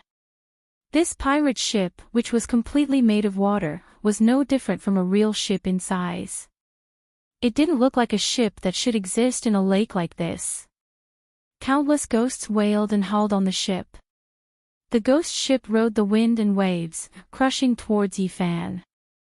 Leaf the Sail watched helplessly as the earth-shattering ghost ship came over with an imposing aura. It clenched its teeth and brandished the sword in its hand, slashing out with a sword intent.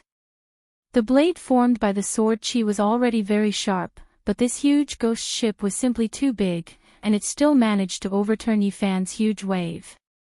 The sword intent was like a clay ox entering the sea, unable to have much of an effect. Yi Fan was confused by the current, and only then did he realize that sometimes, quantity could also defeat quality. What made Yi Fan feel that there was a problem was that his sword still had resistance in the water. In this kind of special environment, the sword seemed to be useless. With a boom sound, Yi Fan was directly knocked into the lake by this impact.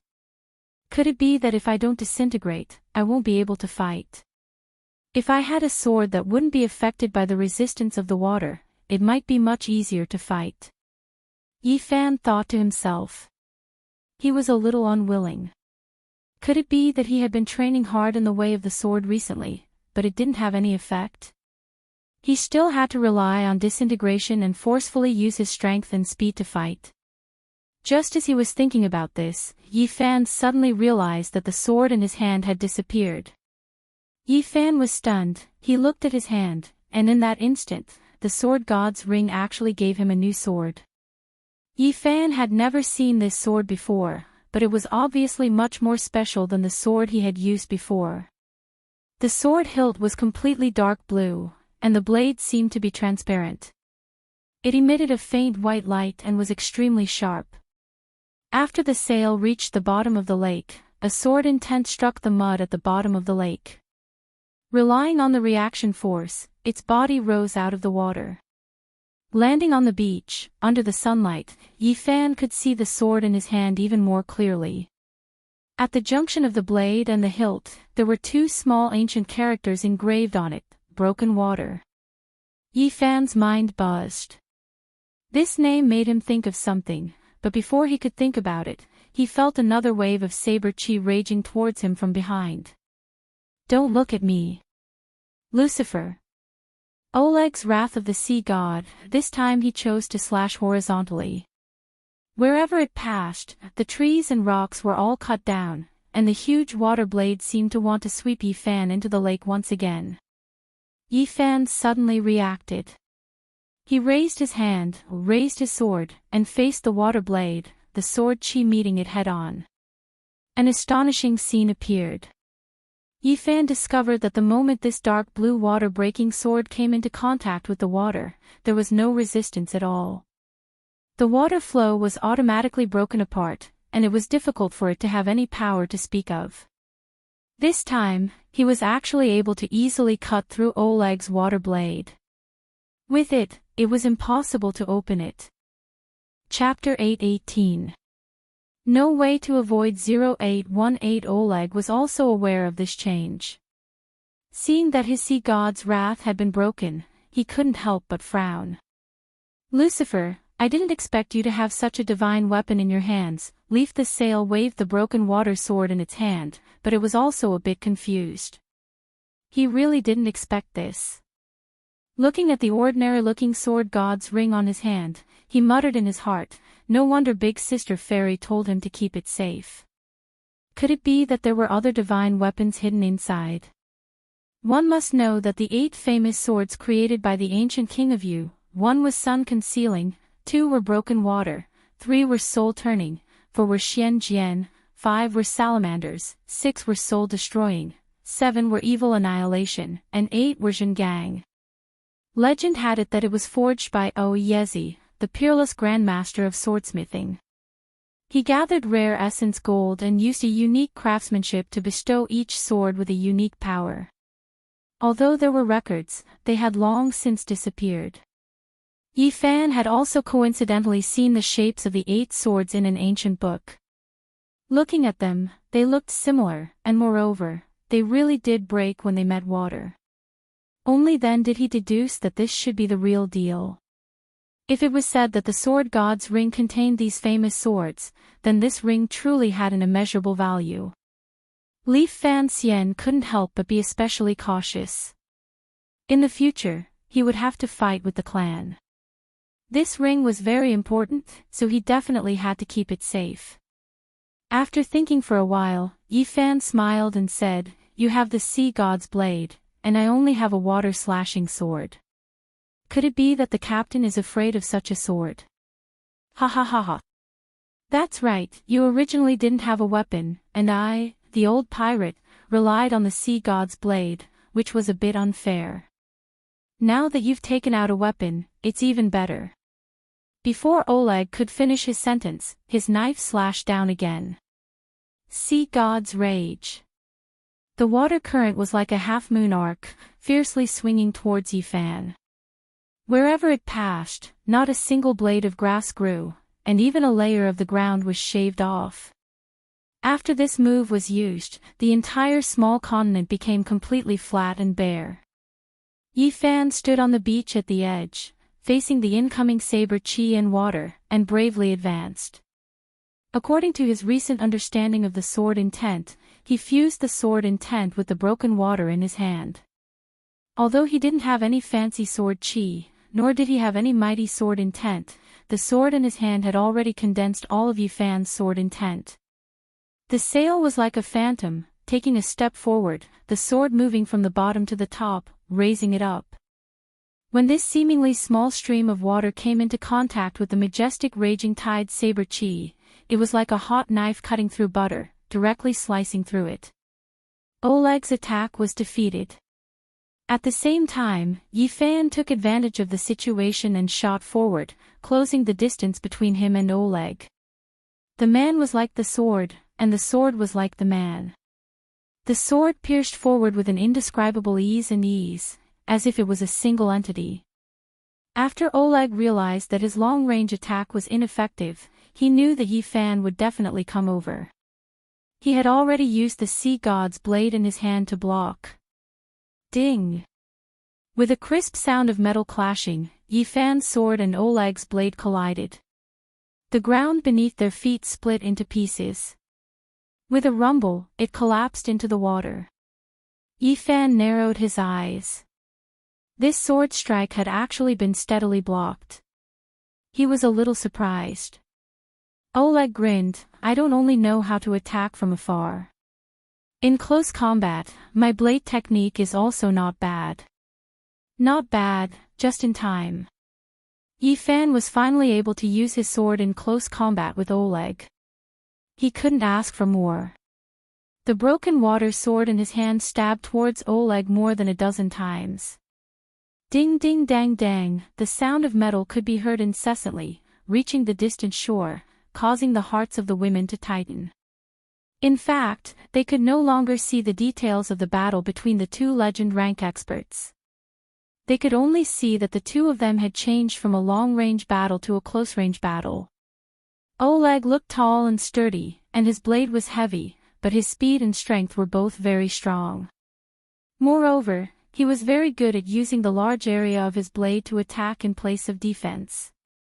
Since the sail had sword intent, Oleg naturally had his blade intent. Although his cultivation level wasn't as high as Yifan's, it didn't mean that he didn't have the strength to fight. The swords and sabers crisscrossed and collided. In just 2 minutes, they had already exchanged no less than 70 to 80 moves. Their figures flashed back and forth on the water, so fast that they were like afterimages. Yifan felt the high-speed movement, the tacit understanding between his own sword intent and the broken water sword in his hand. In actual combat, he was guiding the sword, and the sword was also guiding him. Every strand of air that flowed past, every vibration, and every power that was transmitted back allowed Yifan to better understand how a sword displayed its sword intent.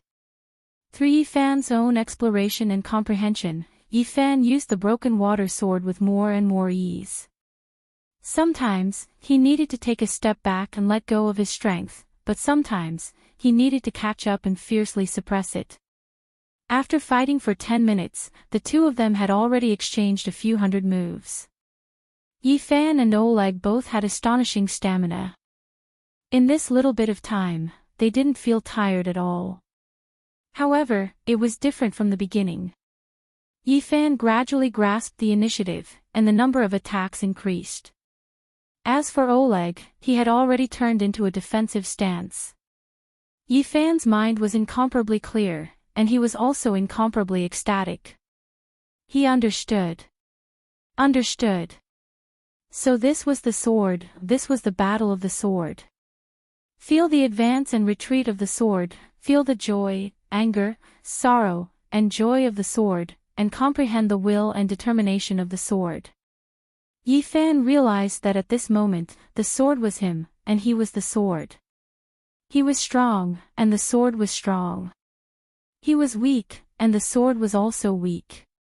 It wasn't just pure cultivation, it wasn't just pure strength, it wasn't just pure swordsmanship or sword moves, this was a deeper level of shackles.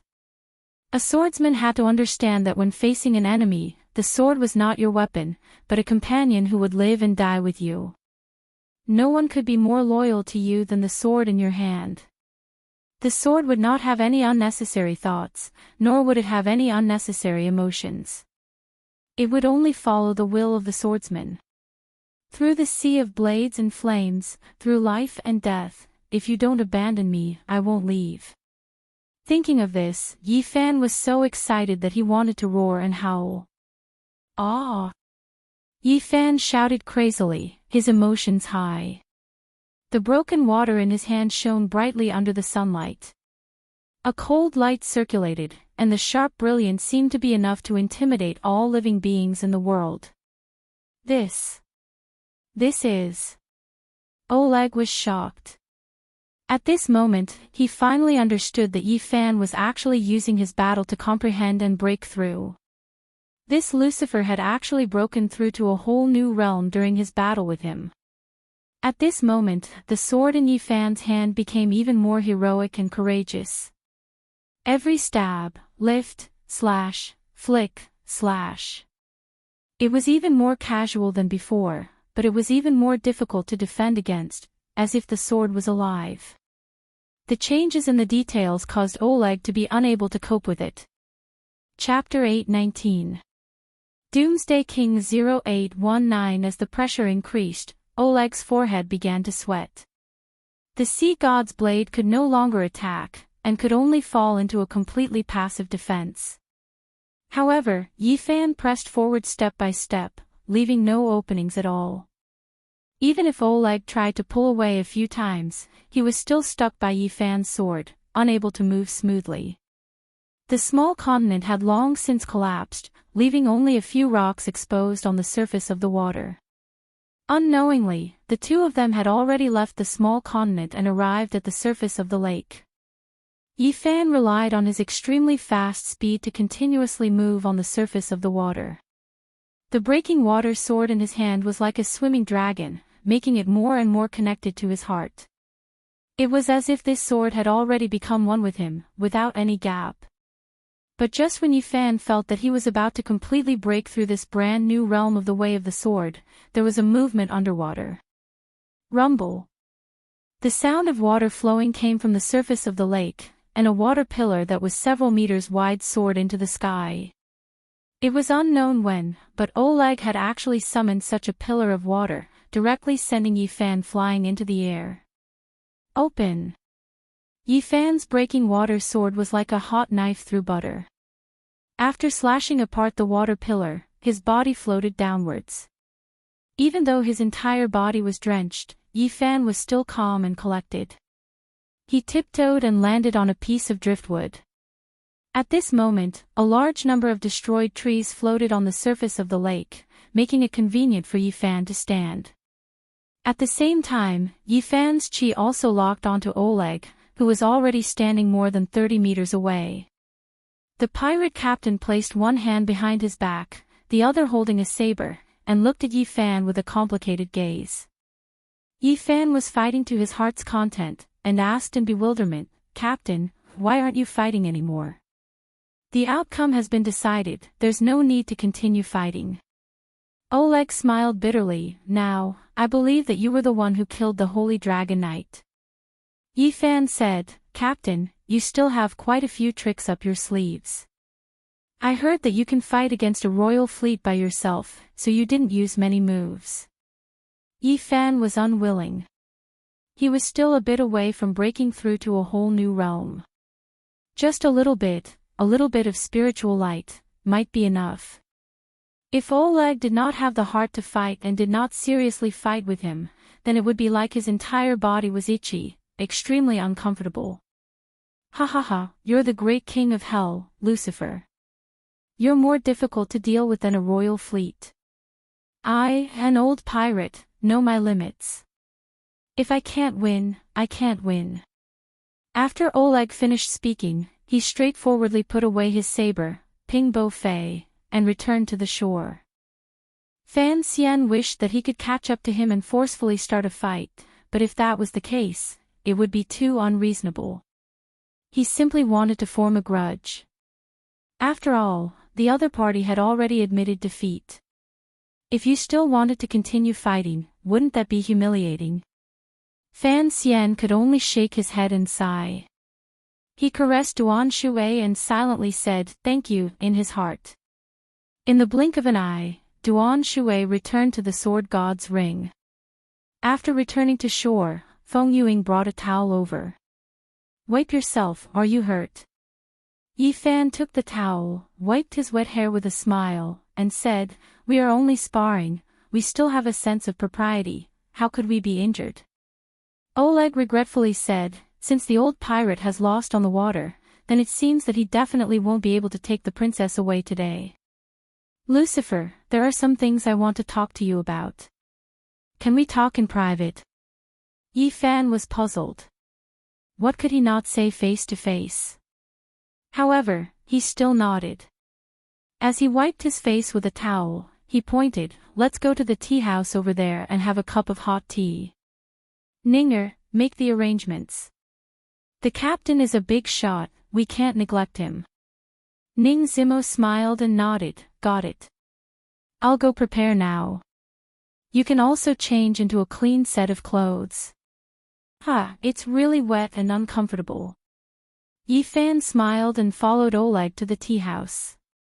After Yi Fan and Oleg left, Mu leaned against Su Qingshue's ear and said, "Sister, look at Sister Feng and Sister Ning. One of them gave you a towel while the other gave you a change of clothes. How attentive are they? Why don't you have any reaction at all?" Su Qingxue also realized that her reaction seemed to be half a beat too slow. The main reason was that she didn't have the habit of taking care of men. Ever since she was young, it had always been others who took care of her. Although it seemed to be a very small matter, Su Qingxue felt very upset in her heart. At this moment, Ai walked over and said apologetically, "Sister Qingxue, I'm really sorry. Actually, there's nothing between me and Yi Fan. I just don't want to marry Frederick." Su Qingxue came back to her senses and looked at her coldly. "I don't care if anything happened between you two. I'm just curious. How do you know that my husband has the ability to protect you?" Ai's expression froze for a moment, and her small mouth pouted. I have no other choice, I can only place my hopes on Yi Fan." Su Qingxue walked in front of her, looked straight at Ai with her bright eyes, and said, "I feel that you are a kind person. Can you tell me if I can continue to trust you?" Ai was silent for a moment, bit her lower lip, and nodded. "Alright, then let's go barbecue. With this delay, it's almost noon." Su Qingxue smiled, pulled Ai's hand, and walked towards the barbecue grill. Her beautiful eyes glanced in the direction of the purple leaf tea house, as if she was deep in thought. On the other side, Yi Fan changed his clothes and sat in a private room with Oleg, drinking tea. Looking out from the private room, one could see that the women had already started to barbecue. They were chatting and laughing, and the atmosphere was pretty good. "Lucifer, your luck with women isn't bad. Where did you find so many top-grade women?" Oleg joked. "If I say that my charm is great and they were all attracted by me, would you believe me?" Yi Fan replied. "Ha! Of course I believe it. There are many women in the world who want to be your female slave, let alone be your wife and lover. However..." Oleg changed the topic, and said with a meaningful look in his eyes, this beautiful life, this beautiful wife, also needs to be safe and sound in order to enjoy." Leaf with one hand on his knee, the other picked up the teacup and took a sip. "Captain, if you have something to say, you might as well say it." The smile on Oleg's face disappeared, and he said in a low voice, "Lucifer, have you ever heard of the Doomsday King's authority?" Li Fan Xian's expression froze. He had heard of this name when he was in the old days, but he had never paid much attention to it. He said with a doubtful expression, I heard that this is an organization led by Shakyamuni Apocalypse, but there is very little information about it, and I have never seen anyone with the authority of the Doomsday King active in the world. I always thought that this was just a rumor, a fabrication. Could it be?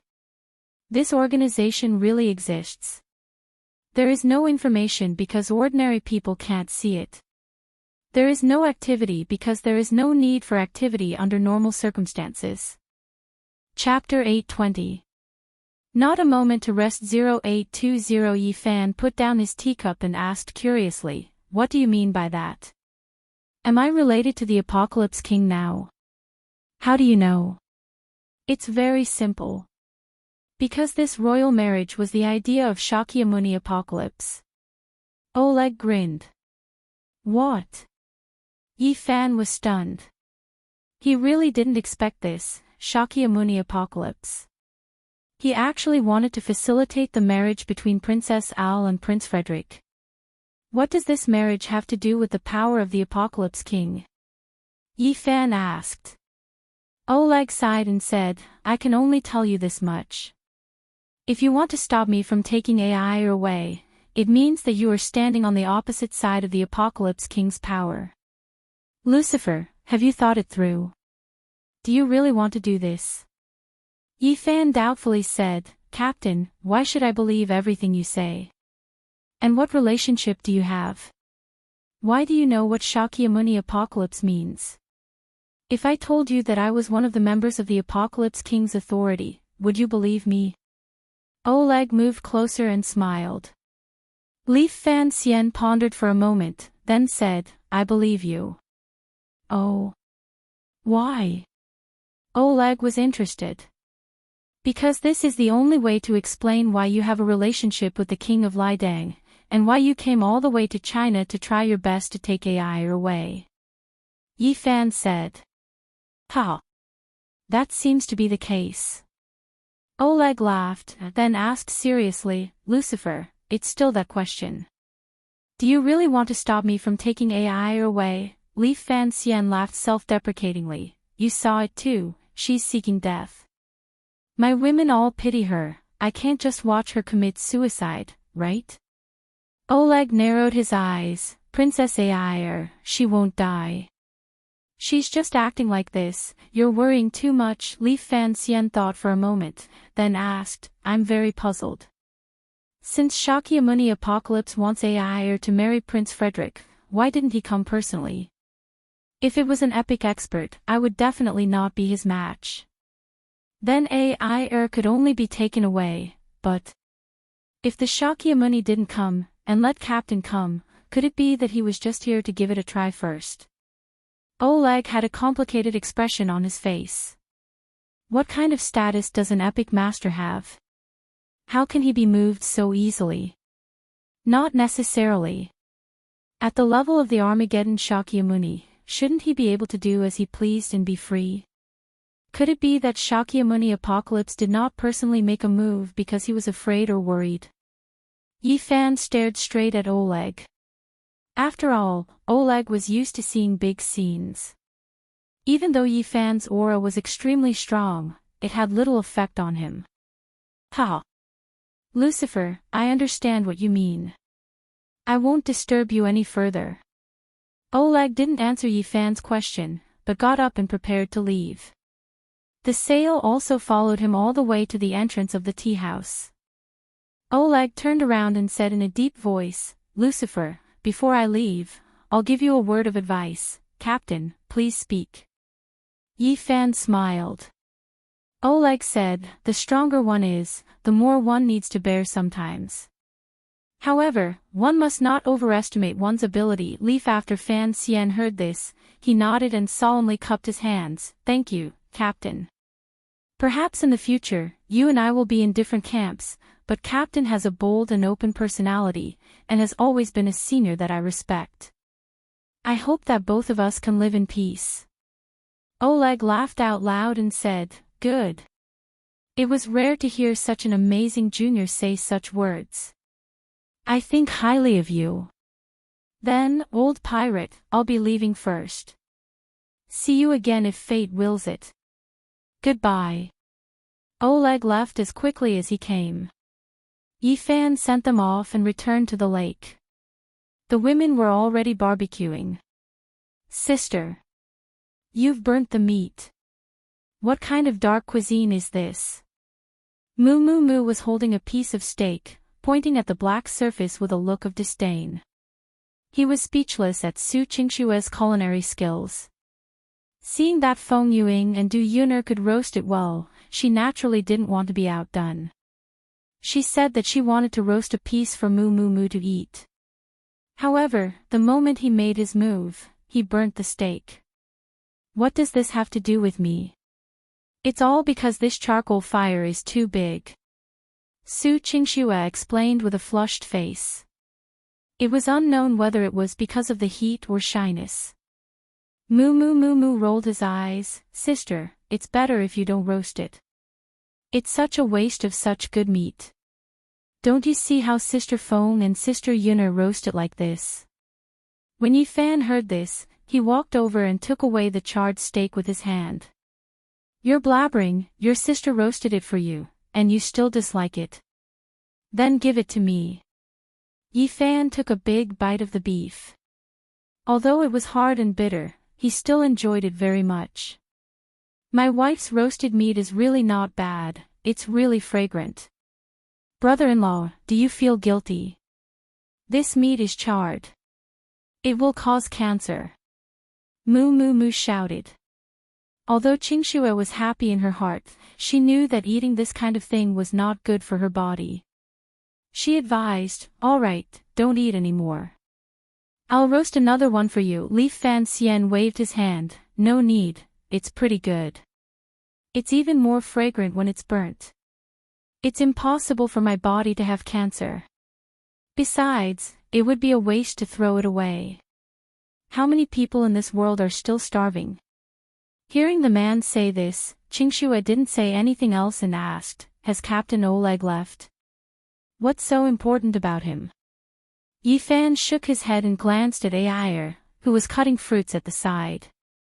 It's nothing. I just said that I wouldn't forcefully take Ayer away. Ayer raised her head and pouted, I'm sorry, Yifan. I really had no other choice. I've already explained it to Sister Qingxue. She won't misunderstand you. That's good. Yifan heaved a sigh of relief and smiled at Su Qingxue. Wife, you won't be angry now, right? Am I that easy to lose my temper? Su Qingxue said in annoyance. Yifan hurriedly shook his head, of course not, I was just casually saying it. Brother Yifan, have some chicken wings and freshly squeezed orange juice.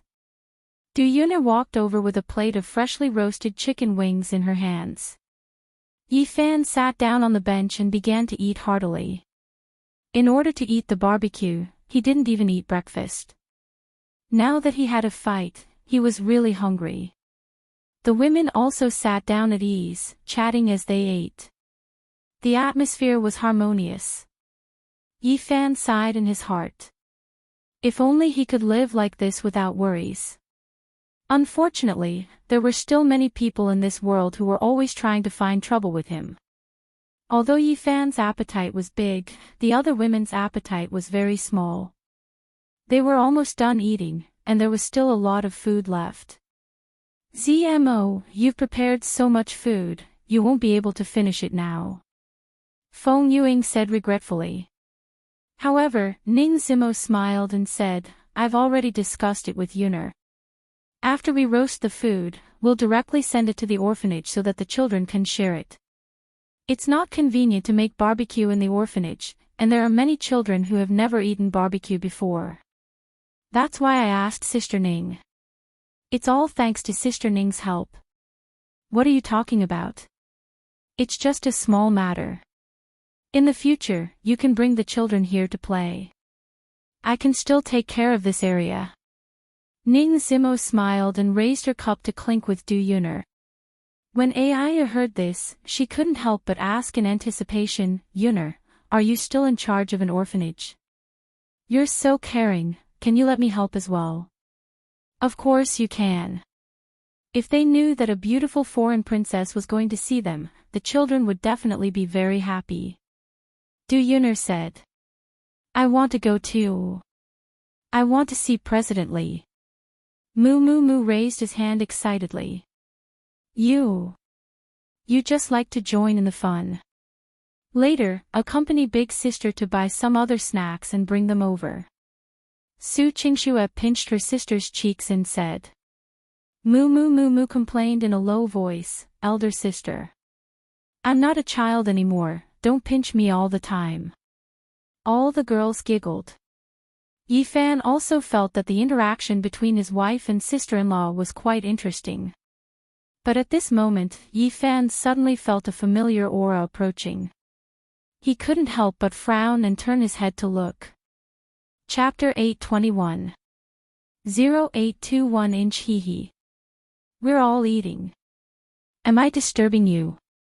It was the Dragon King, who was dressed in a military uniform and had an extraordinary bearing. Fan Xian stood up and said, I've just finished eating. Does the Dragon King want to come and have a taste? I've eaten at the military canteen. The Dragon King smiled and looked at the center of the lake. Looks like you fought with Oleg. No, it seems like you guys should have already monitored the movements here. Ghost Captain Oleg has entered the borders of China.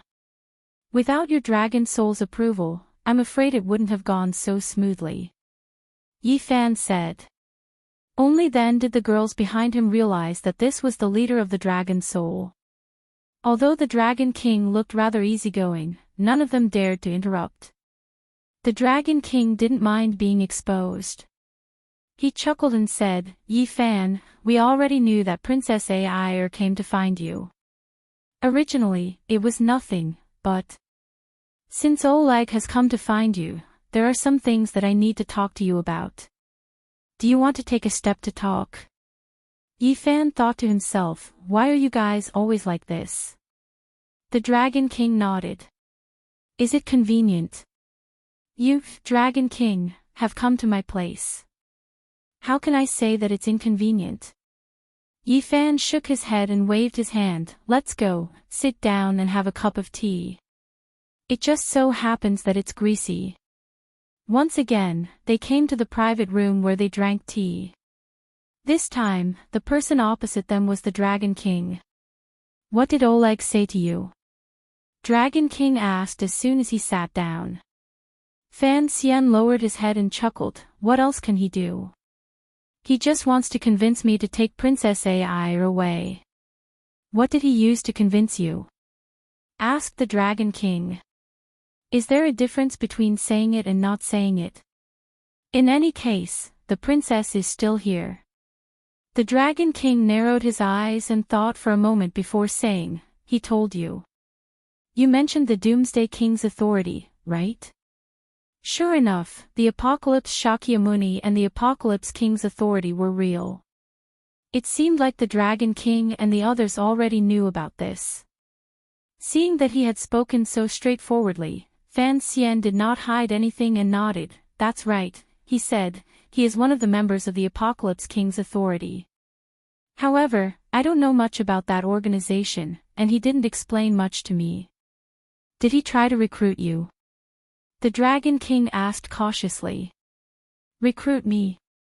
Enter the power of the Apocalypse King. Yifan shrugged his shoulders, that's not true, I'm afraid I still can't enter Shakyamuni's eyes. The Dragon King said meaningfully, you will definitely catch his eye. It's just that, they won't do unnecessary things. If you don't even let Ai go, then it's even more impossible for you to join the Doomsday King. Fan Xian thought about it and agreed, Dragon King, you came here personally just to ask me about this. That's all. Ha ha. Anything, as long as it involves the power of the Doomsday King, is definitely not a small matter. This is related to the fate of the world, how can we let our guard down? The Dragon King said seriously.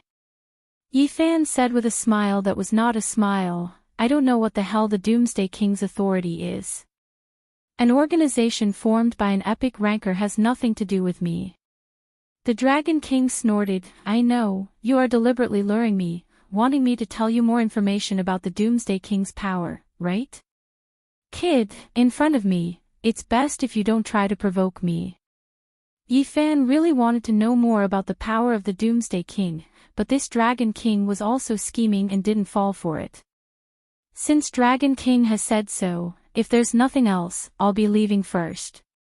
I still have to go to the orphanage. Seeing that Yi Fan was about to stand up and leave, the Dragon King suddenly said, it said.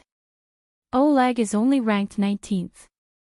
Li Fan Xian frowned, sat back down, and asked doubtfully, what rank 19? The Dragon King picked up the teacup, drank it in one gulp, and tapped the tabletop with his finger.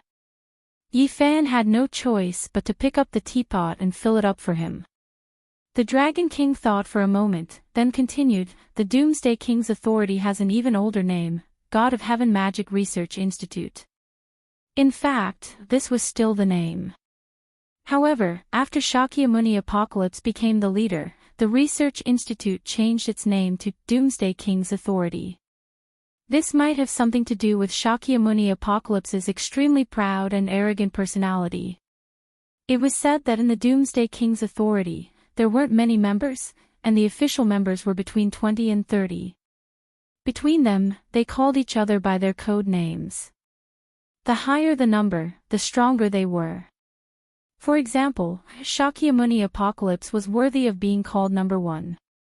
Of course, it's not absolute. Some people are similar in strength, but the difference isn't that big. You mean to say, Ghost Captain Oleg is only ranked 19th. Yi Fan's entire body quivered, and he felt a chill rising from his back. From Yi Fan's point of view, Oleg was already very strong.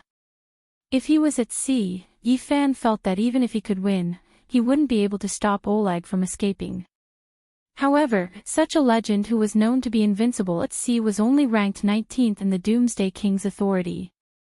Almost at the bottom. What is it? Surprised. The Dragon King laughed, do you think? If the experts of China's clans can hide themselves from the world, then there won't be any hidden experts in the Western countries. Oleg's personality was bold and unrestrained, and he was also a descendant of the Vikings. The Doomsday King also needed people to run around outside, which was why he was so famous. But that doesn't mean that his position in the Doomsday King is that high. Yi Fan held the teacup in his hand and almost trembled slightly, because he realized that he had still underestimated the power of the clan. Without a doubt, his previous guess was correct. The reason why Shakyamuni Armageddon didn't directly take AI away was because he was afraid of the clans of China. It was hard to imagine that Oleg was only ranked 19th in the organization. If a few of these people were to come, how would he be able to defend against them? The Dragon King seemed to have seen through Yi Fan's thoughts and smiled. Did you suddenly realize that you were overestimating yourself by saying that you wanted to wrestle with the clan? Yi Fan fell silent. After a minute or so, he raised his head and smiled. On the contrary, when two tigers fight, there will definitely be injuries. If the power of the Doomsday King can contend against the clan, then as a bystander, what is there to worry about? The reason why you asked me so nervously, Dragon King, what did Oleg say? I'm afraid you're worried that I promised Oleg to join the Doomsday King's side, right? The Dragon King's eyes flickered, and he couldn't help but laugh boldly. What a good newborn calf. I didn't expect you to see it so clearly. Alright, I won't beat around the bush with you. Yi Fan, what flows in your body is the blood of the descendants of China. If in the future, there will be a dispute between the Doomsday King and our Chinese clan, you must not do anything that will let down your ancestors. Is the Dragon King trying to recruit me? Yi Fan asked. I'm not trying to recruit you, I just hope that you can choose the right path. The Dragon King sighed and said, I know, you are dissatisfied with the officials of China, dissatisfied with the clans. But don't forget, you grew up overseas after all, and the vast majority of the people you know are also foreigners. We have to be on guard. But I myself still believe that in the face of great right and wrong, you will not disappoint us. Yifan said expressionlessly, you don't need to use these words of national righteousness to trick me. Bloodline is bloodline, clan is clan. Although people can't forget their roots when they live, I won't blindly follow them either. Chapter 822 0822 The Dragon King sighed helplessly, Fonger. It is true that he has been spoiled, but his nature is not bad. This time, I will also let my big brother teach him a good lesson. All right. I came here to confirm these things with you. It's enough to know that you are not too close to the power of the Apocalypse King. With that, the Dragon King stood up and said his goodbyes. He didn't stay any longer and got into a military jeep that came to pick him up and left. After the jeep was on the road, the Dragon King narrowed his eyes and asked the driver, Little Wei, have you brought the thing? The driver, Little Wei, nodded, Yes, Chief. It's in the envelope on your left. The Dragon King looked at it, picked up the sealed document, opened it, and took out a test report. After just a glance, the Dragon King frowned and immediately stuffed the document back into the file bag. His expression was extremely complicated. The driver, Little Wei, saw the Dragon King's expression in the rearview mirror and asked, Chief, are you all right? The Dragon King was a little absent-minded. The wine cup you asked me to send for testing that night was for DNA testing, right? Who used it? Little Wei asked. Don't ask what you shouldn't ask. The Dragon King lectured solemnly. Little Wei was shocked. He had followed the Dragon King for many years and could be considered a trusted aide. He immediately knew the seriousness of the situation. I'm sorry, Chief. I was wrong. Little Wei said. The Dragon King's eyes flashed. After taking a deep breath, he said, Little Wei, change our schedule. We're not going back to the military, huh? Little Wei was puzzled, then are we going back to the capital? The Dragon King shook his head, No, I want to go back to my hometown. Watching the Dragon King's car leave, Yifan also had a lot of thoughts.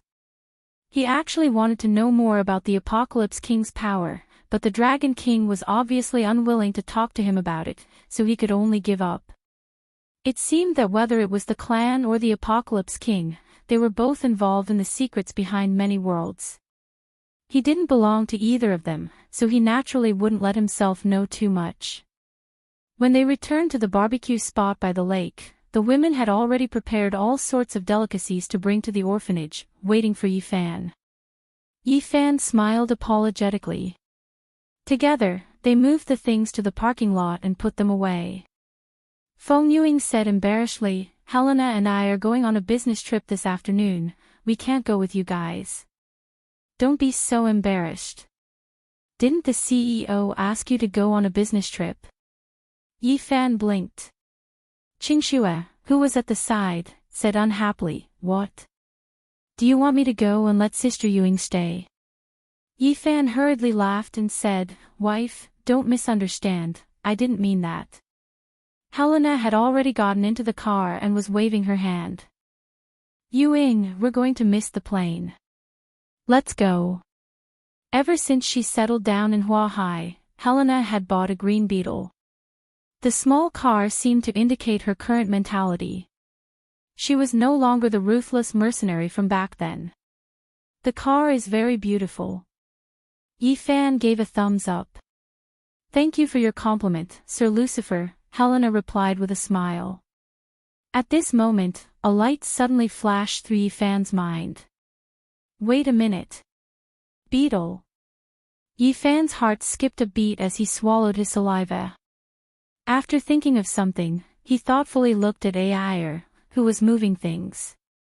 However, Yifan didn't change his expression and quickly waved goodbye to Feng Yuing and the others as if nothing had happened.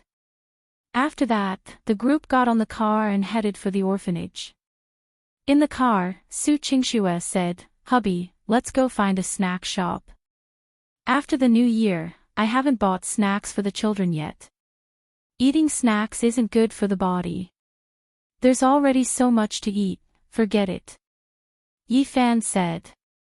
"What do you know? You're just a child. Besides, just buy some healthy snacks."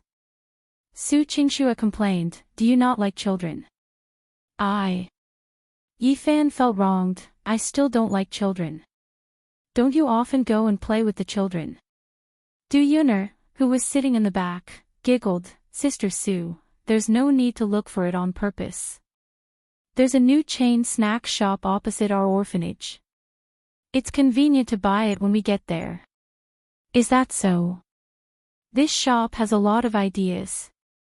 There are a lot of children there, so the demand is really big. Whether it's you guys who buy it or the people who go to see the children who buy it, it's really quite suitable." Su Qingxue nodded.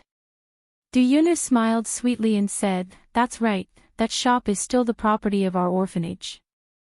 I plan to wait for the new building to be built before bringing in a few more merchants to facilitate the children's study and life." "Teacher Du, you've become an entrepreneur now," Moo Moo Moo exclaimed. Although Du Yuner had resigned and was no longer a teacher, Moo Moo Moo was still used to calling her teacher. "Not really, it's just that the principal is old and the orphanage has been open for decades. I can't just watch it be handed over to someone else, I won't be at ease," Du Yuner said. After the car arrived at the orphanage, as soon as they got off, they saw a brand new shop opposite them. Sesame Cake Snack Shop. "This snack shop is too funny. Could it be that their boss is called Sesame Cake?" Moo Moo Moo couldn't help but laugh. "Don't laugh, this sesame seed cake snack shop has already opened a lot of stores. The name is easy to remember, and all the snacks it sells are imported. It has been promoted quite quickly in Huahai." Yi Fan smiled, "Who cares what it's called, hurry up and buy it so we can go in." Su Qingxue had already walked in, pushing a shopping cart, and began to choose. Fan Xian walked over to take a look. This woman had actually placed more than 10 packets of dried strawberries inside. He couldn't help but ask, "Wife, are you buying this for yourself or for the children?" Su Qingxue blushed. She had forgotten that she was buying it for the children and remembered what she wanted to eat first. Children can also eat dried strawberries. The dried strawberries imported from your country are quite delicious. Su Qingxue hurriedly explained. Li Fan Xian replied with an "oh," but didn't poke holes in her and continued to help choose. Not long after, the few of them bought a large pile of dried vegetables, potato chips, and chocolate. They also brought some candy in the shape of a minion. They filled the shopping cart and directly sent it to the orphanage. Ning Zimo and Ai were already distributing the roasted meat to the children, and the courtyard was filled with the children's cheerful cries. Su Qingxue and Moo Moo Moo went to visit Dean Li. After coming down from upstairs, they saw a group of people dressed in white short sleeves and pink shorts running over. "Beautiful sister, where's the donut?" He hugged Su Qingxue's leg and asked. Hearing that, Qingxue immediately said embarrassedly, "I'm sorry, I didn't buy donuts today. Can I bring them for you next time?" Hee, sister, this little girl is so cute. Does she like donuts like you?" Moo Moo Moo said. Yuner walked over, squatted down and patted his butt. "How could you ask your sister for donuts so directly? This is too rude, and you've already eaten so much. If you eat any more, you'll really become a fat girl." He pouted pitifully. "All right then. I won't eat donuts today." "You mean you'll buy it next time and eat it?"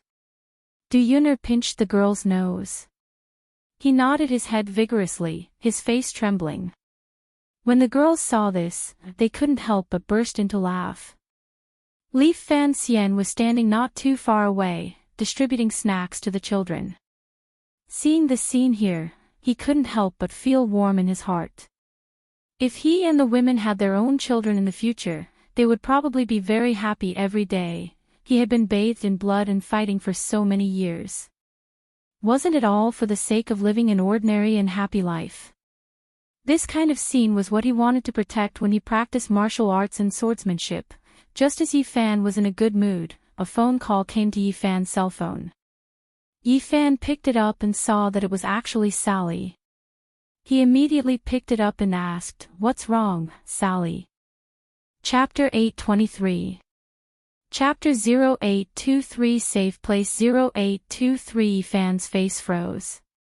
After 3 seconds of silence, his eyes gradually sharpened. "Who is it? What is it for?" Li Yi said, "At present, there are 4 guided missile destroyers of the Magnesium Army, as well as some small ships of the Magnesium Army and the ships of the amphibious forces. The combat power of this fleet should be that of the regular troops of the Magnesium Army, and not a motley crew. I haven't had the time to investigate what's going on, but it seems like the other party has already planned to seal off all the routes out of our island. Furthermore, it's obvious that a professional officer is in command." Magnesium Army? Yifan said seriously, "Don't act rashly. Send out all your spies and connections to figure out the cause of this matter. I'm preparing to leave now and rush back to Purgatory Island. Before I get back, I'll try my best to avoid fighting." "King! You're coming back?" Sally was pleasantly surprised. Yifan smiled, "Their cannons are already at our doorstep, why wouldn't I go back?" Actually, when he let Aziz and the others return to Purgatory Island first, he was afraid that something like this would happen. And this time, it shouldn't be a problem that can be solved by talking. They've already drawn their weapons. It seems like they want to eat us. We're not afraid. As long as you lead us, there's no battle we can't win," Li Yi said confidently.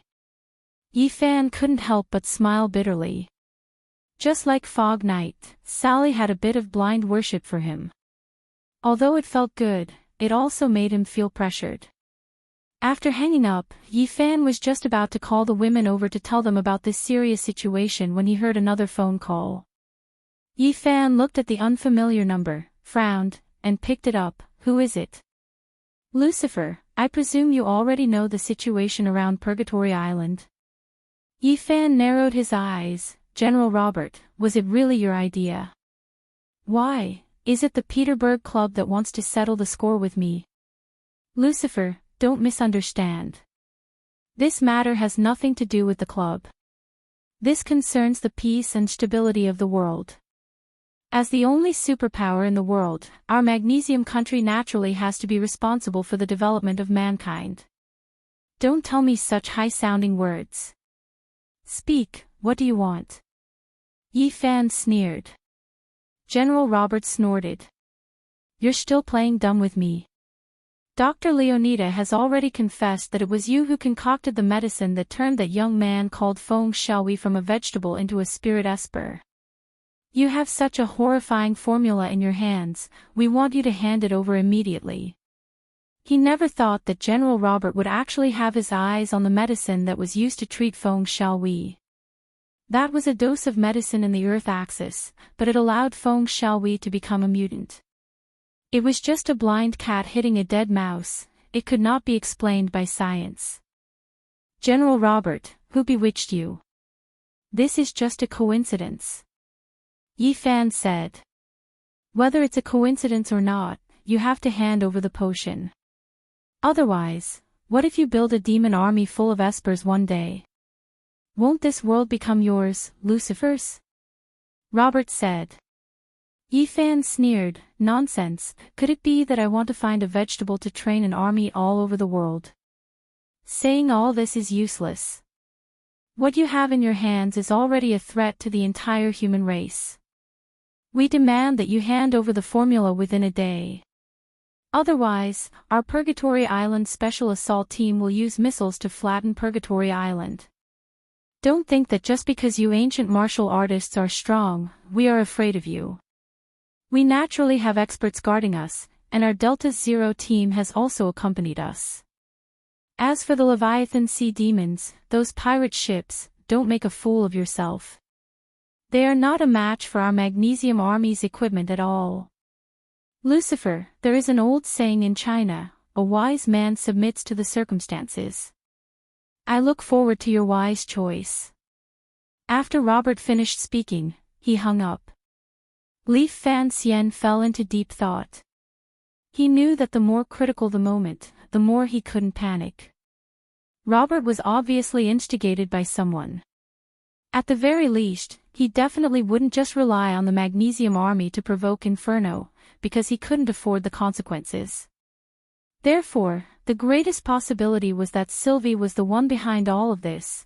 The only thing that made Yi Fan feel gratified was that this time, it shouldn't have much to do with the power of the Apocalypse King. After all, Oleg had just arrived, and his attitude was quite friendly. With the status of those experts, they shouldn't be able to do one thing on the surface. Yi Fan pondered for a moment, then waved his hand, causing Su Qingxue, Ning Zimo, Du Yuner and the other girls to gather over. Yi Fan roughly explained what happened on Purgatory Island. After the girls heard it, they all revealed worried expressions. Hubby, if you return to Purgatory Island now, isn't that the same as walking right into a trap? Su Qingxue frowned. Even so, I have to go. They are all brothers and sisters who have entrusted their lives to me. Without them, I wouldn't have been able to live until now. This time, I have implicated them, so I have to take responsibility. Yi Fan said, Rower and the others will continue to stay here and protect you. If you encounter any problems that you can't solve, just call old Xie, brother-in-law. Don't say that, it's as if you can't come back. Moo Moo Moo's eyes reddened.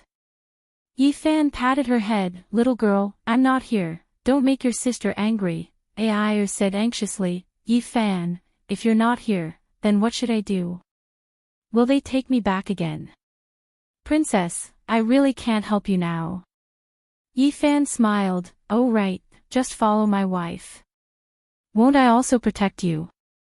Although Ai was unwilling, she could only nod. Yi Fan said, you guys leave this place now. During my absence, I'm worried that someone will take advantage of the situation and enter, so I want to send you to a safe place. A safe place?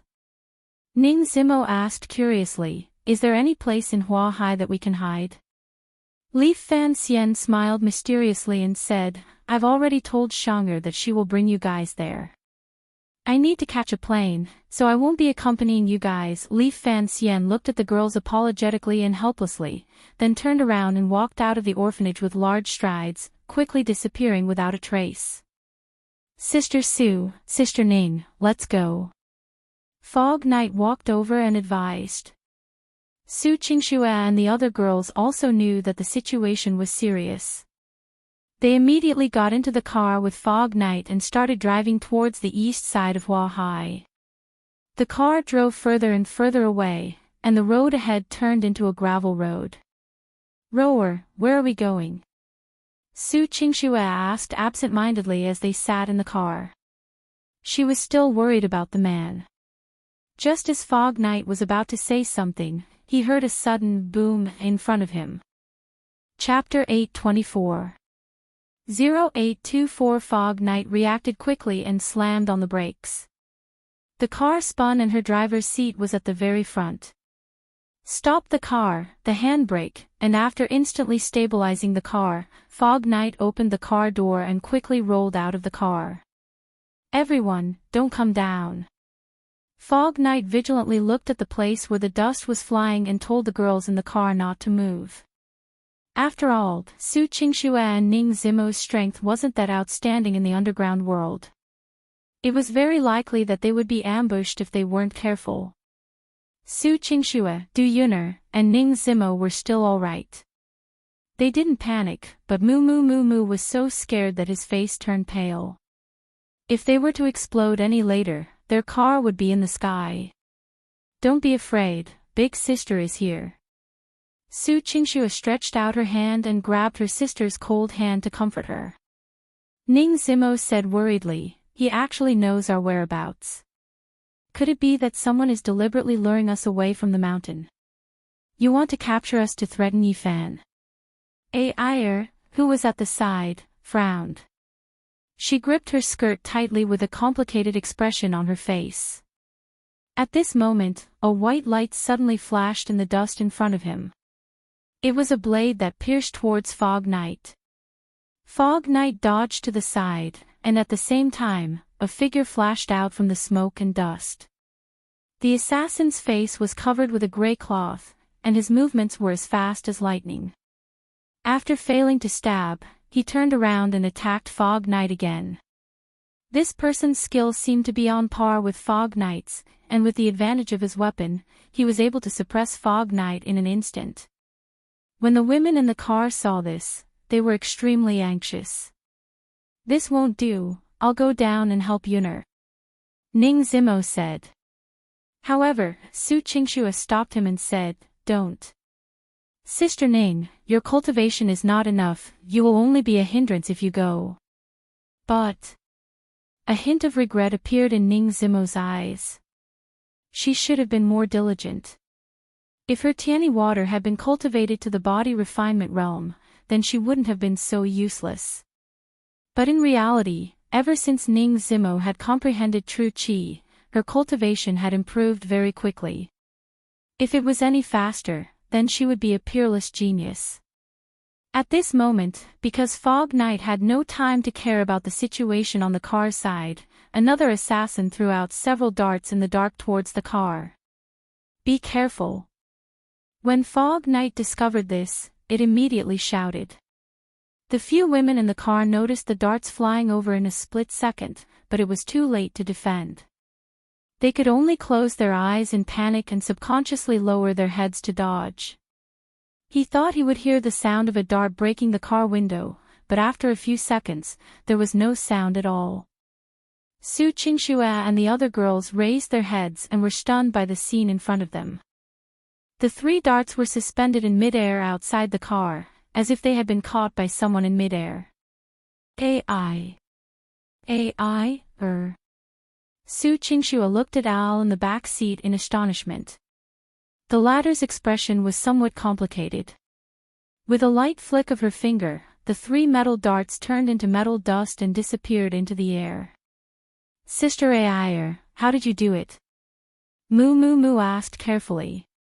At this moment, Fog Knight, who was fighting outside, and the masked assassin stopped fighting and walked towards the car at the same time. An indescribable helplessness appeared in Air's eyes as she sighed. "It really is a test." The third in line to the throne of the Rui Dian royal family, who is famous for her beauty in the world, is actually the president of the Adept Association, the legendary expert brother Al. Why am I so slow to react? Isn't it all the same when I call out? Not far away, at the place where the dart was shot, a man walked out from behind a tree. It was Yifan. "Hubby!" Su Qingxue cried out in alarm. After suddenly realizing something, she looked at the assassin who was fighting with Fog Knight. "Uncle Songyang!" Moo shouted. The man who took off his mask was Songyang, who was protecting Moo. It was obvious that this scene was self-directed by Yifan and Songyang, who had called for Fog Knight and Songyang. The bomb had deliberately not exploded at the right time, and the dart had also deliberately missed its target. But even so, in this critical moment, Air couldn't think too much about it. In the end, she still revealed a flaw. When the girls heard Yifan's words, they finally realized what was going on and looked at Air in surprise. "I'm sorry, wife, Ninger, Yun'er, Moo. I'm also pressed for time, so I can't tell you in detail. Before leaving Huahai, I have to confirm that Princess Air. Is she President Al?" Yifan's eyes flashed as he stared at Air and said, "Can you tell me a reason, President?" Air opened the car door and walked in front of Yifan. She smiled shyly. "How did you find me?" Yifan shrugged. "Beetle. When you were at the Sci-Te conference, you drove a beige beetle." At that time, I could smell the fragrance on your body. It didn't seem like a man's. Later on, when I saw you, I smelled the fragrance, but I couldn't remember it at once, because it was hard for me to link you to a man, but I can't explain what happened to you. You can be poisoned and not die. You can suddenly return to Barley. You can come to China without any documents. Before that, no one could follow you, other than Brother Air who can turn into particles. I can't think of anyone else. After all, putting all the clues together, I can't help but guess that the two of you are the same person, even if you use a man's body and voice to face me. When the other women heard Yifan's words, they found it hard to believe. Perhaps no one in the world knew that these two people who seemed to have nothing to do with each other were the same person. Al said gloomily, so I have a smell on me. Ugh. It's not the smell, it's the fragrance. Yifan said in a low voice. I can't smell it myself, that's why I revealed this flaw. Ayer sighed and then asked playfully, then, Sir Lucifer, do you think I'm a man or a woman? Yifan said with an awkward expression, this. It should be a woman. What do you mean by should? I am a woman. Apart from my identity as a psychic, I'm a genuine princess, okay? Do I look like a man? Ayer was a little annoyed. Li Fanxian wiped the cold sweat off his forehead and said with a smile, yes, yes.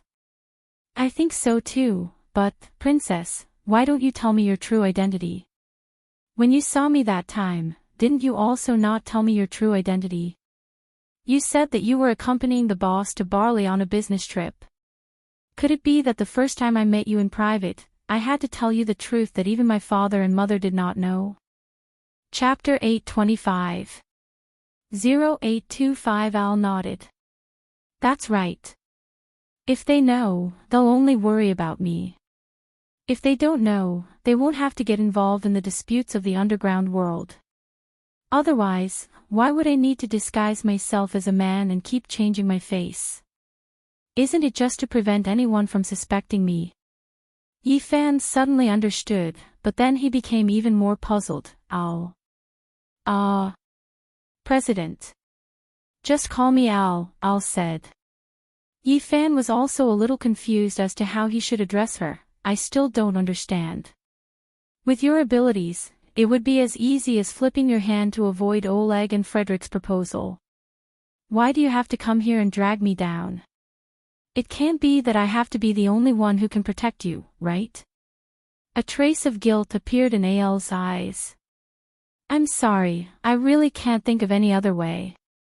This is a long story, and it involves the God of Heaven Magic Research Institute. What is the God of Heaven Magic Research Institute? Moo asked curiously. Yifan felt that there was no need to hide these things from the women, so he said, get in the car first, we'll talk on the way. Everyone returned to the car.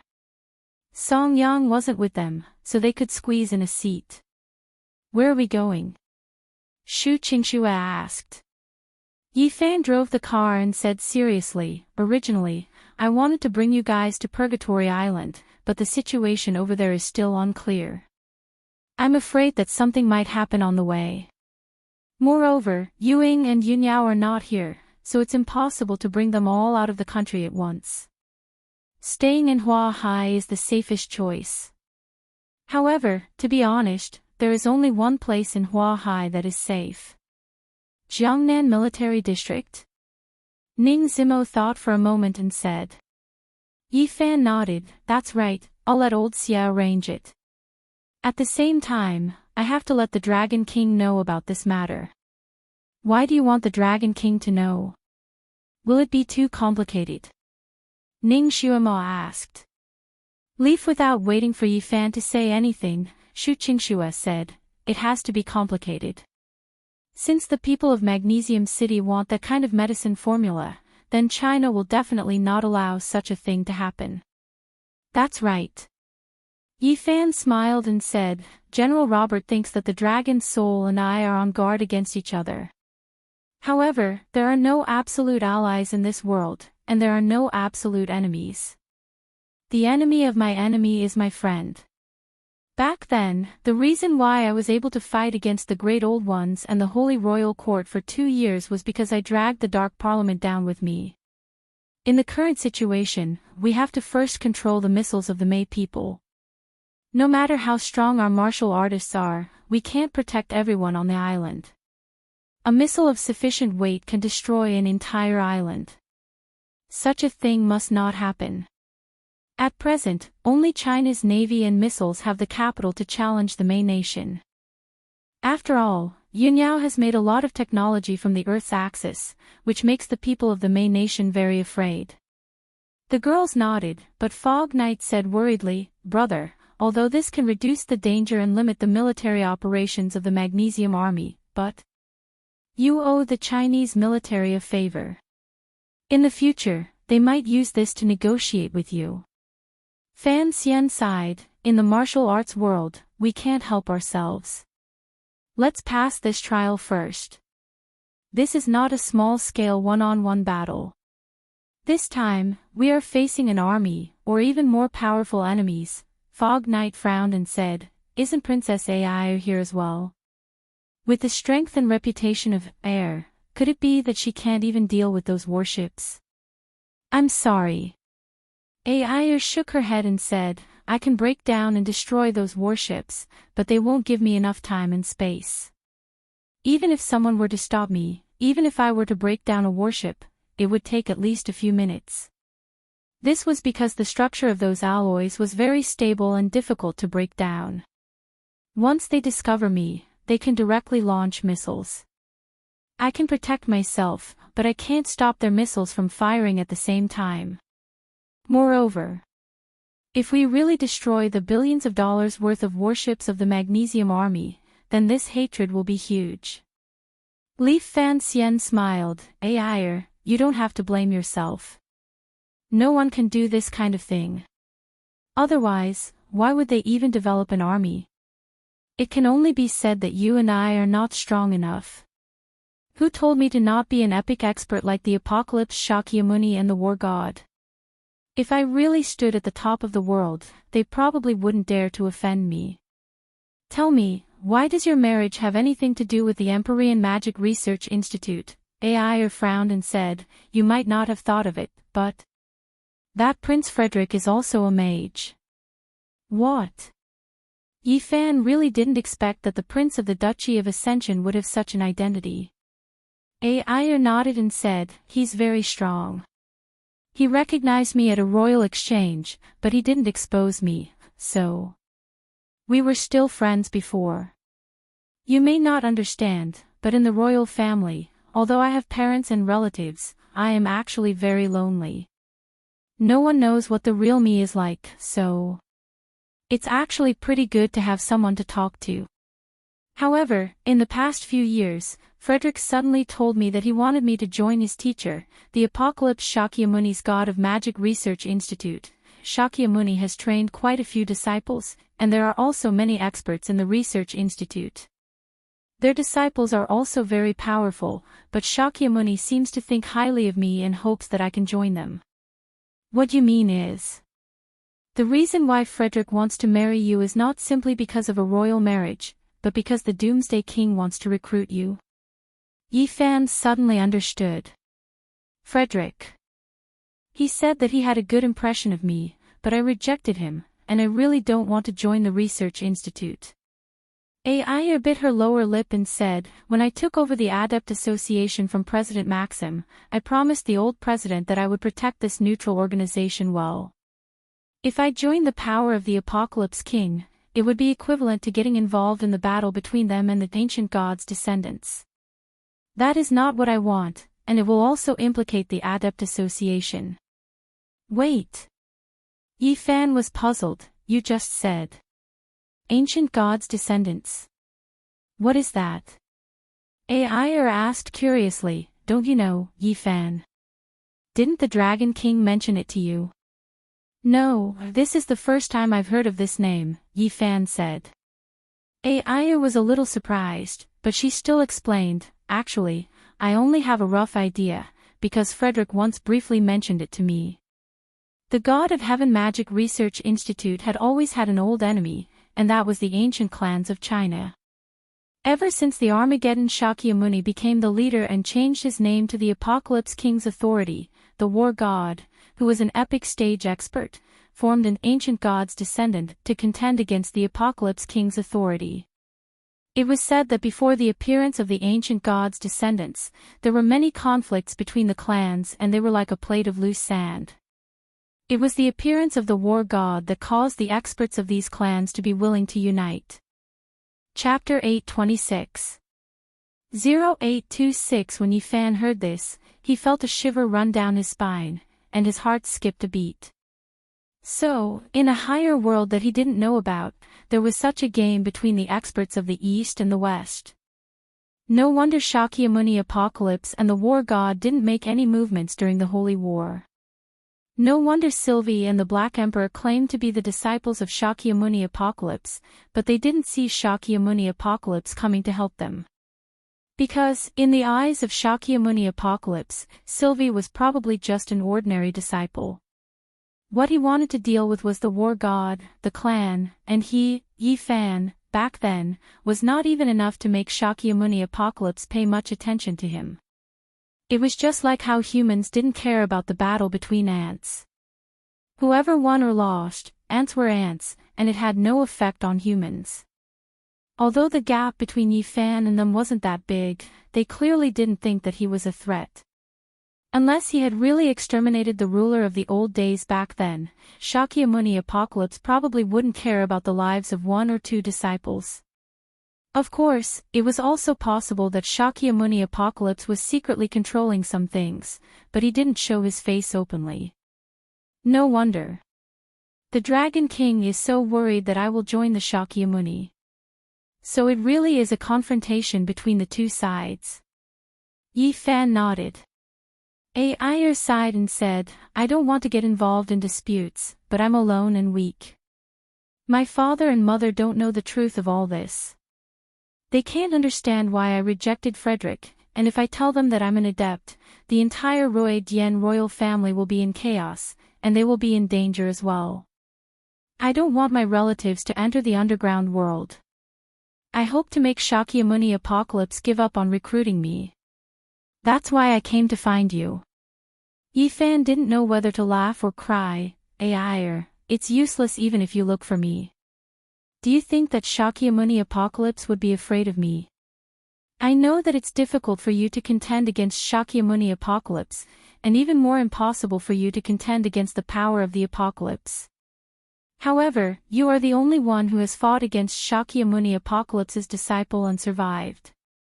If one day in the future, between the power of the Apocalypse and the descendants of the ancient gods, one side will be able to obtain the final victory, then you, Lucifer, your inferno, will be a crucial bargaining chip. Whichever side you are on, they will have the advantage, so the only one I can place my hopes on is you. Al had a rare serious expression on her face. Yifan narrowed his eyes. The dignified President Al thinks so highly of me. I'm flattered. I'm not joking with you, Lucifer. You're too dazzling right now. You killed Skeleton, defeated Sylvie, killed Alland, and now you've made the Ghost Captain retreat.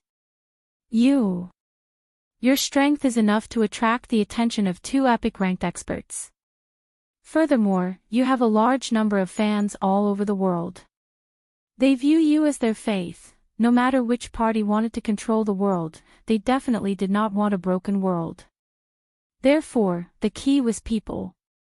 You have so many people supporting you. If Shakyamuni Apocalypse were to kill you, it would definitely cause a lot of people to be dissatisfied. What he wants is the people's hearts, not to be treated as a tyrant that destroys the world. Yifan nodded. Looks like you and I are both people with no way out. I don't want to join either of them, but I'm willing to go with you and see if I can walk a completely different path. Al said seriously. Yifan smiled. Then why didn't you tell me earlier? Do I have to test you? How do I know if you're with the ancient divine descendants? How do I know what you're thinking? Al asked. Yifan thought about it and agreed. The two of them weren't familiar with each other, so Al was definitely afraid of choosing the wrong person. Princess, oh princess, with this torment of yours, who knows how many brain cells I've lost. I've been trying to tell which of your words are true and which of your words are false. So it's all because you're confusing my line of sight. Yifan bitterly smiled and shook his head. Now I'm sure that you're not one of them, Al said apologetically. Yifan clicked his tongue, his eyes revealing a thoughtful expression, but there's still one thing I don't quite understand. What? Al asked. Yifan muttered, whether it's Shakyamuni apocalypse or the war god, is there really any attraction to fighting for hegemony in the world for people like them? What were they fighting for? For power. For status. For honor. Or for something. The girls looked at each other in dismay. Air also shook her head and said, I'm not sure either, but these two experts have been confronting each other for over 100 years. Brother-in-law, what's so strange about this? No matter how powerful they are still humans. Human desires are boundless, Moo said. That's right, just like Sylvie, in order to seek eternal life, she became neither human nor ghost. Fog Knight said. I think it might be for the sake of pursuing a higher cultivation. Ning Zimo said. Suqingxue retorted, if it's for the sake of cultivation, you can just focus on your own cultivation. Why do you need to form your own power and fight? Yifan nodded, I'm also wondering about this. Logically speaking, they should be focusing on something of a higher level and not fighting like this. It's really strange. We haven't reached that level yet, so we might not be able to understand the thoughts of these epic experts. The only thing we can do is not to be used by them as chess pieces and control our own destinies, Al said. Li Fan Xian smiled and muttered in his heart, simply not being a chess piece. That would be too boring. I really want to play a game of chess with them. Of course, Yifan wouldn't say such words out loud. Although Ai was very strong, she was still a girl, and her heart wasn't strong enough. To put it bluntly, she might not be able to use much of her combat strength on the battlefield. This was also why Ai needed to find an ally. After chatting for a while, the car finally arrived at the Jiangnan military district. Because Yifan had already communicated with Xiao Linfuan, the moment the military gate saw the license plate, it immediately let them pass. Lieutenant General Wang Zhe of the Jiangnan military district specially rushed over to receive them. Yifan and Wang Zhe had already known each other before, so there was no need for them to waste any more time. Under Wang Zhe's lead, they arrived at a conference room. There was only one day left, so Yifan didn't want to wait any longer. Xiao Linfuan was still in the capital and was unable to rush over immediately. However, Yifan said that he had something important to discuss with him, so he immediately held a video conference. After the few high-ranking generals of the Dragon Soul appeared on the video, Yifan discovered that the Dragon King was not present. Where did the Dragon King go? Yifan asked. Unfortunately, the Dragon King has returned home. However, I will send him a message regarding the contents of the meeting. Xiao Linfuan said, Boss, what's making you so nervous? After so many things had happened, Xiao Linfuan no longer hid his identity in Inferno. He openly called Yifan boss on the spot. Yifan was stunned. The Dragon King had returned to his hometown, so he was returning to the Yi family. He didn't know if it had anything to do with Yifeng. Chapter 827. Our people 0827 on a train from the southeast of China all the way to the west. It was located in a second-class cabin, and about half of the passengers were seated inside. Drinks, snacks, lunch boxes. Do you want anything? The attendant pushed the cart through the passageway. A burly middle-aged man wearing a gray coat raised his hand, Give me the cheapest lunch box. The 15 is sold out, the cheapest is 35, the attendant said. 35. So expensive.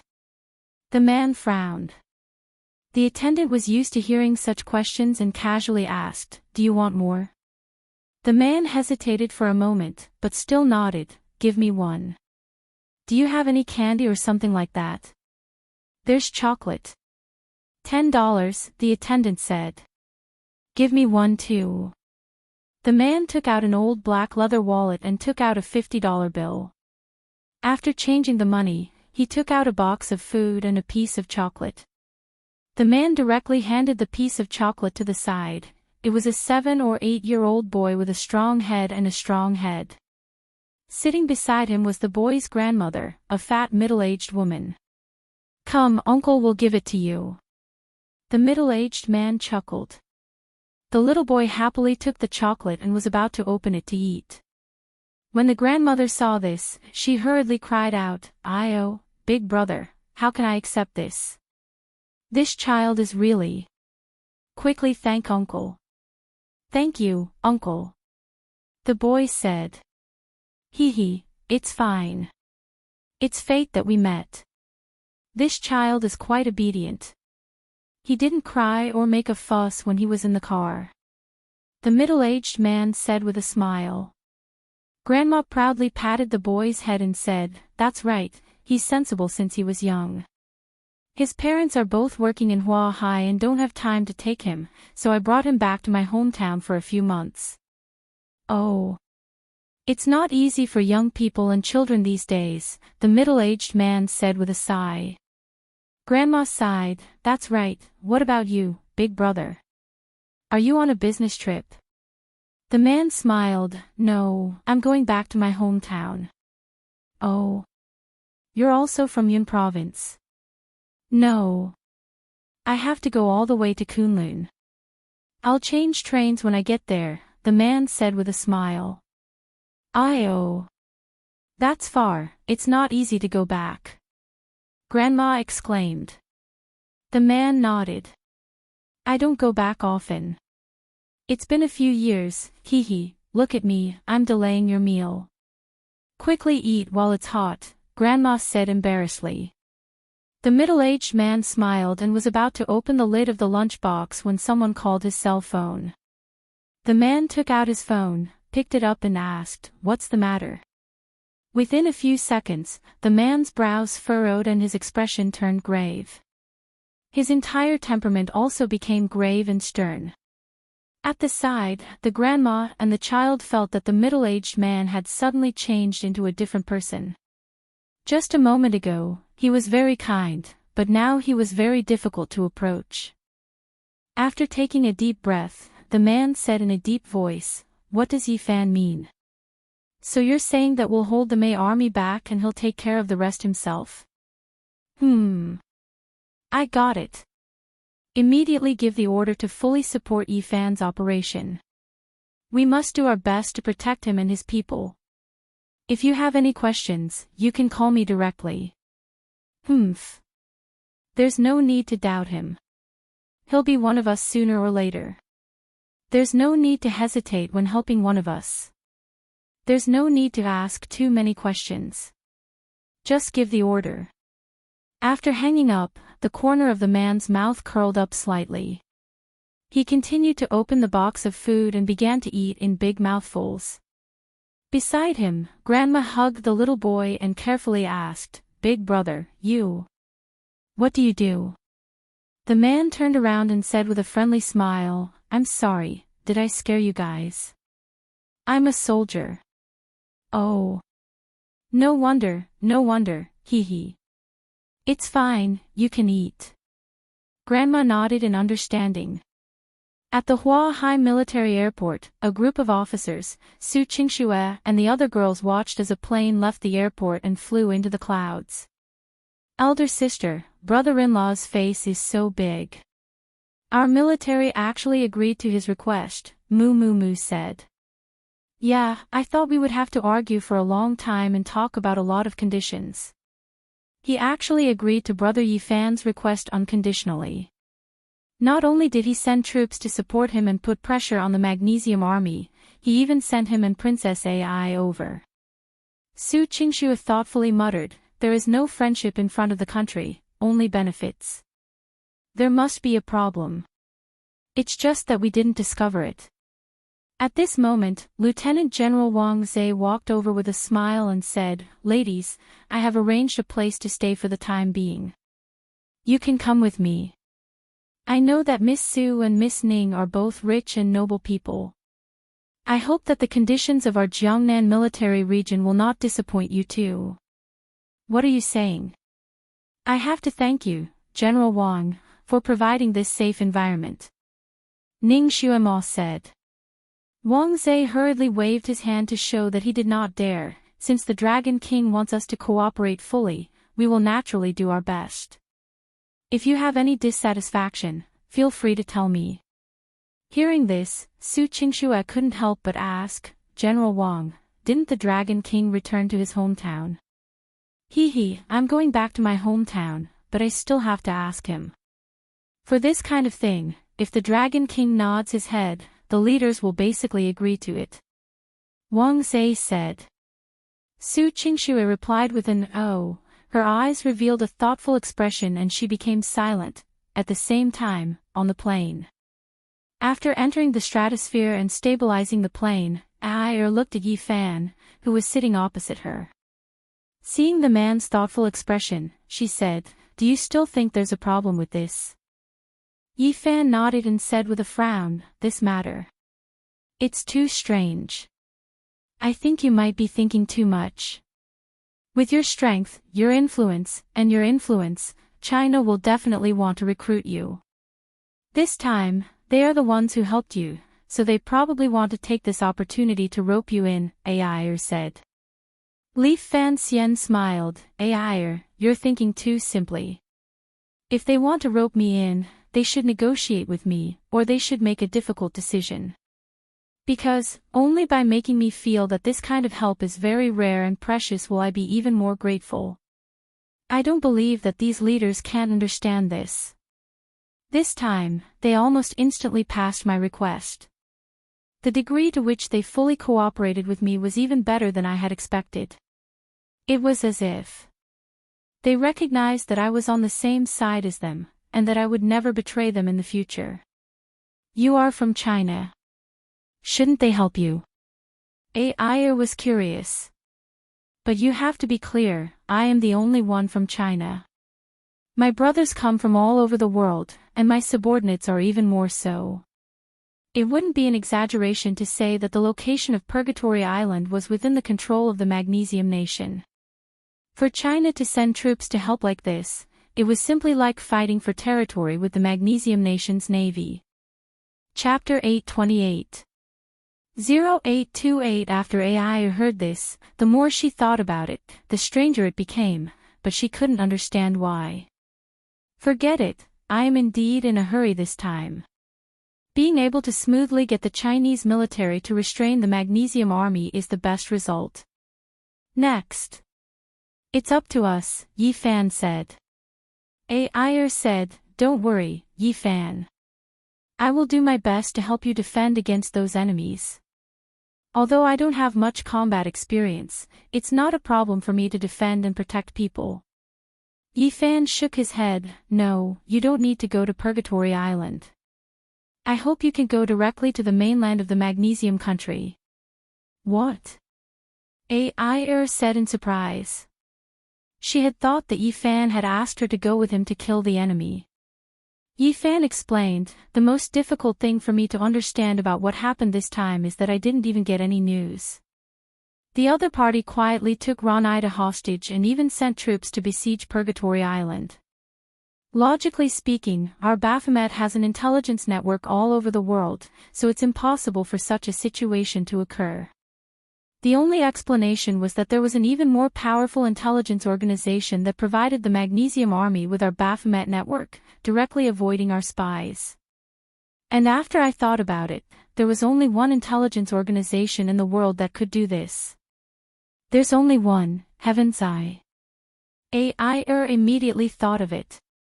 Li Fanxian's eyes were sharp as he narrowed his eyes. That's right, Zhuge Tianming thought that he had hidden himself very well, but such a seamless battle just happened to expose his figure.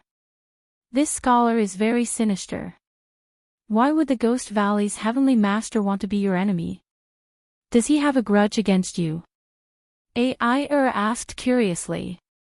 Yi Fan shook his head. He doesn't have any enmity with me, but my wife is a thorn in his side, a thorn in his flesh, so he must get rid of me first so that he can make a move on my wife. Sister Sue. Why? Ai was even more puzzled. It's a long story, let's talk about it later. I can't explain it all at once. Yi Fan grinned. Then why did you want me to go to the mainland? Ai asked. Li Fanxian smiled. Under the surveillance of the Heaven's Eye, there aren't many people who can move silently, and you, are definitely one of them. I hope that you can do something for me that I might not even be able to do. Located near a volcanic region of the Pacific Ocean, there were a few islands that could not be found on the world map. The islands were arranged in the shape of a half-moon, and there were many ships anchored in the bay in the middle. Relying on some of the land formed by the volcanic eruptions, these islands could grow a lot of crops, forming a virtuous cycle of self-sufficiency on the islands. There were all kinds of houses on the island, wooden houses, stone houses, and on the main island in the middle, there was a small town built with stones. In the middle of the town, there was a 3-story castle. Although limited by its size, the ancient castle did not occupy a large area. It was well built and majestic. The island was like spring all year round, like a few pearls in the blue sea. However, this peaceful and beautiful sea was currently filled with the sound of wind and cranes. More than a dozen warships that looked like steel fortresses had sealed off these islands.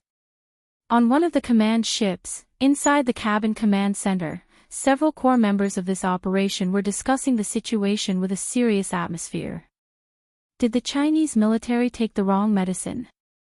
How could he agree to help Lucifer so easily? Don't they know that this guy is a wild horse that can't be tamed?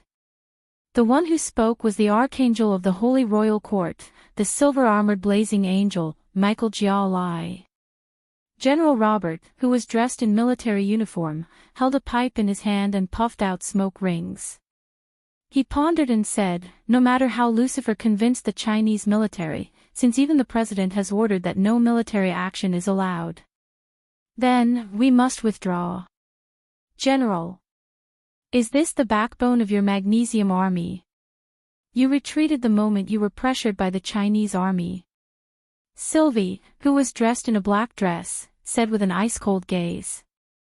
Robert sneered, White Empress, I am a soldier.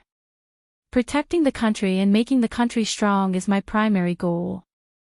This year, China has just signed a large number of trade agreements with us, including the unprecedented import of our beef. Our relationship is just right, and you want me to go against the Chinese military at this time. There's no need for the president to tell me, just those councillors and farm owners from all over the country can kick me out of office. I never thought that the dignified General Robert would be afraid of these words. Sylvie said disdainfully. Robert took a puff of his cigarette and said, What do I count for? If we were to go to war with China just to deal with Lucifer, that would be a huge gamble. China has one of the world's top intercontinental missiles, with hundreds of nuclear warheads that can reach our country. Once their missiles enter the atmosphere, could it be that you, the old rulers and the sacred royal court, have a way to help us shoot them down? Sylvie gritted her teeth and said, China won't really launch a missile. They won't really start a war with your magnesium army for a mere Lucifer. If you say you don't dare, then you don't dare. Once China finds out that we are still launching missiles even after they send out a notice, they will very likely judge that our missiles are being fired at them. Once they enter the mindset of war, China will adopt an indiscriminate attack. Not only will it attack our magnesium country, it will also directly attack our allies. No one could just watch the missile fall on their heads before pressing the nuclear button, because no one could withstand a round of bombardment. White Queen, our primary goal is to obtain the formula for the medicine. If we want to obtain the formula, we have more than one choice. Destroying Inferno is just a side goal. It's not our main goal, and we're definitely not here to destroy the world. If you insist on us not withdrawing our troops and do us a favor, we can stop the fleet here, but we will definitely not fire a single missile, not even a single cannon. Hearing Robert's words, Sylvie and Mi Jiao Lai's expressions turned extremely ugly. At this moment, a communication device beside Sylvie's ear lit up. After Sylvie heard what was said, she frowned and said, "Not good, Lucifer has already left China more than an hour ago. With him is the president of the Adept Association, Air. He must be rushing over here." Information from the Heaven's Eye? Michael asked with a frown. Sylvie nodded. "I never thought that Al would be together with Lucifer. If they were to go to Purgatory Island, then it would be very difficult to land. Then what are we waiting for? Take advantage of the fact that they haven't arrived yet and directly capture Sally. That way, Lucifer won't be able to do anything to us," Michael said solemnly. Sylvie giggled. "Archangel Mi Jiao Lai, looks like you're going all out for the sake of the next divine king of the royal court. I don't care about the election of the God King, but if Lucifer doesn't die and Inferno doesn't get rid of him, he will be a great threat to our royal court. His hatred for us has never weakened. If we don't take advantage of this opportunity to join hands with your 2S rank organizations and get rid of him, could it be that we're waiting for him to cause trouble for us in the future?" Michael snorted. "I admire your selflessness, Archangel. Alright, since we have the Purgatory Islands defense deployment map given to us by the Heaven's Eye, today. If we don't succeed, then we'll die." Chapter 829. 0829. Under the blue sky, the waves were constantly crashing against the reefs at the edge of the Purgatory Island group. Several landing ships rode the wind and waves as they approached a beach. On these ships were the flags of the old rulers and the sacred royal court, which meant that these ships belonged to the two great forces, and the Magnesium army had already withdrawn from this battle. In the center of the main island, at the top of the majestic castle tower, a woman was silently watching the approaching ship from afar. She had a unique head of long silver hair that reached her waist without any other color. Her skin was like a bright moon, emitting light. On her exquisite face, her eyes were as clear as autumn water, her nose was high, and her chin was pointed. The lines were like exquisite jade carvings, flawless. With a tall figure of 1.7 meters, even though she was wearing a simple and unadorned gray dress, one could still feel her graceful and moving figure. The face of an angel and the figure of a devil seemed to be an adjective naturally prepared for such a woman. Just by looking at her standing there, it was hard to hide her peerless charm and temperament.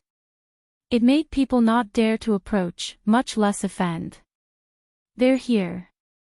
A cold glint flashed across the woman's brown eyes. She turned around and looked at the people seated at a round table behind her. The Magnesium army did not participate in the operation. "It seems our king has successfully thought of a way to contain the Magnesium army.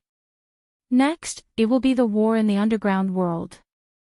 The bearded Leviathan stood up, picked up a sea telescope, took a closer look, and cursed, "Good. Damned bunch of godly scoundrels, they're going against us again. Sally, our defenses are impregnable. As long as the Magnesium army's missiles don't come down, we'll definitely be able to beat them until they piss their pants."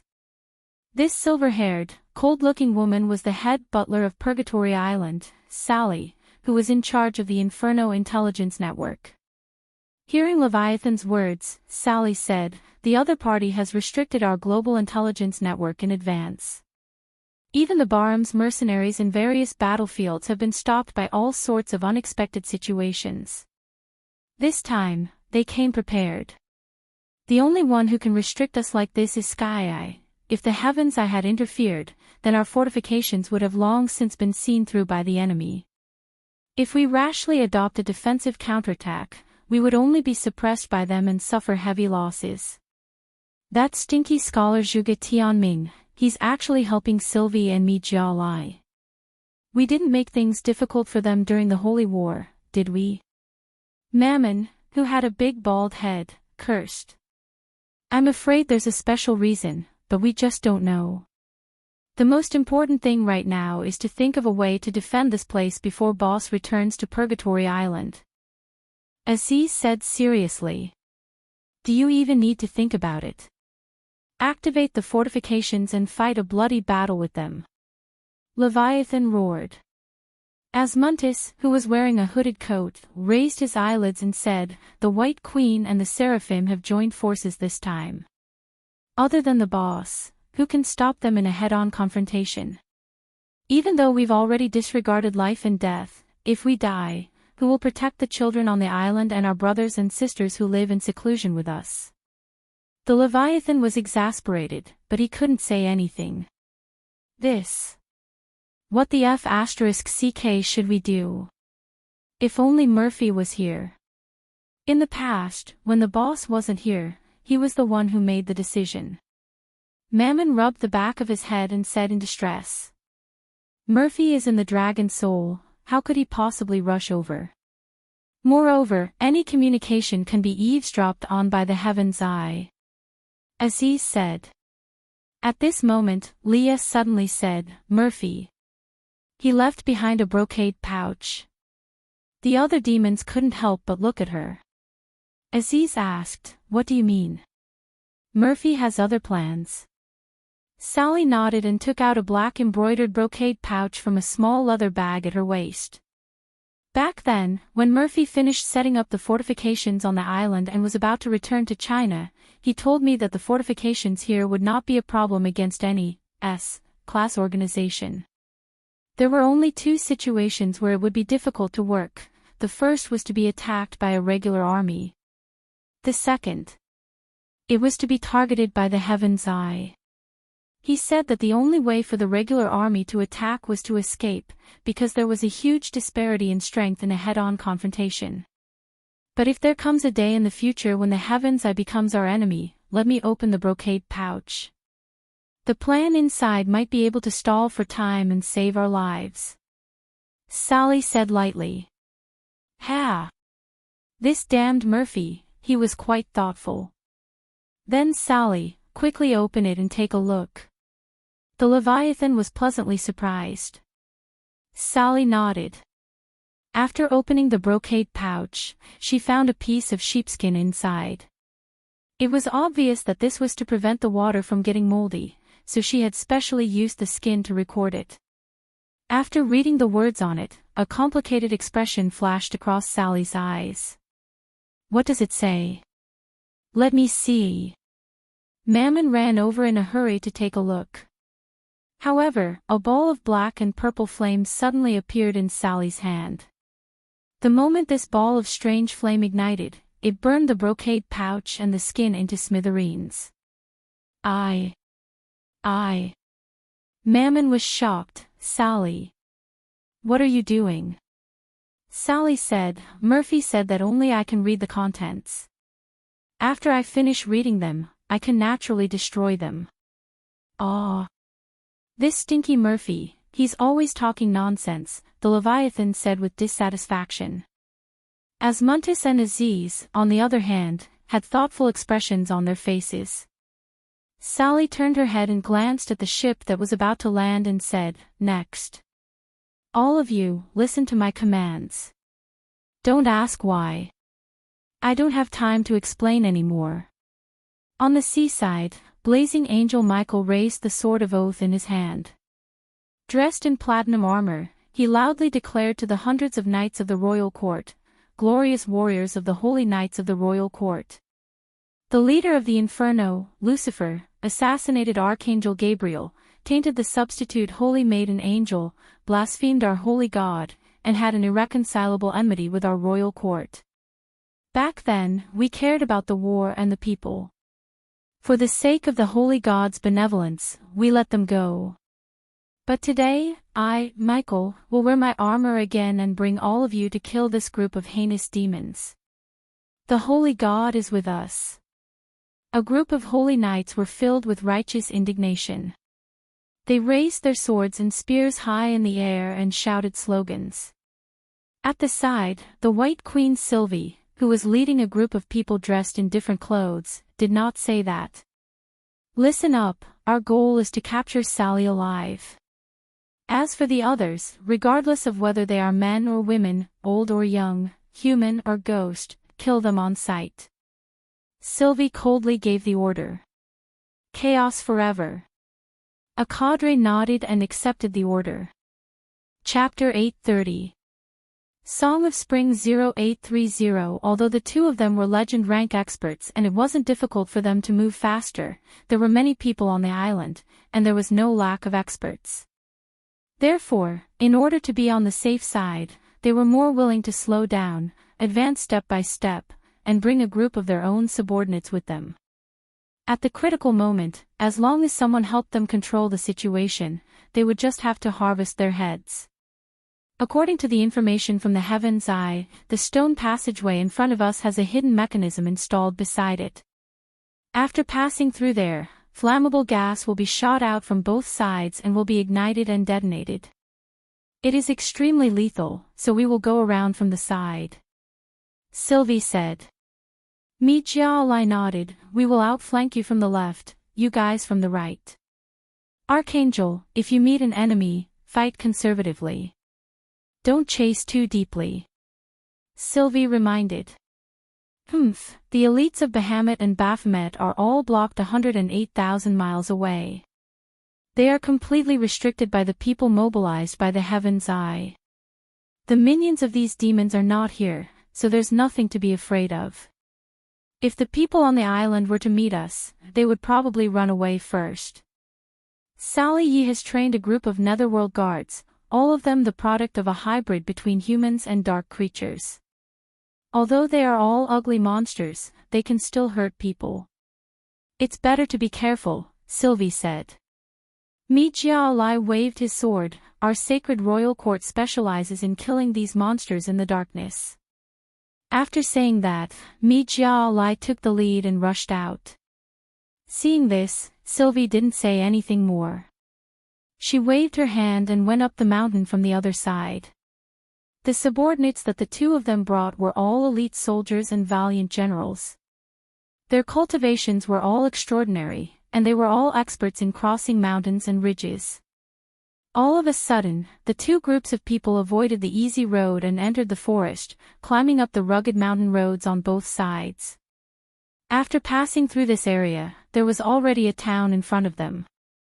All kinds of stone houses and some wooden houses were built according to the terrain. They were of different colors, presenting a beautiful picture of an island. After meeting up, Mi Jiao frowned and said, "Why is there no one on this island? Aren't they going to run away?" Sylvie was also a little doubtful, and said, according to the information from the Heaven's Eye, they have two emergency escape routes on the west and north sides, but the people we sent to keep an eye on them did not see any signs of evacuation. Are they planning to stay on the island and fight to the death with us? Michael asked. That's just them courting death. Sylvie sneered, our ships have surrounded this area of the sea. Whether they escape or not, they will all die. As she spoke, Sylvie pointed to the town in front of them and said, there are explosives buried in the middle and under the left side of the road. We'll be fine if we take the right side. Mi Jiao smiled and said, these demons are really willing to bury explosives under their own nest. Sylvie didn't say anything else. She brought her men and drove straight in from a street on the right. The two groups of people rushed through the streets in a grandiose manner, but they did not find anyone who came out to stop them. Strange, I can't even feel a single aura.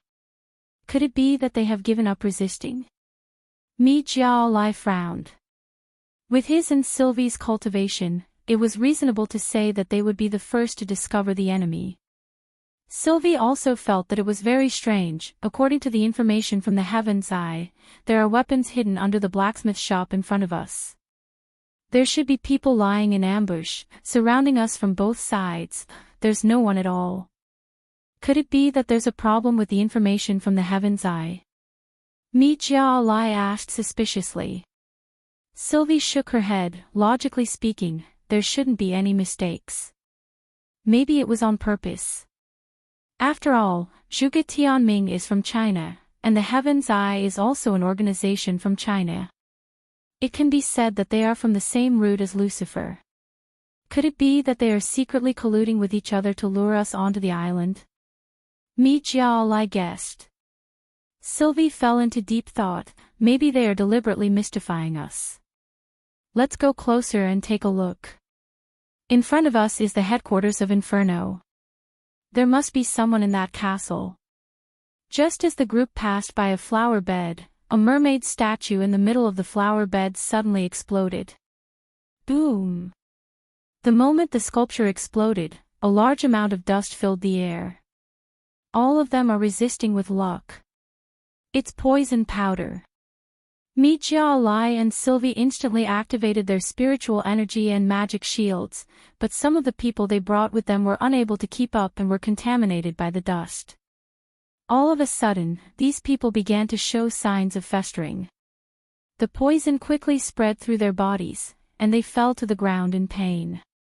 What's going on? Sylvie. Didn't you say that all the traps were told to us by the Heaven's Eye? Mi Jia Lai was furious as he led his men out of the dust-filled area. Because nothing had happened before, everyone had let their guard down. In an instant, they had lost more than a dozen elite experts. Sylvie could not help but suspect that the Ghost Valley had provided her with information. She pressed the communicator beside her ear, only to discover that the signal here was interfered with, making it impossible to communicate with the Ghost Valley's envoy. After her expression changed several times, Sylvie said, "The castle is right in front of us. We will directly attack and dig 3 feet into the ground. I don't believe that the people on the island can evaporate into thin air." Mi Jia Lai gritted his teeth and could only do so. However, they did not really believe the information from the Heaven's Eye. The group of people cautiously arrived a few dozen meters in front of the castle. From afar, the two of them could hear the melodious sound of a zither. This dark aura. It's so disgusting. Mi Jia Lai's eyes flashed. Sylvie also noticed the person who had finally appeared in front of her. She raised her head and a strange light flashed in her eyes. "I've finally found you. Sally." On the tallest dome of the castle, Sally Leaf, whose long silver hair was fluttering in the sea breeze, was sitting there elegantly like a goddess from an ancient myth. In her arms she was holding a golden harp, gently playing a beautiful movement. Listening to the fresh and moving tune, it was as if the situation in front of him did not make Sally worry at all. Mendelssohn's Spring Song. What an elegant mood. Mi Jia Lai immediately recognized what the movement was. The suspicion in Sylvie's eyes grew even stronger, because she discovered that not only was Sally not angry or anxious, she was even giving them a cold and mysterious smile. She's the only one here. Azazel, Asmuntus, and the others are not here. What is she trying to do? Sylvie wondered. Who cares what she wants? Even if her current strength is not bad, she is not a match for us. If we go up and capture her, Lucifer will also be threatened by us. It's because she's obviously not a match for us. Everyone else is gone, but she's still playing the zither here. Don't you think it's too strange? If she could escape, why wouldn't she? Sylvie asked. Mi Jia Lai was stunned. Thinking back to the poison powder trap that had suddenly appeared, he felt a little nervous. Chapter 831. 0831. After the order was given, the Holy Knights immediately sent out 2 knights to quickly descend the mountain to contact the reinforcements around the island. The old rulers and the Holy Royal Court both had their own battleships. Although they were not as advanced and powerful as the Magnesium Army, even ordinary cannons and torpedoes were enough to make it difficult for the ships on the island to escape. Originally, as long as he used a signal flare, he could exchange information. However, just in case, he still sent someone to take a look at the situation at the seaside. Li Yi silently looked at the two groups of people below, watching as they surrounded the castle. Her tone began to be a little irritated, revealing a trace of anxiety. She seems to be in a hurry. Did we discover something? Mi Jiao narrowed his eyes. Sylvie nodded, who knows? She's covering for the others and ambushing us from behind. When the Holy Knight returned and reported the situation, he said that everything was normal outside. There were no signs of any ships or people leaving the island. Sylvie's eyes flashed as she said to the woman on the dome, Sally, child, we haven't seen each other for so many years. You've been playing the zither there all this time, aren't you going to chat with me for a bit? She wanted to give it a try and see what Sally was planning. It was as if the only thing in her heart right now was playing the zither. Child, now that the entire Purgatory Island is surrounded by us, you can't go anywhere. Why don't you cooperate a little? I won't do anything to you. You should come down, Sylvie said with a calm and composed expression. However, Sally still turned a deaf ear to them and calmly looked at them. I think she's just bluffing. Sylvie, let's just go straight up, Mi Jiao said. Sylvie's gaze shifted as she said, Sally is naturally immune to most magic. Her spiritual force is extremely strong, so my magic isn't of much use to her. It's better for the Archangel to capture her. Mi Jiao wasn't stupid either. He could clearly tell that Sylvie was afraid of falling into some kind of trap and told him to give it a try first. White Queen, since we are in an alliance, we should advance and retreat together. Your words make me feel a little disappointed, Mi Jiao said. Sylvie chuckled, Archangel, don't misunderstand. Let's just go up and capture her together. That's more like it. Michael snorted. If Lucifer comes later, things will be difficult. Let's move quickly. Just as the two of them were about to attack Sally, they heard a change in the sound of her zither. Wait. Michael frowned.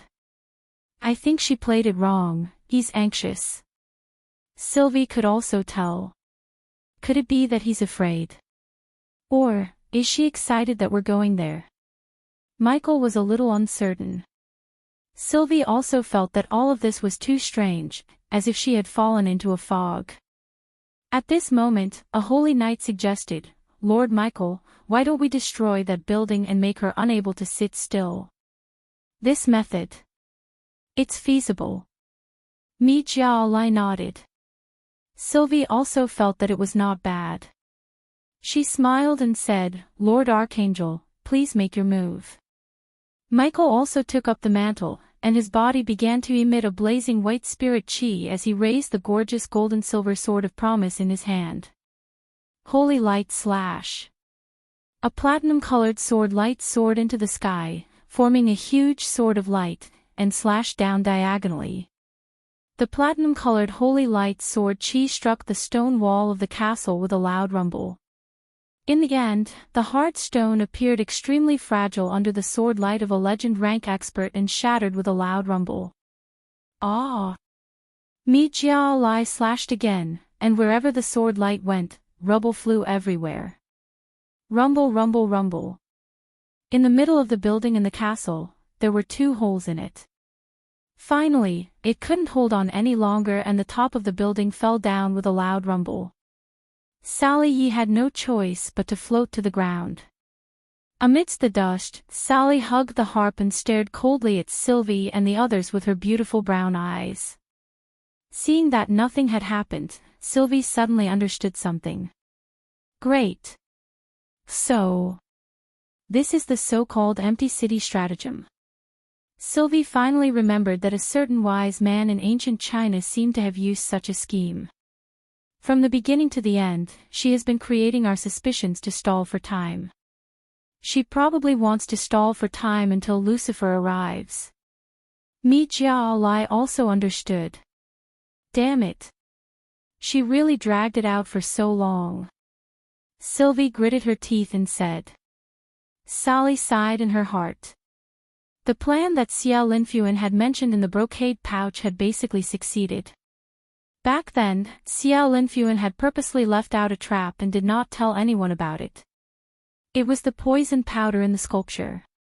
If the sculpture was detonated, it could unexpectedly poison many people to death. This information would not be known by the Heaven's Eye, so it could make the enemy think that the Heaven's Eye's information was wrong and they would no longer be fearless. As for letting Sally play the zither, it was indeed singing an empty city stratagem. She deliberately created a change in the sound of the zither to make the enemy guess left and right. Unfortunately, this was just a stalling tactic. If he couldn't think of a way to defeat the enemy in time, it would still be futile. Sally, you really tricked us so hard, but unfortunately, after so many years, you will still fall into our hands. Sylvie said. Even if I die, I won't let you have me, Sally said faintly. You won't die that easily. Besides, this is not up to you. Sylvie sneered and raised her hand to condense a ball of white light. Light imprisonment. In an instant, more than a dozen white boards of light condensed in the air. These boards of light directly shrank towards Sally. A ball of black and purple flames suddenly burst out from Sally's body. It was like the demonic flames of hell. After colliding with the white light, it shattered the light boards. Oh! His strength has increased by quite a bit. He has already reached the spirit condensation realm. Sir Mi Jiao Lai, I already said. Magic is not very effective against this child, even if it is white magic that restrains her, Sylvie said. Mi Jiao Lai grinned and said, White Queen, don't hide it anymore. Since the Ghost Valley Heavenly Master contacted you, do you think he didn't contact me? You and I are well aware of each other, could it be? Would I not know what kind of magic you are hiding? What you are truly using to attack is not white magic, is it? Sylvie's face turned cold, and then she chuckled, this Shuga Tianming. Really annoying. As soon as she finished speaking, Sylvie raised her hand, and a hexagram black magic array appeared in front of her. Powerful dark magic quickly gathered within the rotating magic array. Obsidian Star. Chapter 832. Catch them all in one fell swoop. 0832. Sally threw away the harp in her hand and nimbly moved at high speed, avoiding the first round of magic arrows. There were high slits on both sides of her skirt, allowing her two slender and round thighs to move without the slightest bit of hindrance. Sylvie was not surprised that her attack had failed. Her other hand also activated a magic array, and the black magic arrow was like a thunderbolt, following closely behind Sally. Sally continued to move, her figure jumping between the buildings at high speed, as if she had broken free from gravity. The obsidian stars all missed, and some of the plants on the island were devoured by this magic power, quickly withering away. When Mi Jiao Lai saw this scene, a complicated expression appeared in his eyes. Outsiders would never have thought that the White Queen, who appeared to be holy and pure, would use such a vicious dark magic that took away one's life force. After dodging two waves of attacks in a row, Sally stretched her arm in the air and launched a black and red magic array towards Sylvie and the people behind her. Blood Art, Scarlet Meteor. For a time, a large amount of black and red magic power gathered in the air and fell from above like a meteor shower. Normally, only the nobles of the Strigoi above the Duke level would be able to use this high-level blood technique. However, Sally's special bloodline and talent allowed her to easily use almost all high-level blood techniques. Divine Protection. Mi Jiao Lai raised his sword, and the pure gem inlaid on the Sword of Promise emitted a white light. A huge shield of light appeared above everyone's heads. All the scarlet meteors landed on the shield, stirring up waves of magic power, but to no avail. Looks like Sebastian of the Dark Council did indeed pass on the blood technique to her back then. Unfortunately, this little bit of cultivation is nothing in front of this archangel. Mi Jiao Lai said.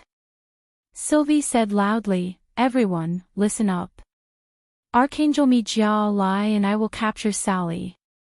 Immediately search the entire castle and all the nearby areas. The group of demons from Inferno must still be somewhere. Find them. Kill them all. Yes, sir. The elites of the old rulers and the sacred royal court immediately split into small teams and began to move in all directions. Seeing this, Sally simply turned around and ran towards the nearest team. She flew up and shot out a black and red magic spear. Blood spear. However, Mijia Lai's figure was the first to block it. With a swing of his sword, he sliced the blood spear in half. Sally, you are our prey. Don't make the wrong opponent. Mijia Lai sneered. Two great legend rank experts besieging a woman like me, aren't they afraid of making a fool of themselves? Sally coldly said. Sylvie giggled and said, you are not an ordinary girl. Don't forget, when you were still a little girl. What did you do? We're enforcing justice on behalf of the heavens, capturing a monster like you back to the cage that belongs to you. What's wrong with joining hands? When Sally heard these words, traces of blood began to flow into her brown eyes due to her anger. Her beautiful eyes turned into a magnificent scarlet color. What's wrong? Angry? Ha ha. A monster is a monster. No matter how beautiful your skin is, you are still a man-eating beast inside, an ugly devil. Sylvie said with a sinister look in her eyes. Sally took a deep breath. You don't have to provoke me. I promised my king that I wouldn't fall for your tricks. Haha, I didn't provoke you. I'm just stating the truth. Regardless of whether you change back to your original appearance or not, you are still not our match. As Sylvie spoke, a ball of surging dark magic appeared behind her. Dozens of black tentacle-like snakes intertwined with each other and attacked Sally. This time, the attacks were even more concentrated and swift. Sally could only dodge at an even faster speed. As she ran, a black and purple flame ignited on her body, as if she was bringing along a long string of netherworld ghost shadows. Seeing this, Mijia Lai shouted, she's stalling for time. I'll deal with her. With that, a pair of white wings appeared behind Mijia Lai. His figure was like a white rainbow as he followed closely behind Sally. While dodging the long black snake, Sally had to deal with Mijia Lai, who was chasing after her. She was immediately overwhelmed. Who? A holy light slash descended in front of Sally. Sally stopped in front of her, and one of her arms was entangled by the black energy. Blood explosion. A black and red flame exploded on Sally's arm. At the same time that the black energy was blasted away, another bolt of holy light struck towards her. The impact of the holy light covered Sally's entire body. Ah! Sally screamed. Unable to dodge, she was struck and fell from the sky. Although this holy light wasn't as damaging as being directly slashed, to Sally, it was as if her body was being burned by a raging fire, causing her to feel pain to her bones. A good chance. Sylvie was overjoyed. She took advantage of this time to summon another formation in the air. Night Beast, Heavenlock Thunder. A black formation opened up in the air. As it rotated, black electric currents gathered in all directions, directly enveloping Sally in a huge black bolt of lightning. Sally endured the pain.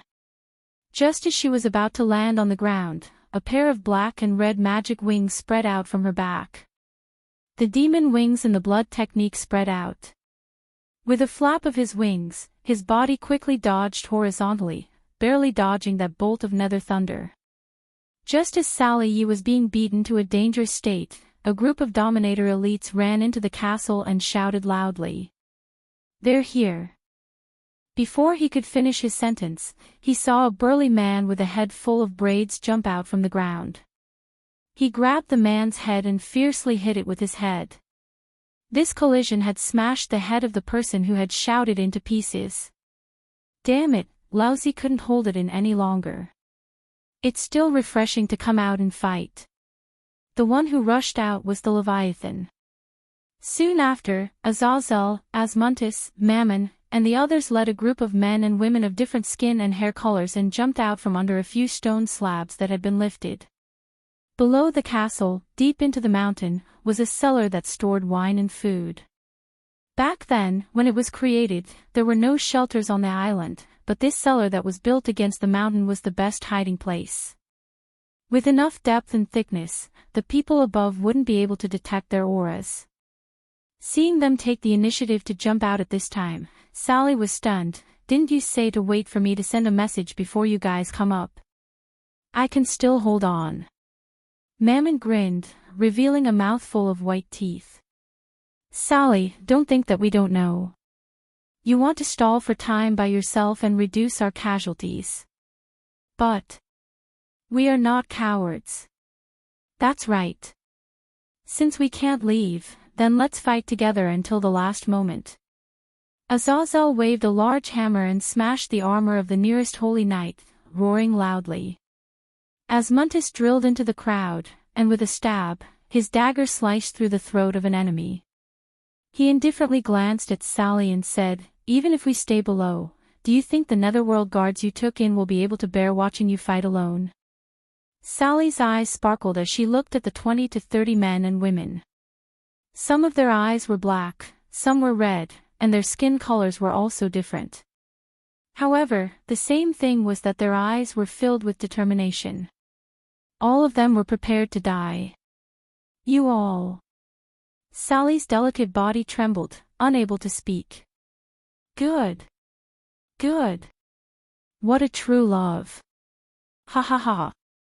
I knew they were still here. Those Netherworld guards should be the monsters that have been taken in by the island and the humans. Sylvie laughed excitedly. Today, we will capture all of Inferno in one fell swoop. Meet Jialai said, although there aren't many of them, their strength cannot be underestimated. Sylvie, go and suppress Azazel and Asmontis. I alone will be enough to deal with Sally. Sylvie nodded. She also had the same intention, because Sally's resistance to magic was very strong. It would be safer to leave it to me. Jialai. Chapter 833. I don't like this look. 0833. The dark magic on Sylvie's body surged like a tide as she flew into the battle within the castle. For a moment, she suppressed Aziz and the others. Due to the disparity in cultivation, the members of Inferno could only dodge their magic and were unable to fight them head-on. As a result, the battle space was greatly compressed, and the battle was naturally extremely difficult. Damn it. If those brothers hadn't died in battle back then, they wouldn't have been so helpless. Mammon's huge body ran wildly, dodging the magic arrows as he gasped for breath. With his strength, it was already good enough that he could protect himself in such a battle. It would be very difficult for him to be of any use. Don't say useless things. Hold on. The boss is already on his way. Asmontis pushed Mammon open, just in time to help him dodge the spear of a holy knight. Our specialty is not frontal combat. It's too unfair to fight with that damn woman Sylvie. Mammon was extremely depressed. Aziz knocked away the two enemies with his hammer and cursed, Damn fatty, if you keep talking nonsense, I'll tear your mouth off first. Smelly blacksmith, why are you being so fierce to me? That lazy bastard Beryl is still enjoying himself in the magnesium country. At least I'm fighting you with my life on the line. Mammon felt wronged. Beryl was assigned another mission by the boss. Don't look for trouble. At this moment, the Leviathan was hit by a black flame arrow. Its body flew several meters back and crashed into a wall. Pfft. The Leviathan spat out a mouthful of blood. Big squid. Mammon exclaimed. The Leviathan propped himself up with one hand and wiped his mouth. If you guys keep talking nonsense, I'm going to be beaten into a salted squid by this old woman. Sylvie's hair fluttered as she sneered, you are all traitors of old ones. You have followed Lucifer and betrayed me until now. You deserve to die in my hands. Aziz frowned and said, Mammon, you and the other Netherworld guards will deal with the others. I will restrain her with the sloppy ghost and the squid. Restrain me? Sylvie laughed sarcastically, with just you guys. Aren't you here to die? Before she finished speaking, Sylvie opened her arms wide, and a dark magic array once again appeared in the sky. Streaks of heavenly lock lightning struck down towards Aziz and the others. On this side, everyone was surrounded by danger. On the other side, Mijia Lai's pursuit of Sally was also aggressive. The white wings of light on Mijia Lai's back easily caught up to the speed of Sally's magic wings. He continuously brandished the Sword of Oath, and the holy light slash seemed to be endless. Streaks of sword light, accompanied by holy light that descended from the sky from time to time, restricted Sally Ye's movements. Blood art, blood demon puppet. When Sally landed on the ground, she slapped the ground with one hand. The black and red magic power summoned two giants formed from mud and stone and punched towards Mijia Lai. Divine Thunder Chop. Mijia Lai raised his sword to the sky, and a bolt of divine lightning struck his sword. With a wave of his sword energy swept toward the two blood demon puppets, causing them to explode in an instant. Sally Yi, don't you know that the blood arts are completely countered by our sacred royal court's battle skills? Mijia Lai took advantage of the situation to pursue and attack. Passing through the sand and dust, he struck out with his sword. The white light was like a closed cage, binding Sally Yi. Sacred Coffin. In the air, the white divine energy formed a wall that continuously approached Sally Yi, confining her to a narrow area. Seeing that she was about to be imprisoned, Sally Yi did not dodge or evade, but instead rushed towards Mijia Lai. Mijia Lai was stunned. He felt that something was wrong, but he saw that in the middle of Sally Yi's hands, a black and purple energy ball was condensing. He immediately understood that Sally Yi had realized that it would be difficult to dodge from any other direction. The only gap was in front of her. Furthermore, Sally Yi knew that there was a gap in her cultivation, so she decided to use a ruthless move. That black and purple energy ball was like a small black sun.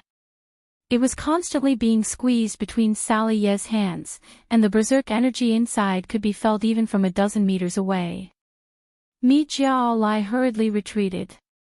At the same time, he summoned a platinum divine light shield in front of him. Sally Yi could no longer hold back, because she knew that if she did not gather enough energy, she would not be able to force Mijia Lai to retreat. And at this moment, once it exceeded the limits of what she could endure, she would be unable to control it and could only allow the energy to explode. This was a special power that she was born with.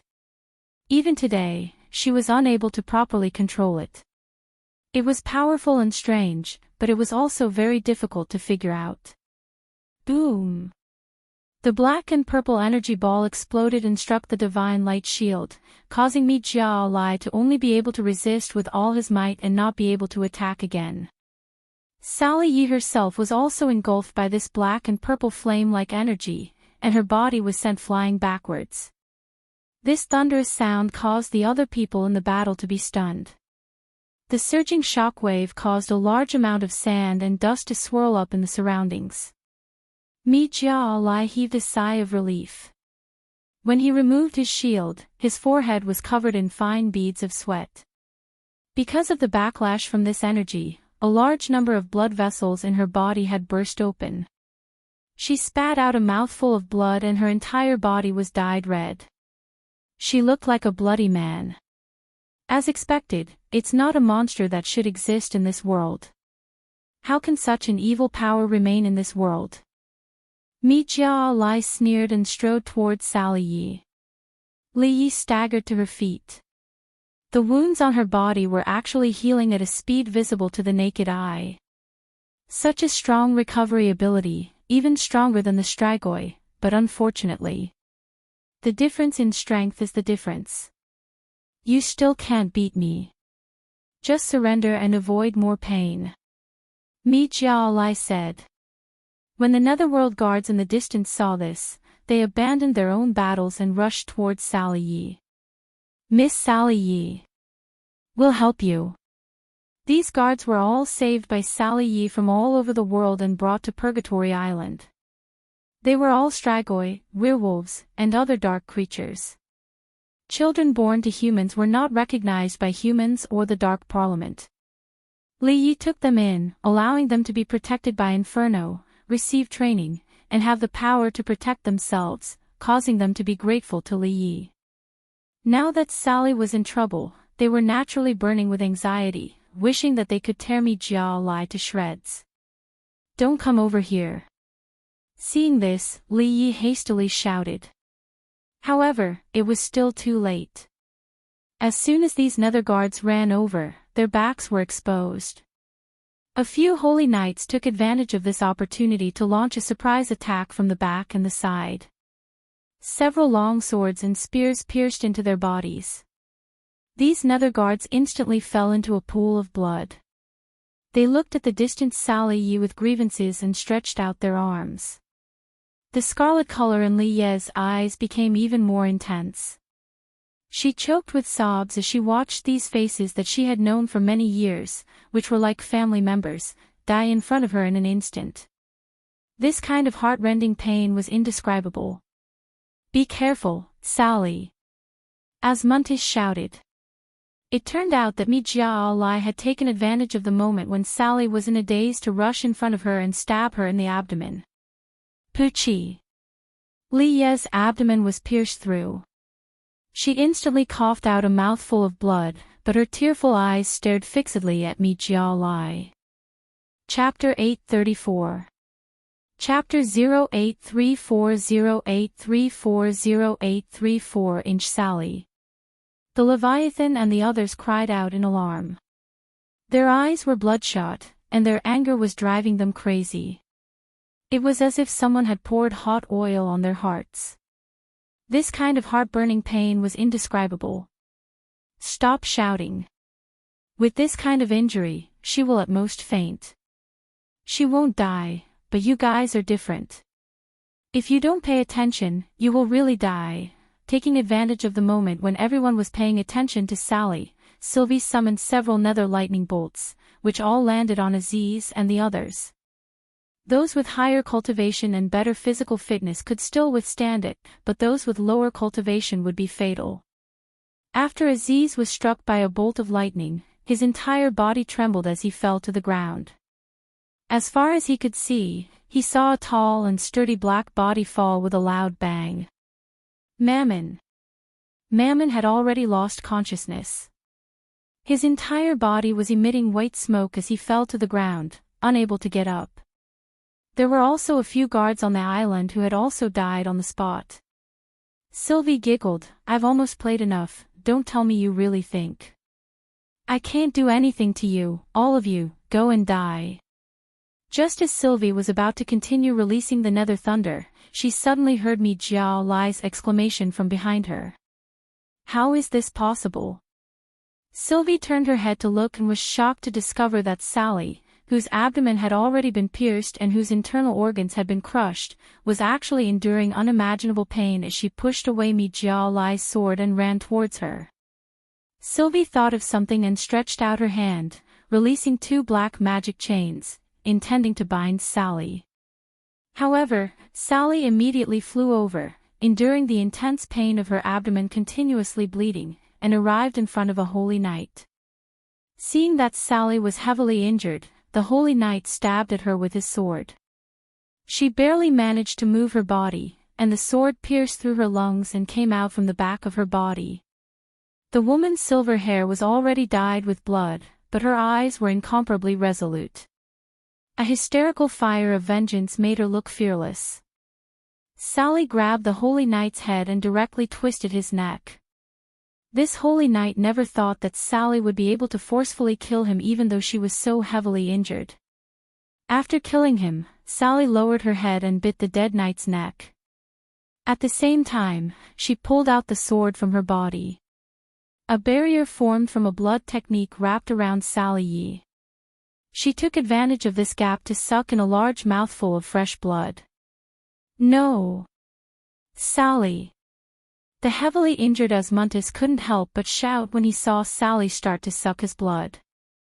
They knew very well that the reason why Yi Fan had been protecting Sally all this time and didn't want her to get involved in the war was because he was worried that something like this would happen. Once Sally Leaf began to break her precepts and began to suck blood, then what happened next might be out of control. Sylvie and Mi Jiao Lai also revealed serious expressions. As expected. At the last moment, he still broke the precepts, Sylvie teased. Michael's face darkened. We have to control her quickly. We can't let her drink too much blood. As he spoke, Mi Jiao Lai had already turned into a ray of white light and stabbed towards Sally's back. Huff! Her face was covered in blood, and she was filled with a murderous aura. Her eyes were red and purple, flashing with a bewitching light. However, compared to before, her eyes were much colder and more merciless. What was hard to believe was that all the wounds on her body, including the 2 sword wounds on her body, had already completely healed. Seeing Mi Jiao Lai's sword coming at her, Sally turned around and struck out with her palm. A black and purple flame formed a whirlpool, stirring up the trajectory of Mi Jiao Lai's longsword. Mi Jiao Lai frowned. He could feel that Sally's strength seemed to have increased by a bit. Although she wasn't able to completely block the sword strike, she took advantage of this moment of sluggishness to get rid of it. She retreated, kicked the ground with the tip of her foot, turned around, and whipped her leg onto Mi Jiao Lai's armor. Bam! Mi Jiao Lai took a step to the side, feeling the power of Sally's kick, and was quite shocked. He didn't expect that after sucking blood, not only would Sally's cultivation increase, even her physical strength would increase. At the same time, Sally Yi had already charged towards another martial artist from the old days. Damn it! She wants to continue increasing her strength. Mi Jiao Lai raised his sword and rushed forward. Sylvie also knew that she couldn't let Sally continue to increase her cultivation. In any case, the others were no longer a threat, so she planned to work together with Mi Jiao Lai to capture Sally. Sylvie raised her hand, and a bolt of nether thunder landed in front of Sally. Boom! Sally's movements were blocked, but she quickly dodged and changed her target, charging towards a martial warriors at the side. A black and purple flame exploded, confusing the martial warriors' line of sight. Sally circled around to the back of the man and punched into the back of the martial warrior's heart. Ah! The martial warriors was unable to block Sally's speed. At the same time as he screamed, the artery on his neck was bitten open by Sally. Seeing Sally once again suck the blood of a second person, and the magic power on her body became stronger and stronger, the faces of the people from Inferno revealed expressions of worry and pain. They all knew very well that this was definitely not Sally Ye's original intention. She was facing a life and death situation and had no choice but to absorb blood again after more than 10 years. In order to save them, Sally Yi planned to destroy herself at any time. Thinking of this, Aziz, the Leviathan, and the other men all had tears in their eyes. However, they had no time to help Sally Yi, because the other martial warriors were still attacking them in waves. Li Yi sucked a few mouthfuls of blood. Seeing that Mi Jiao Lai was attacking her again, she directly threw the corpse of the dead martial artist at Mi Jiao Lai. Mi Jiao Lai cut the corpse in half with a single slash and unleashed a holy light slash. The huge sword of light landed on Sally's body. Ah! Sally wasn't able to completely dodge in time, and a deep bloody wound appeared on her left leg. However, her wounds were healing even faster than before. Circles of runes seemed to be spinning in her bewitching purplish-red eyes. Mi Jiao Lai felt a strong mental disturbance, causing his mind to become absent-minded. His movements immediately stopped. Taking advantage of this gap, Sally Yi quickly closed in. The 5 fingers on her hand transformed into long, blood-red fingernails. They were like sharp daggers as they slashed towards Mi Jiao Lai's throat. But at this moment, a bolt of netherworld thunder from Sylvie landed on Sally Ye's body. With a boom sound, Sally Ye was struck by lightning and was forced to retreat. Sylvie landed beside Mi Jiao Lai. Archangel, be careful, she has a strong spiritual force. Now that she has sucked blood, she has begun to cast spiritual spells. Chapter 835 0835 What do you mean by a monster? This is a monster.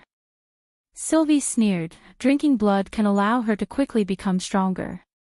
If she were to eat some people, I wonder how powerful she would be. Mi Jiao Lai said solemnly, this kind of monster should be directly killed, destroyed, and sent to the deepest abyss of hell. Are you sure you want to capture her alive? Her birth is a miracle. Her body has unlimited research value, so of course she has to be brought back alive. Sylvie smiled evilly and said, as for whether she lives or not, it doesn't matter. If we use some methods to turn her into an idiot, she won't be able to resist. Mi Jiao Lai frowned. I really should get to know you again, White Queen. Archangel, we are the same. Sylvie said with a smile that was not a smile.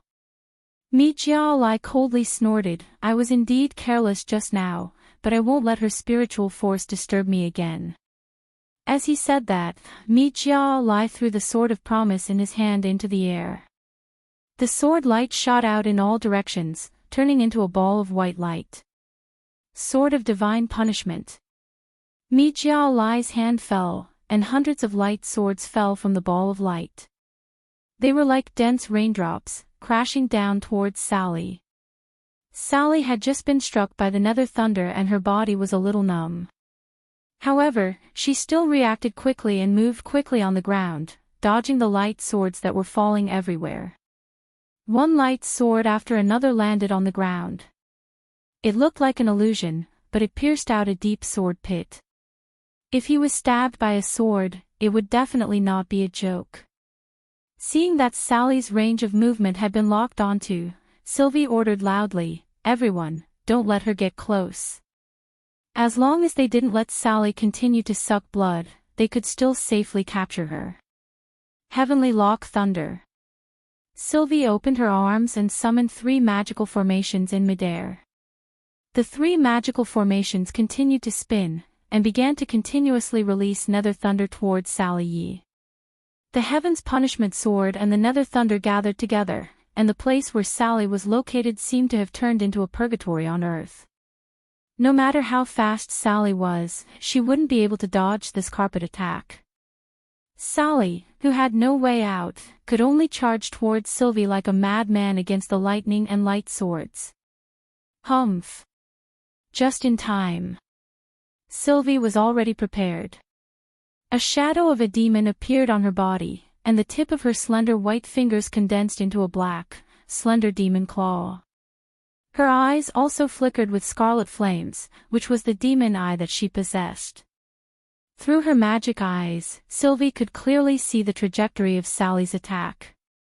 When Sally suffered 2 swords and a bolt of lightning, she forcefully endured the pain in her entire body and attacked Sylvie's throat with her blood claw, but Sylvie dodged to the side just in time. You've been tricked, child. The demon claw of Sylvie's left hand directly pierced into Sally's chest. Pooh! The demon claw pierced through Sally Ye and appeared from behind her. Her entire body was covered in blood. Enduring the pain of her piercing body, she gritted her teeth and continued to use her right hand to grab Sylvie's head. However, a sword fell from the side. A white light flashed. Ah! Leah screamed miserably as her slender right arm was cut off. Mi Jiao Lai waved his sword and said indifferently, since it's a monster, I should be able to recover even if I cut off one of my hands. Ugh! Archangel, your sword strike is really decisive. Fortunately, you didn't cut off her head. Sylvie giggled and threw Sally, who had her hand severed, to the ground. Sally! When the people of Inferno in the distance saw this scene, it was as if they had been struck by lightning. They angrily began to charge towards them. It was a pity that the enemy was outnumbered and there was a difference in strength. Aziz and the others could only watch as Sally fell into a pool of blood. Sally, who had one of her arms chopped off, could no longer tell where she was in pain, or rather, her entire body was numb from the pain. However, there was a trace of faith in her heart.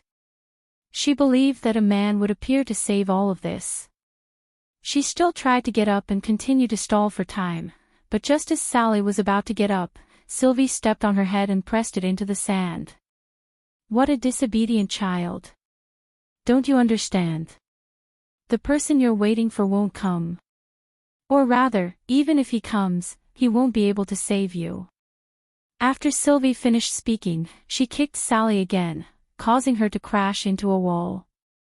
Sally felt her eyelids become heavier and heavier.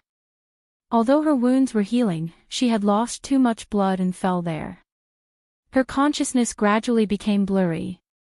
All right, the most troublesome thing has been resolved. Kill the others, Sylvie said indifferently. Mi Jiaolai nodded, raised his sword, and walked towards the crowd in the midst of the chaotic battle. Holy Knights, listen up. All of you, get out of the way. At Michael's command, all the Holy Knights retreated like a receding tide. When the martial artists of the old days saw that Seraphim was personally coming to end the battle, they naturally retreated tactfully. Azazel, Asmuntis, and the others gathered together with a group of scarred Netherworld guards, staring fixedly at Mi Jiaolai. Justice will eventually prevail over evil. Today, I, the Archangel, will personally send you demons back to where you belong. The sword of promise in Mi Jiaolai's hand condensed a scorching platinum energy, and a pair of wings of light spread out behind him. He planned to behead all of these people as fast as possible. Be careful, he's about to attack. I'll be at the front. Aziz gripped his huge hammer tightly and said, Sloppy bastard, if I stall him, don't miss this opportunity. Asmuntis nodded. In fact, they all knew that it would be futile to fight a legend rank expert at 100% condition. With such a tired and broken body, wanting to block Mi Jiaolai was even more of a pipe dream. However, even if there was a huge disparity in strength, their willpower in battle would not be inferior to anyone else. This was the most essential reason why Inferno was able to win the almost impossible Holy War back then. Mi Jiaolai moved. His figure turned into a white blur, so fast that it was difficult for the naked eye to catch him. The flickering platinum holy light even affected their vision. Aziz roared. Just as he was about to throw his hammer at it, he saw a figure descend from the sky in a daze. Bam! A deep sound rang out, as if a meteorite had fallen to the ground. It was earth-shattering. Mi Jiaolai realized that something was wrong while he was moving at high speed. He almost instantly turned back and retreated with an extremely solemn expression. Amidst the flying debris and dust, a man stood in front of the Inferno crowd with his head held high and his chest puffed out. Chapter 836. Scrap Copper and Iron 0836. All of a sudden, Azazel, Asmuntis, Leviathan, and the others felt as if their blood was boiling. They finally had a chance to vent their pent-up anger. Boss! The Leviathan howled loudly. Its 2-meter-tall burly body directly knelt on the ground as if it had collapsed. The coarse man, whose face was covered in blood, had already flattened his mouth. His face was contorted, and he was panting as if he was about to cry. He tried his best to hold it in, but he was unable to. Tears flowed out of his eyes. Although they had been walking in the underground world for so many years and were no longer afraid of death, none of them wanted to die in such a sullen manner. To them, at this moment, besides joy, they were also moved. This man appeared in front of them. The scene of him standing up in a moment of crisis had not been seen for 5 to 6 years. Countless thoughts from the past flashed through their minds and in front of their eyes. Yifan's back, in their eyes, was like a giant. At the same time, It gave them a sense of security. It also gave them lofty aspirations, allowing their fearless faith to continue. She had relied on her faith to hold on until now. When she saw the man's figure, a tear fell from the corner of her eye and a smile appeared on the corner of her mouth, following which, the woman closed her eyes and fainted. At this moment, Yi Fan stood there without saying a word. His eyes looked around at the devastated town, at the people who had died tragically, and at the injured people who had fallen to the ground. In his ears, there were the cries of the Leviathan and the others behind him. In front of him, there were corpses soaked in blood. When Yi Fan saw Mammon lying on the ground without any movement, Yi Fan's gaze paused for a moment, and his pupils contracted. When Yi Fan saw Sally Yi, who had already fainted at the corner of the wall, and saw the woman's broken arm, Yi Fan's body trembled. Yi Fan took a deep breath.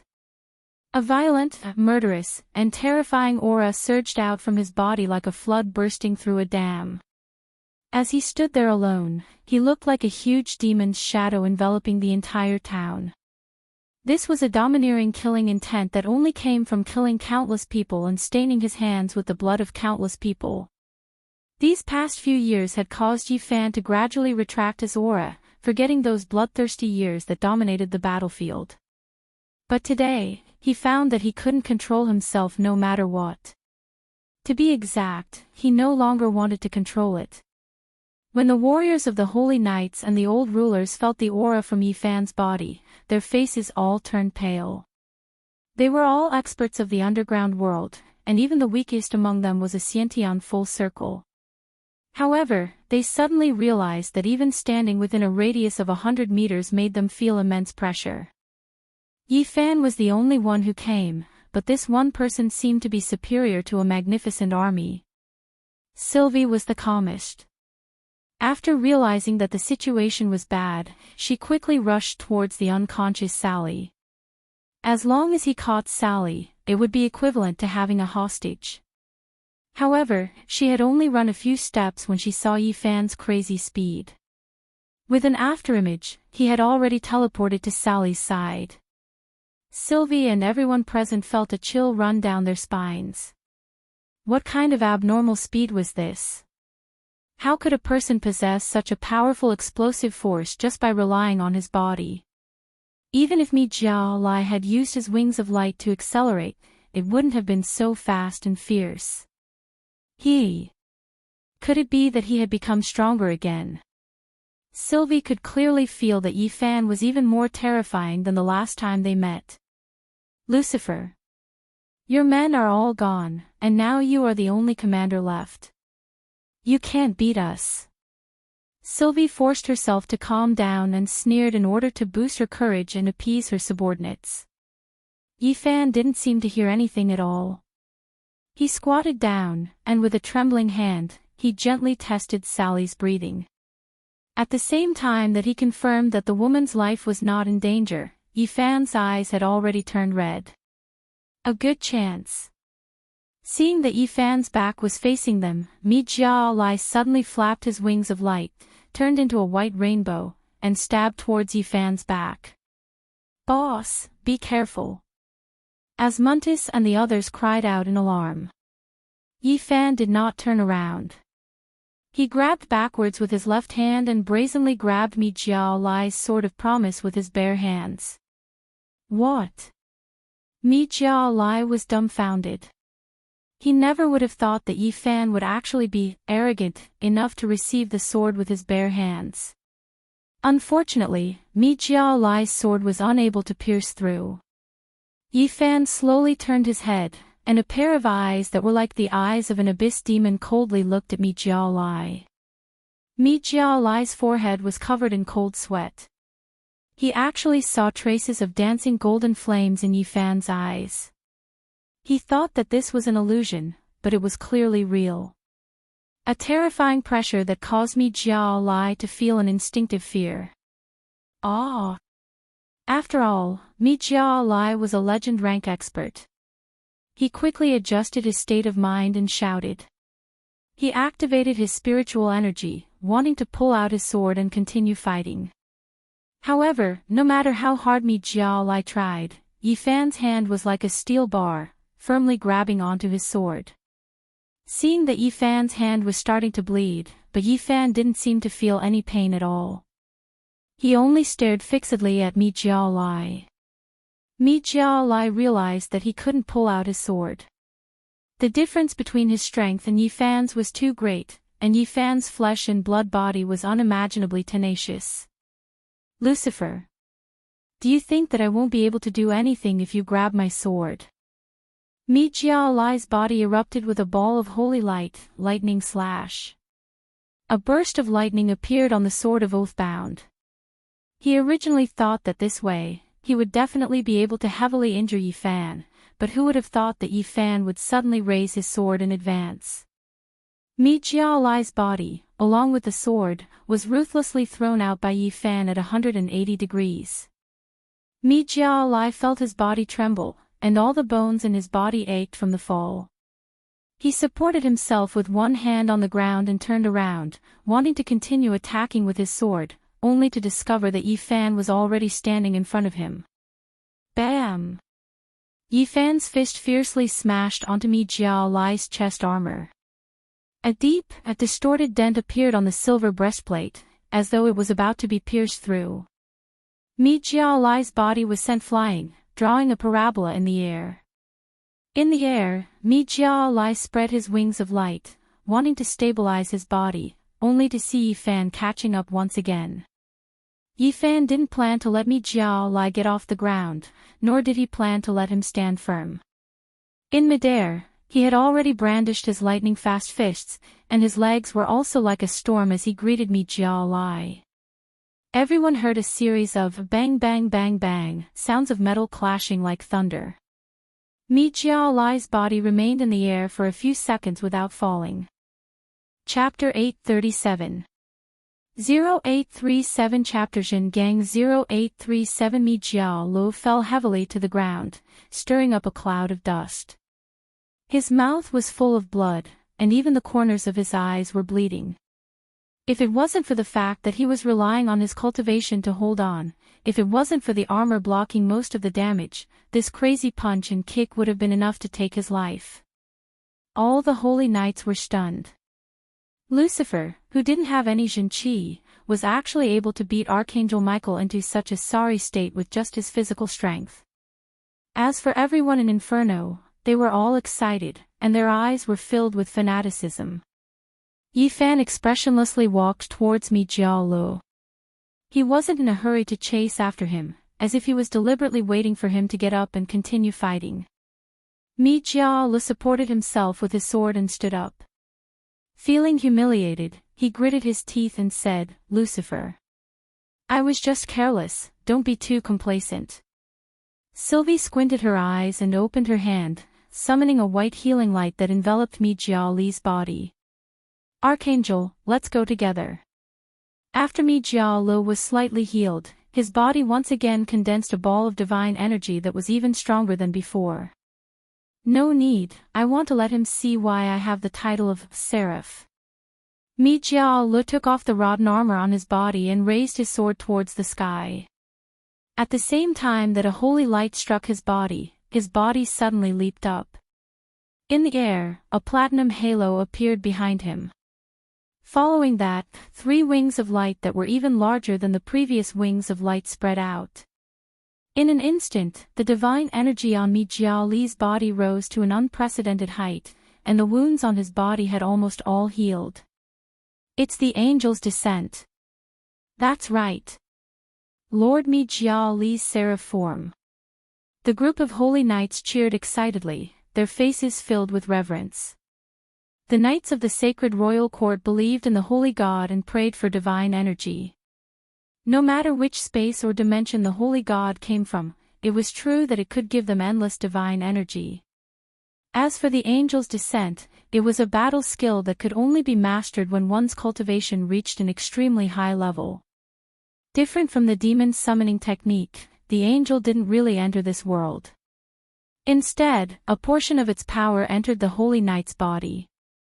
But even so, with a purer and more powerful divine power, this combat technique was already powerful enough.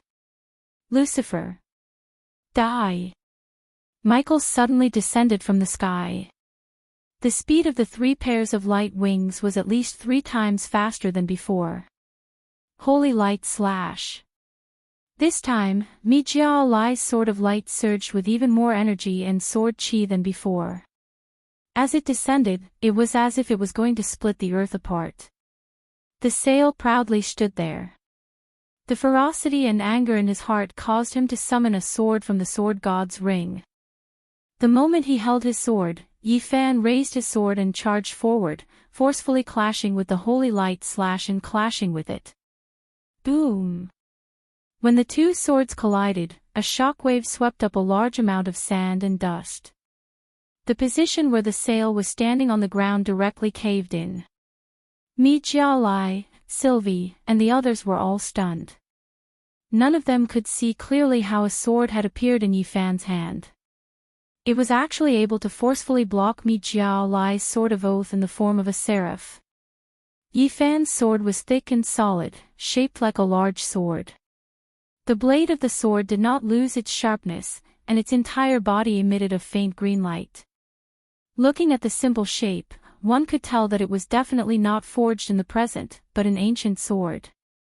Other than Yi Fan, no one else knew that this was one of the 8 swords of the Yu King, the true steel sword. It was incomparably fierce and could destroy gold and break jade. The swordsman was enraged, destroying everything in its path. In Yi Fan's heart, other than crushing the bones of this group of people to dust, he had no other thoughts. Therefore, with a thought, the ring really gave out the sword that Yi Fan longed for. Seeing that his attack had been blocked, Mi Jia Lai flew into a rage out of humiliation. He once again slashed out several sword lights towards Yi Fan in the air. Yi Fan's strength was enough for him to wantonly wave the huge and heavy Zhengang with one hand. Facing Mi Jia Lai's attack, he used the ancient sword technique and unceremoniously attacked in place of defense. Clang clang clang. The continuous sounds of sword strikes and the surging energy fluctuations were shocking. He originally thought that after Mi Jia Lai entered the seraph form, Yi Fan would be suppressed, or at least evenly matched. However, everyone could only see that Yi Fan was wildly brandishing his great sword, completely suppressing Mi Jia Lai. Mi Jia Lai was forced to retreat step by step. He discovered that his swordsmanship was like child's play in front of Yi Fan. Yi Fan clearly didn't have any cultivation, but he was still not afraid of his divine power. His defensive power was terrifyingly strong. With one look, Sylvie knew that Mi Jia Lai was no match for him. His speed and strength were both lost, and his martial skills were even worse. Sooner or later, he would be killed. Thus, Sylvie quickly wanted to take advantage of this opportunity to grab Sally again. However, how could Yi Fan miss out on such a detail? Sensing Sylvie's movements, Yi Fan pushed Mi Jia Lai back with his sword, then turned around and slashed out with the true steel sword. A sword intent that was like the roar of a dragon and a tiger condensed into a huge mountain-splitting sword, slashing down on Sylvie's path of advance. Feeling this earth-shattering sword might, Sylvie and Mi Jia Lai felt suffocated in their chests. Back then, Sylvie had almost been killed by this sword strike. She had relied on pretending to be dead to escape. But today, it was clear that Sylvie couldn't afford to have her body destroyed again. Seeing the sword light approaching, Sylvie hurriedly ran away. Boom!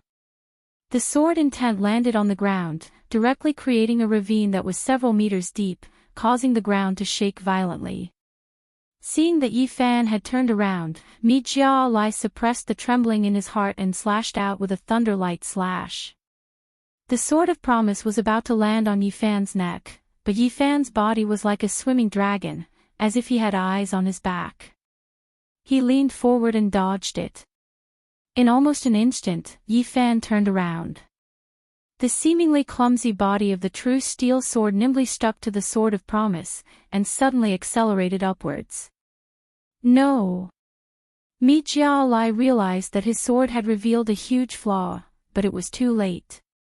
Yi Fan seized this gap and slashed down, directly chopping off Mi Jiao Lai's right arm that was holding the sword. Ah! Mi Jiao Lai screamed miserably. The wings of light on his back flapped, wanting to retreat. But how could Yi Fan give him the chance? The other party didn't even have a sword, so he was at his mercy. Yi Fan took a big step forward. His sword was like a gust of wind sweeping away fallen leaves, instantly sweeping around Mi Jiao Lai's body. Mi Jiao Lai had never been so helpless and terrified before. In the face of Yi Fan's sword light, other than screaming in pain, he actually had no way to resist.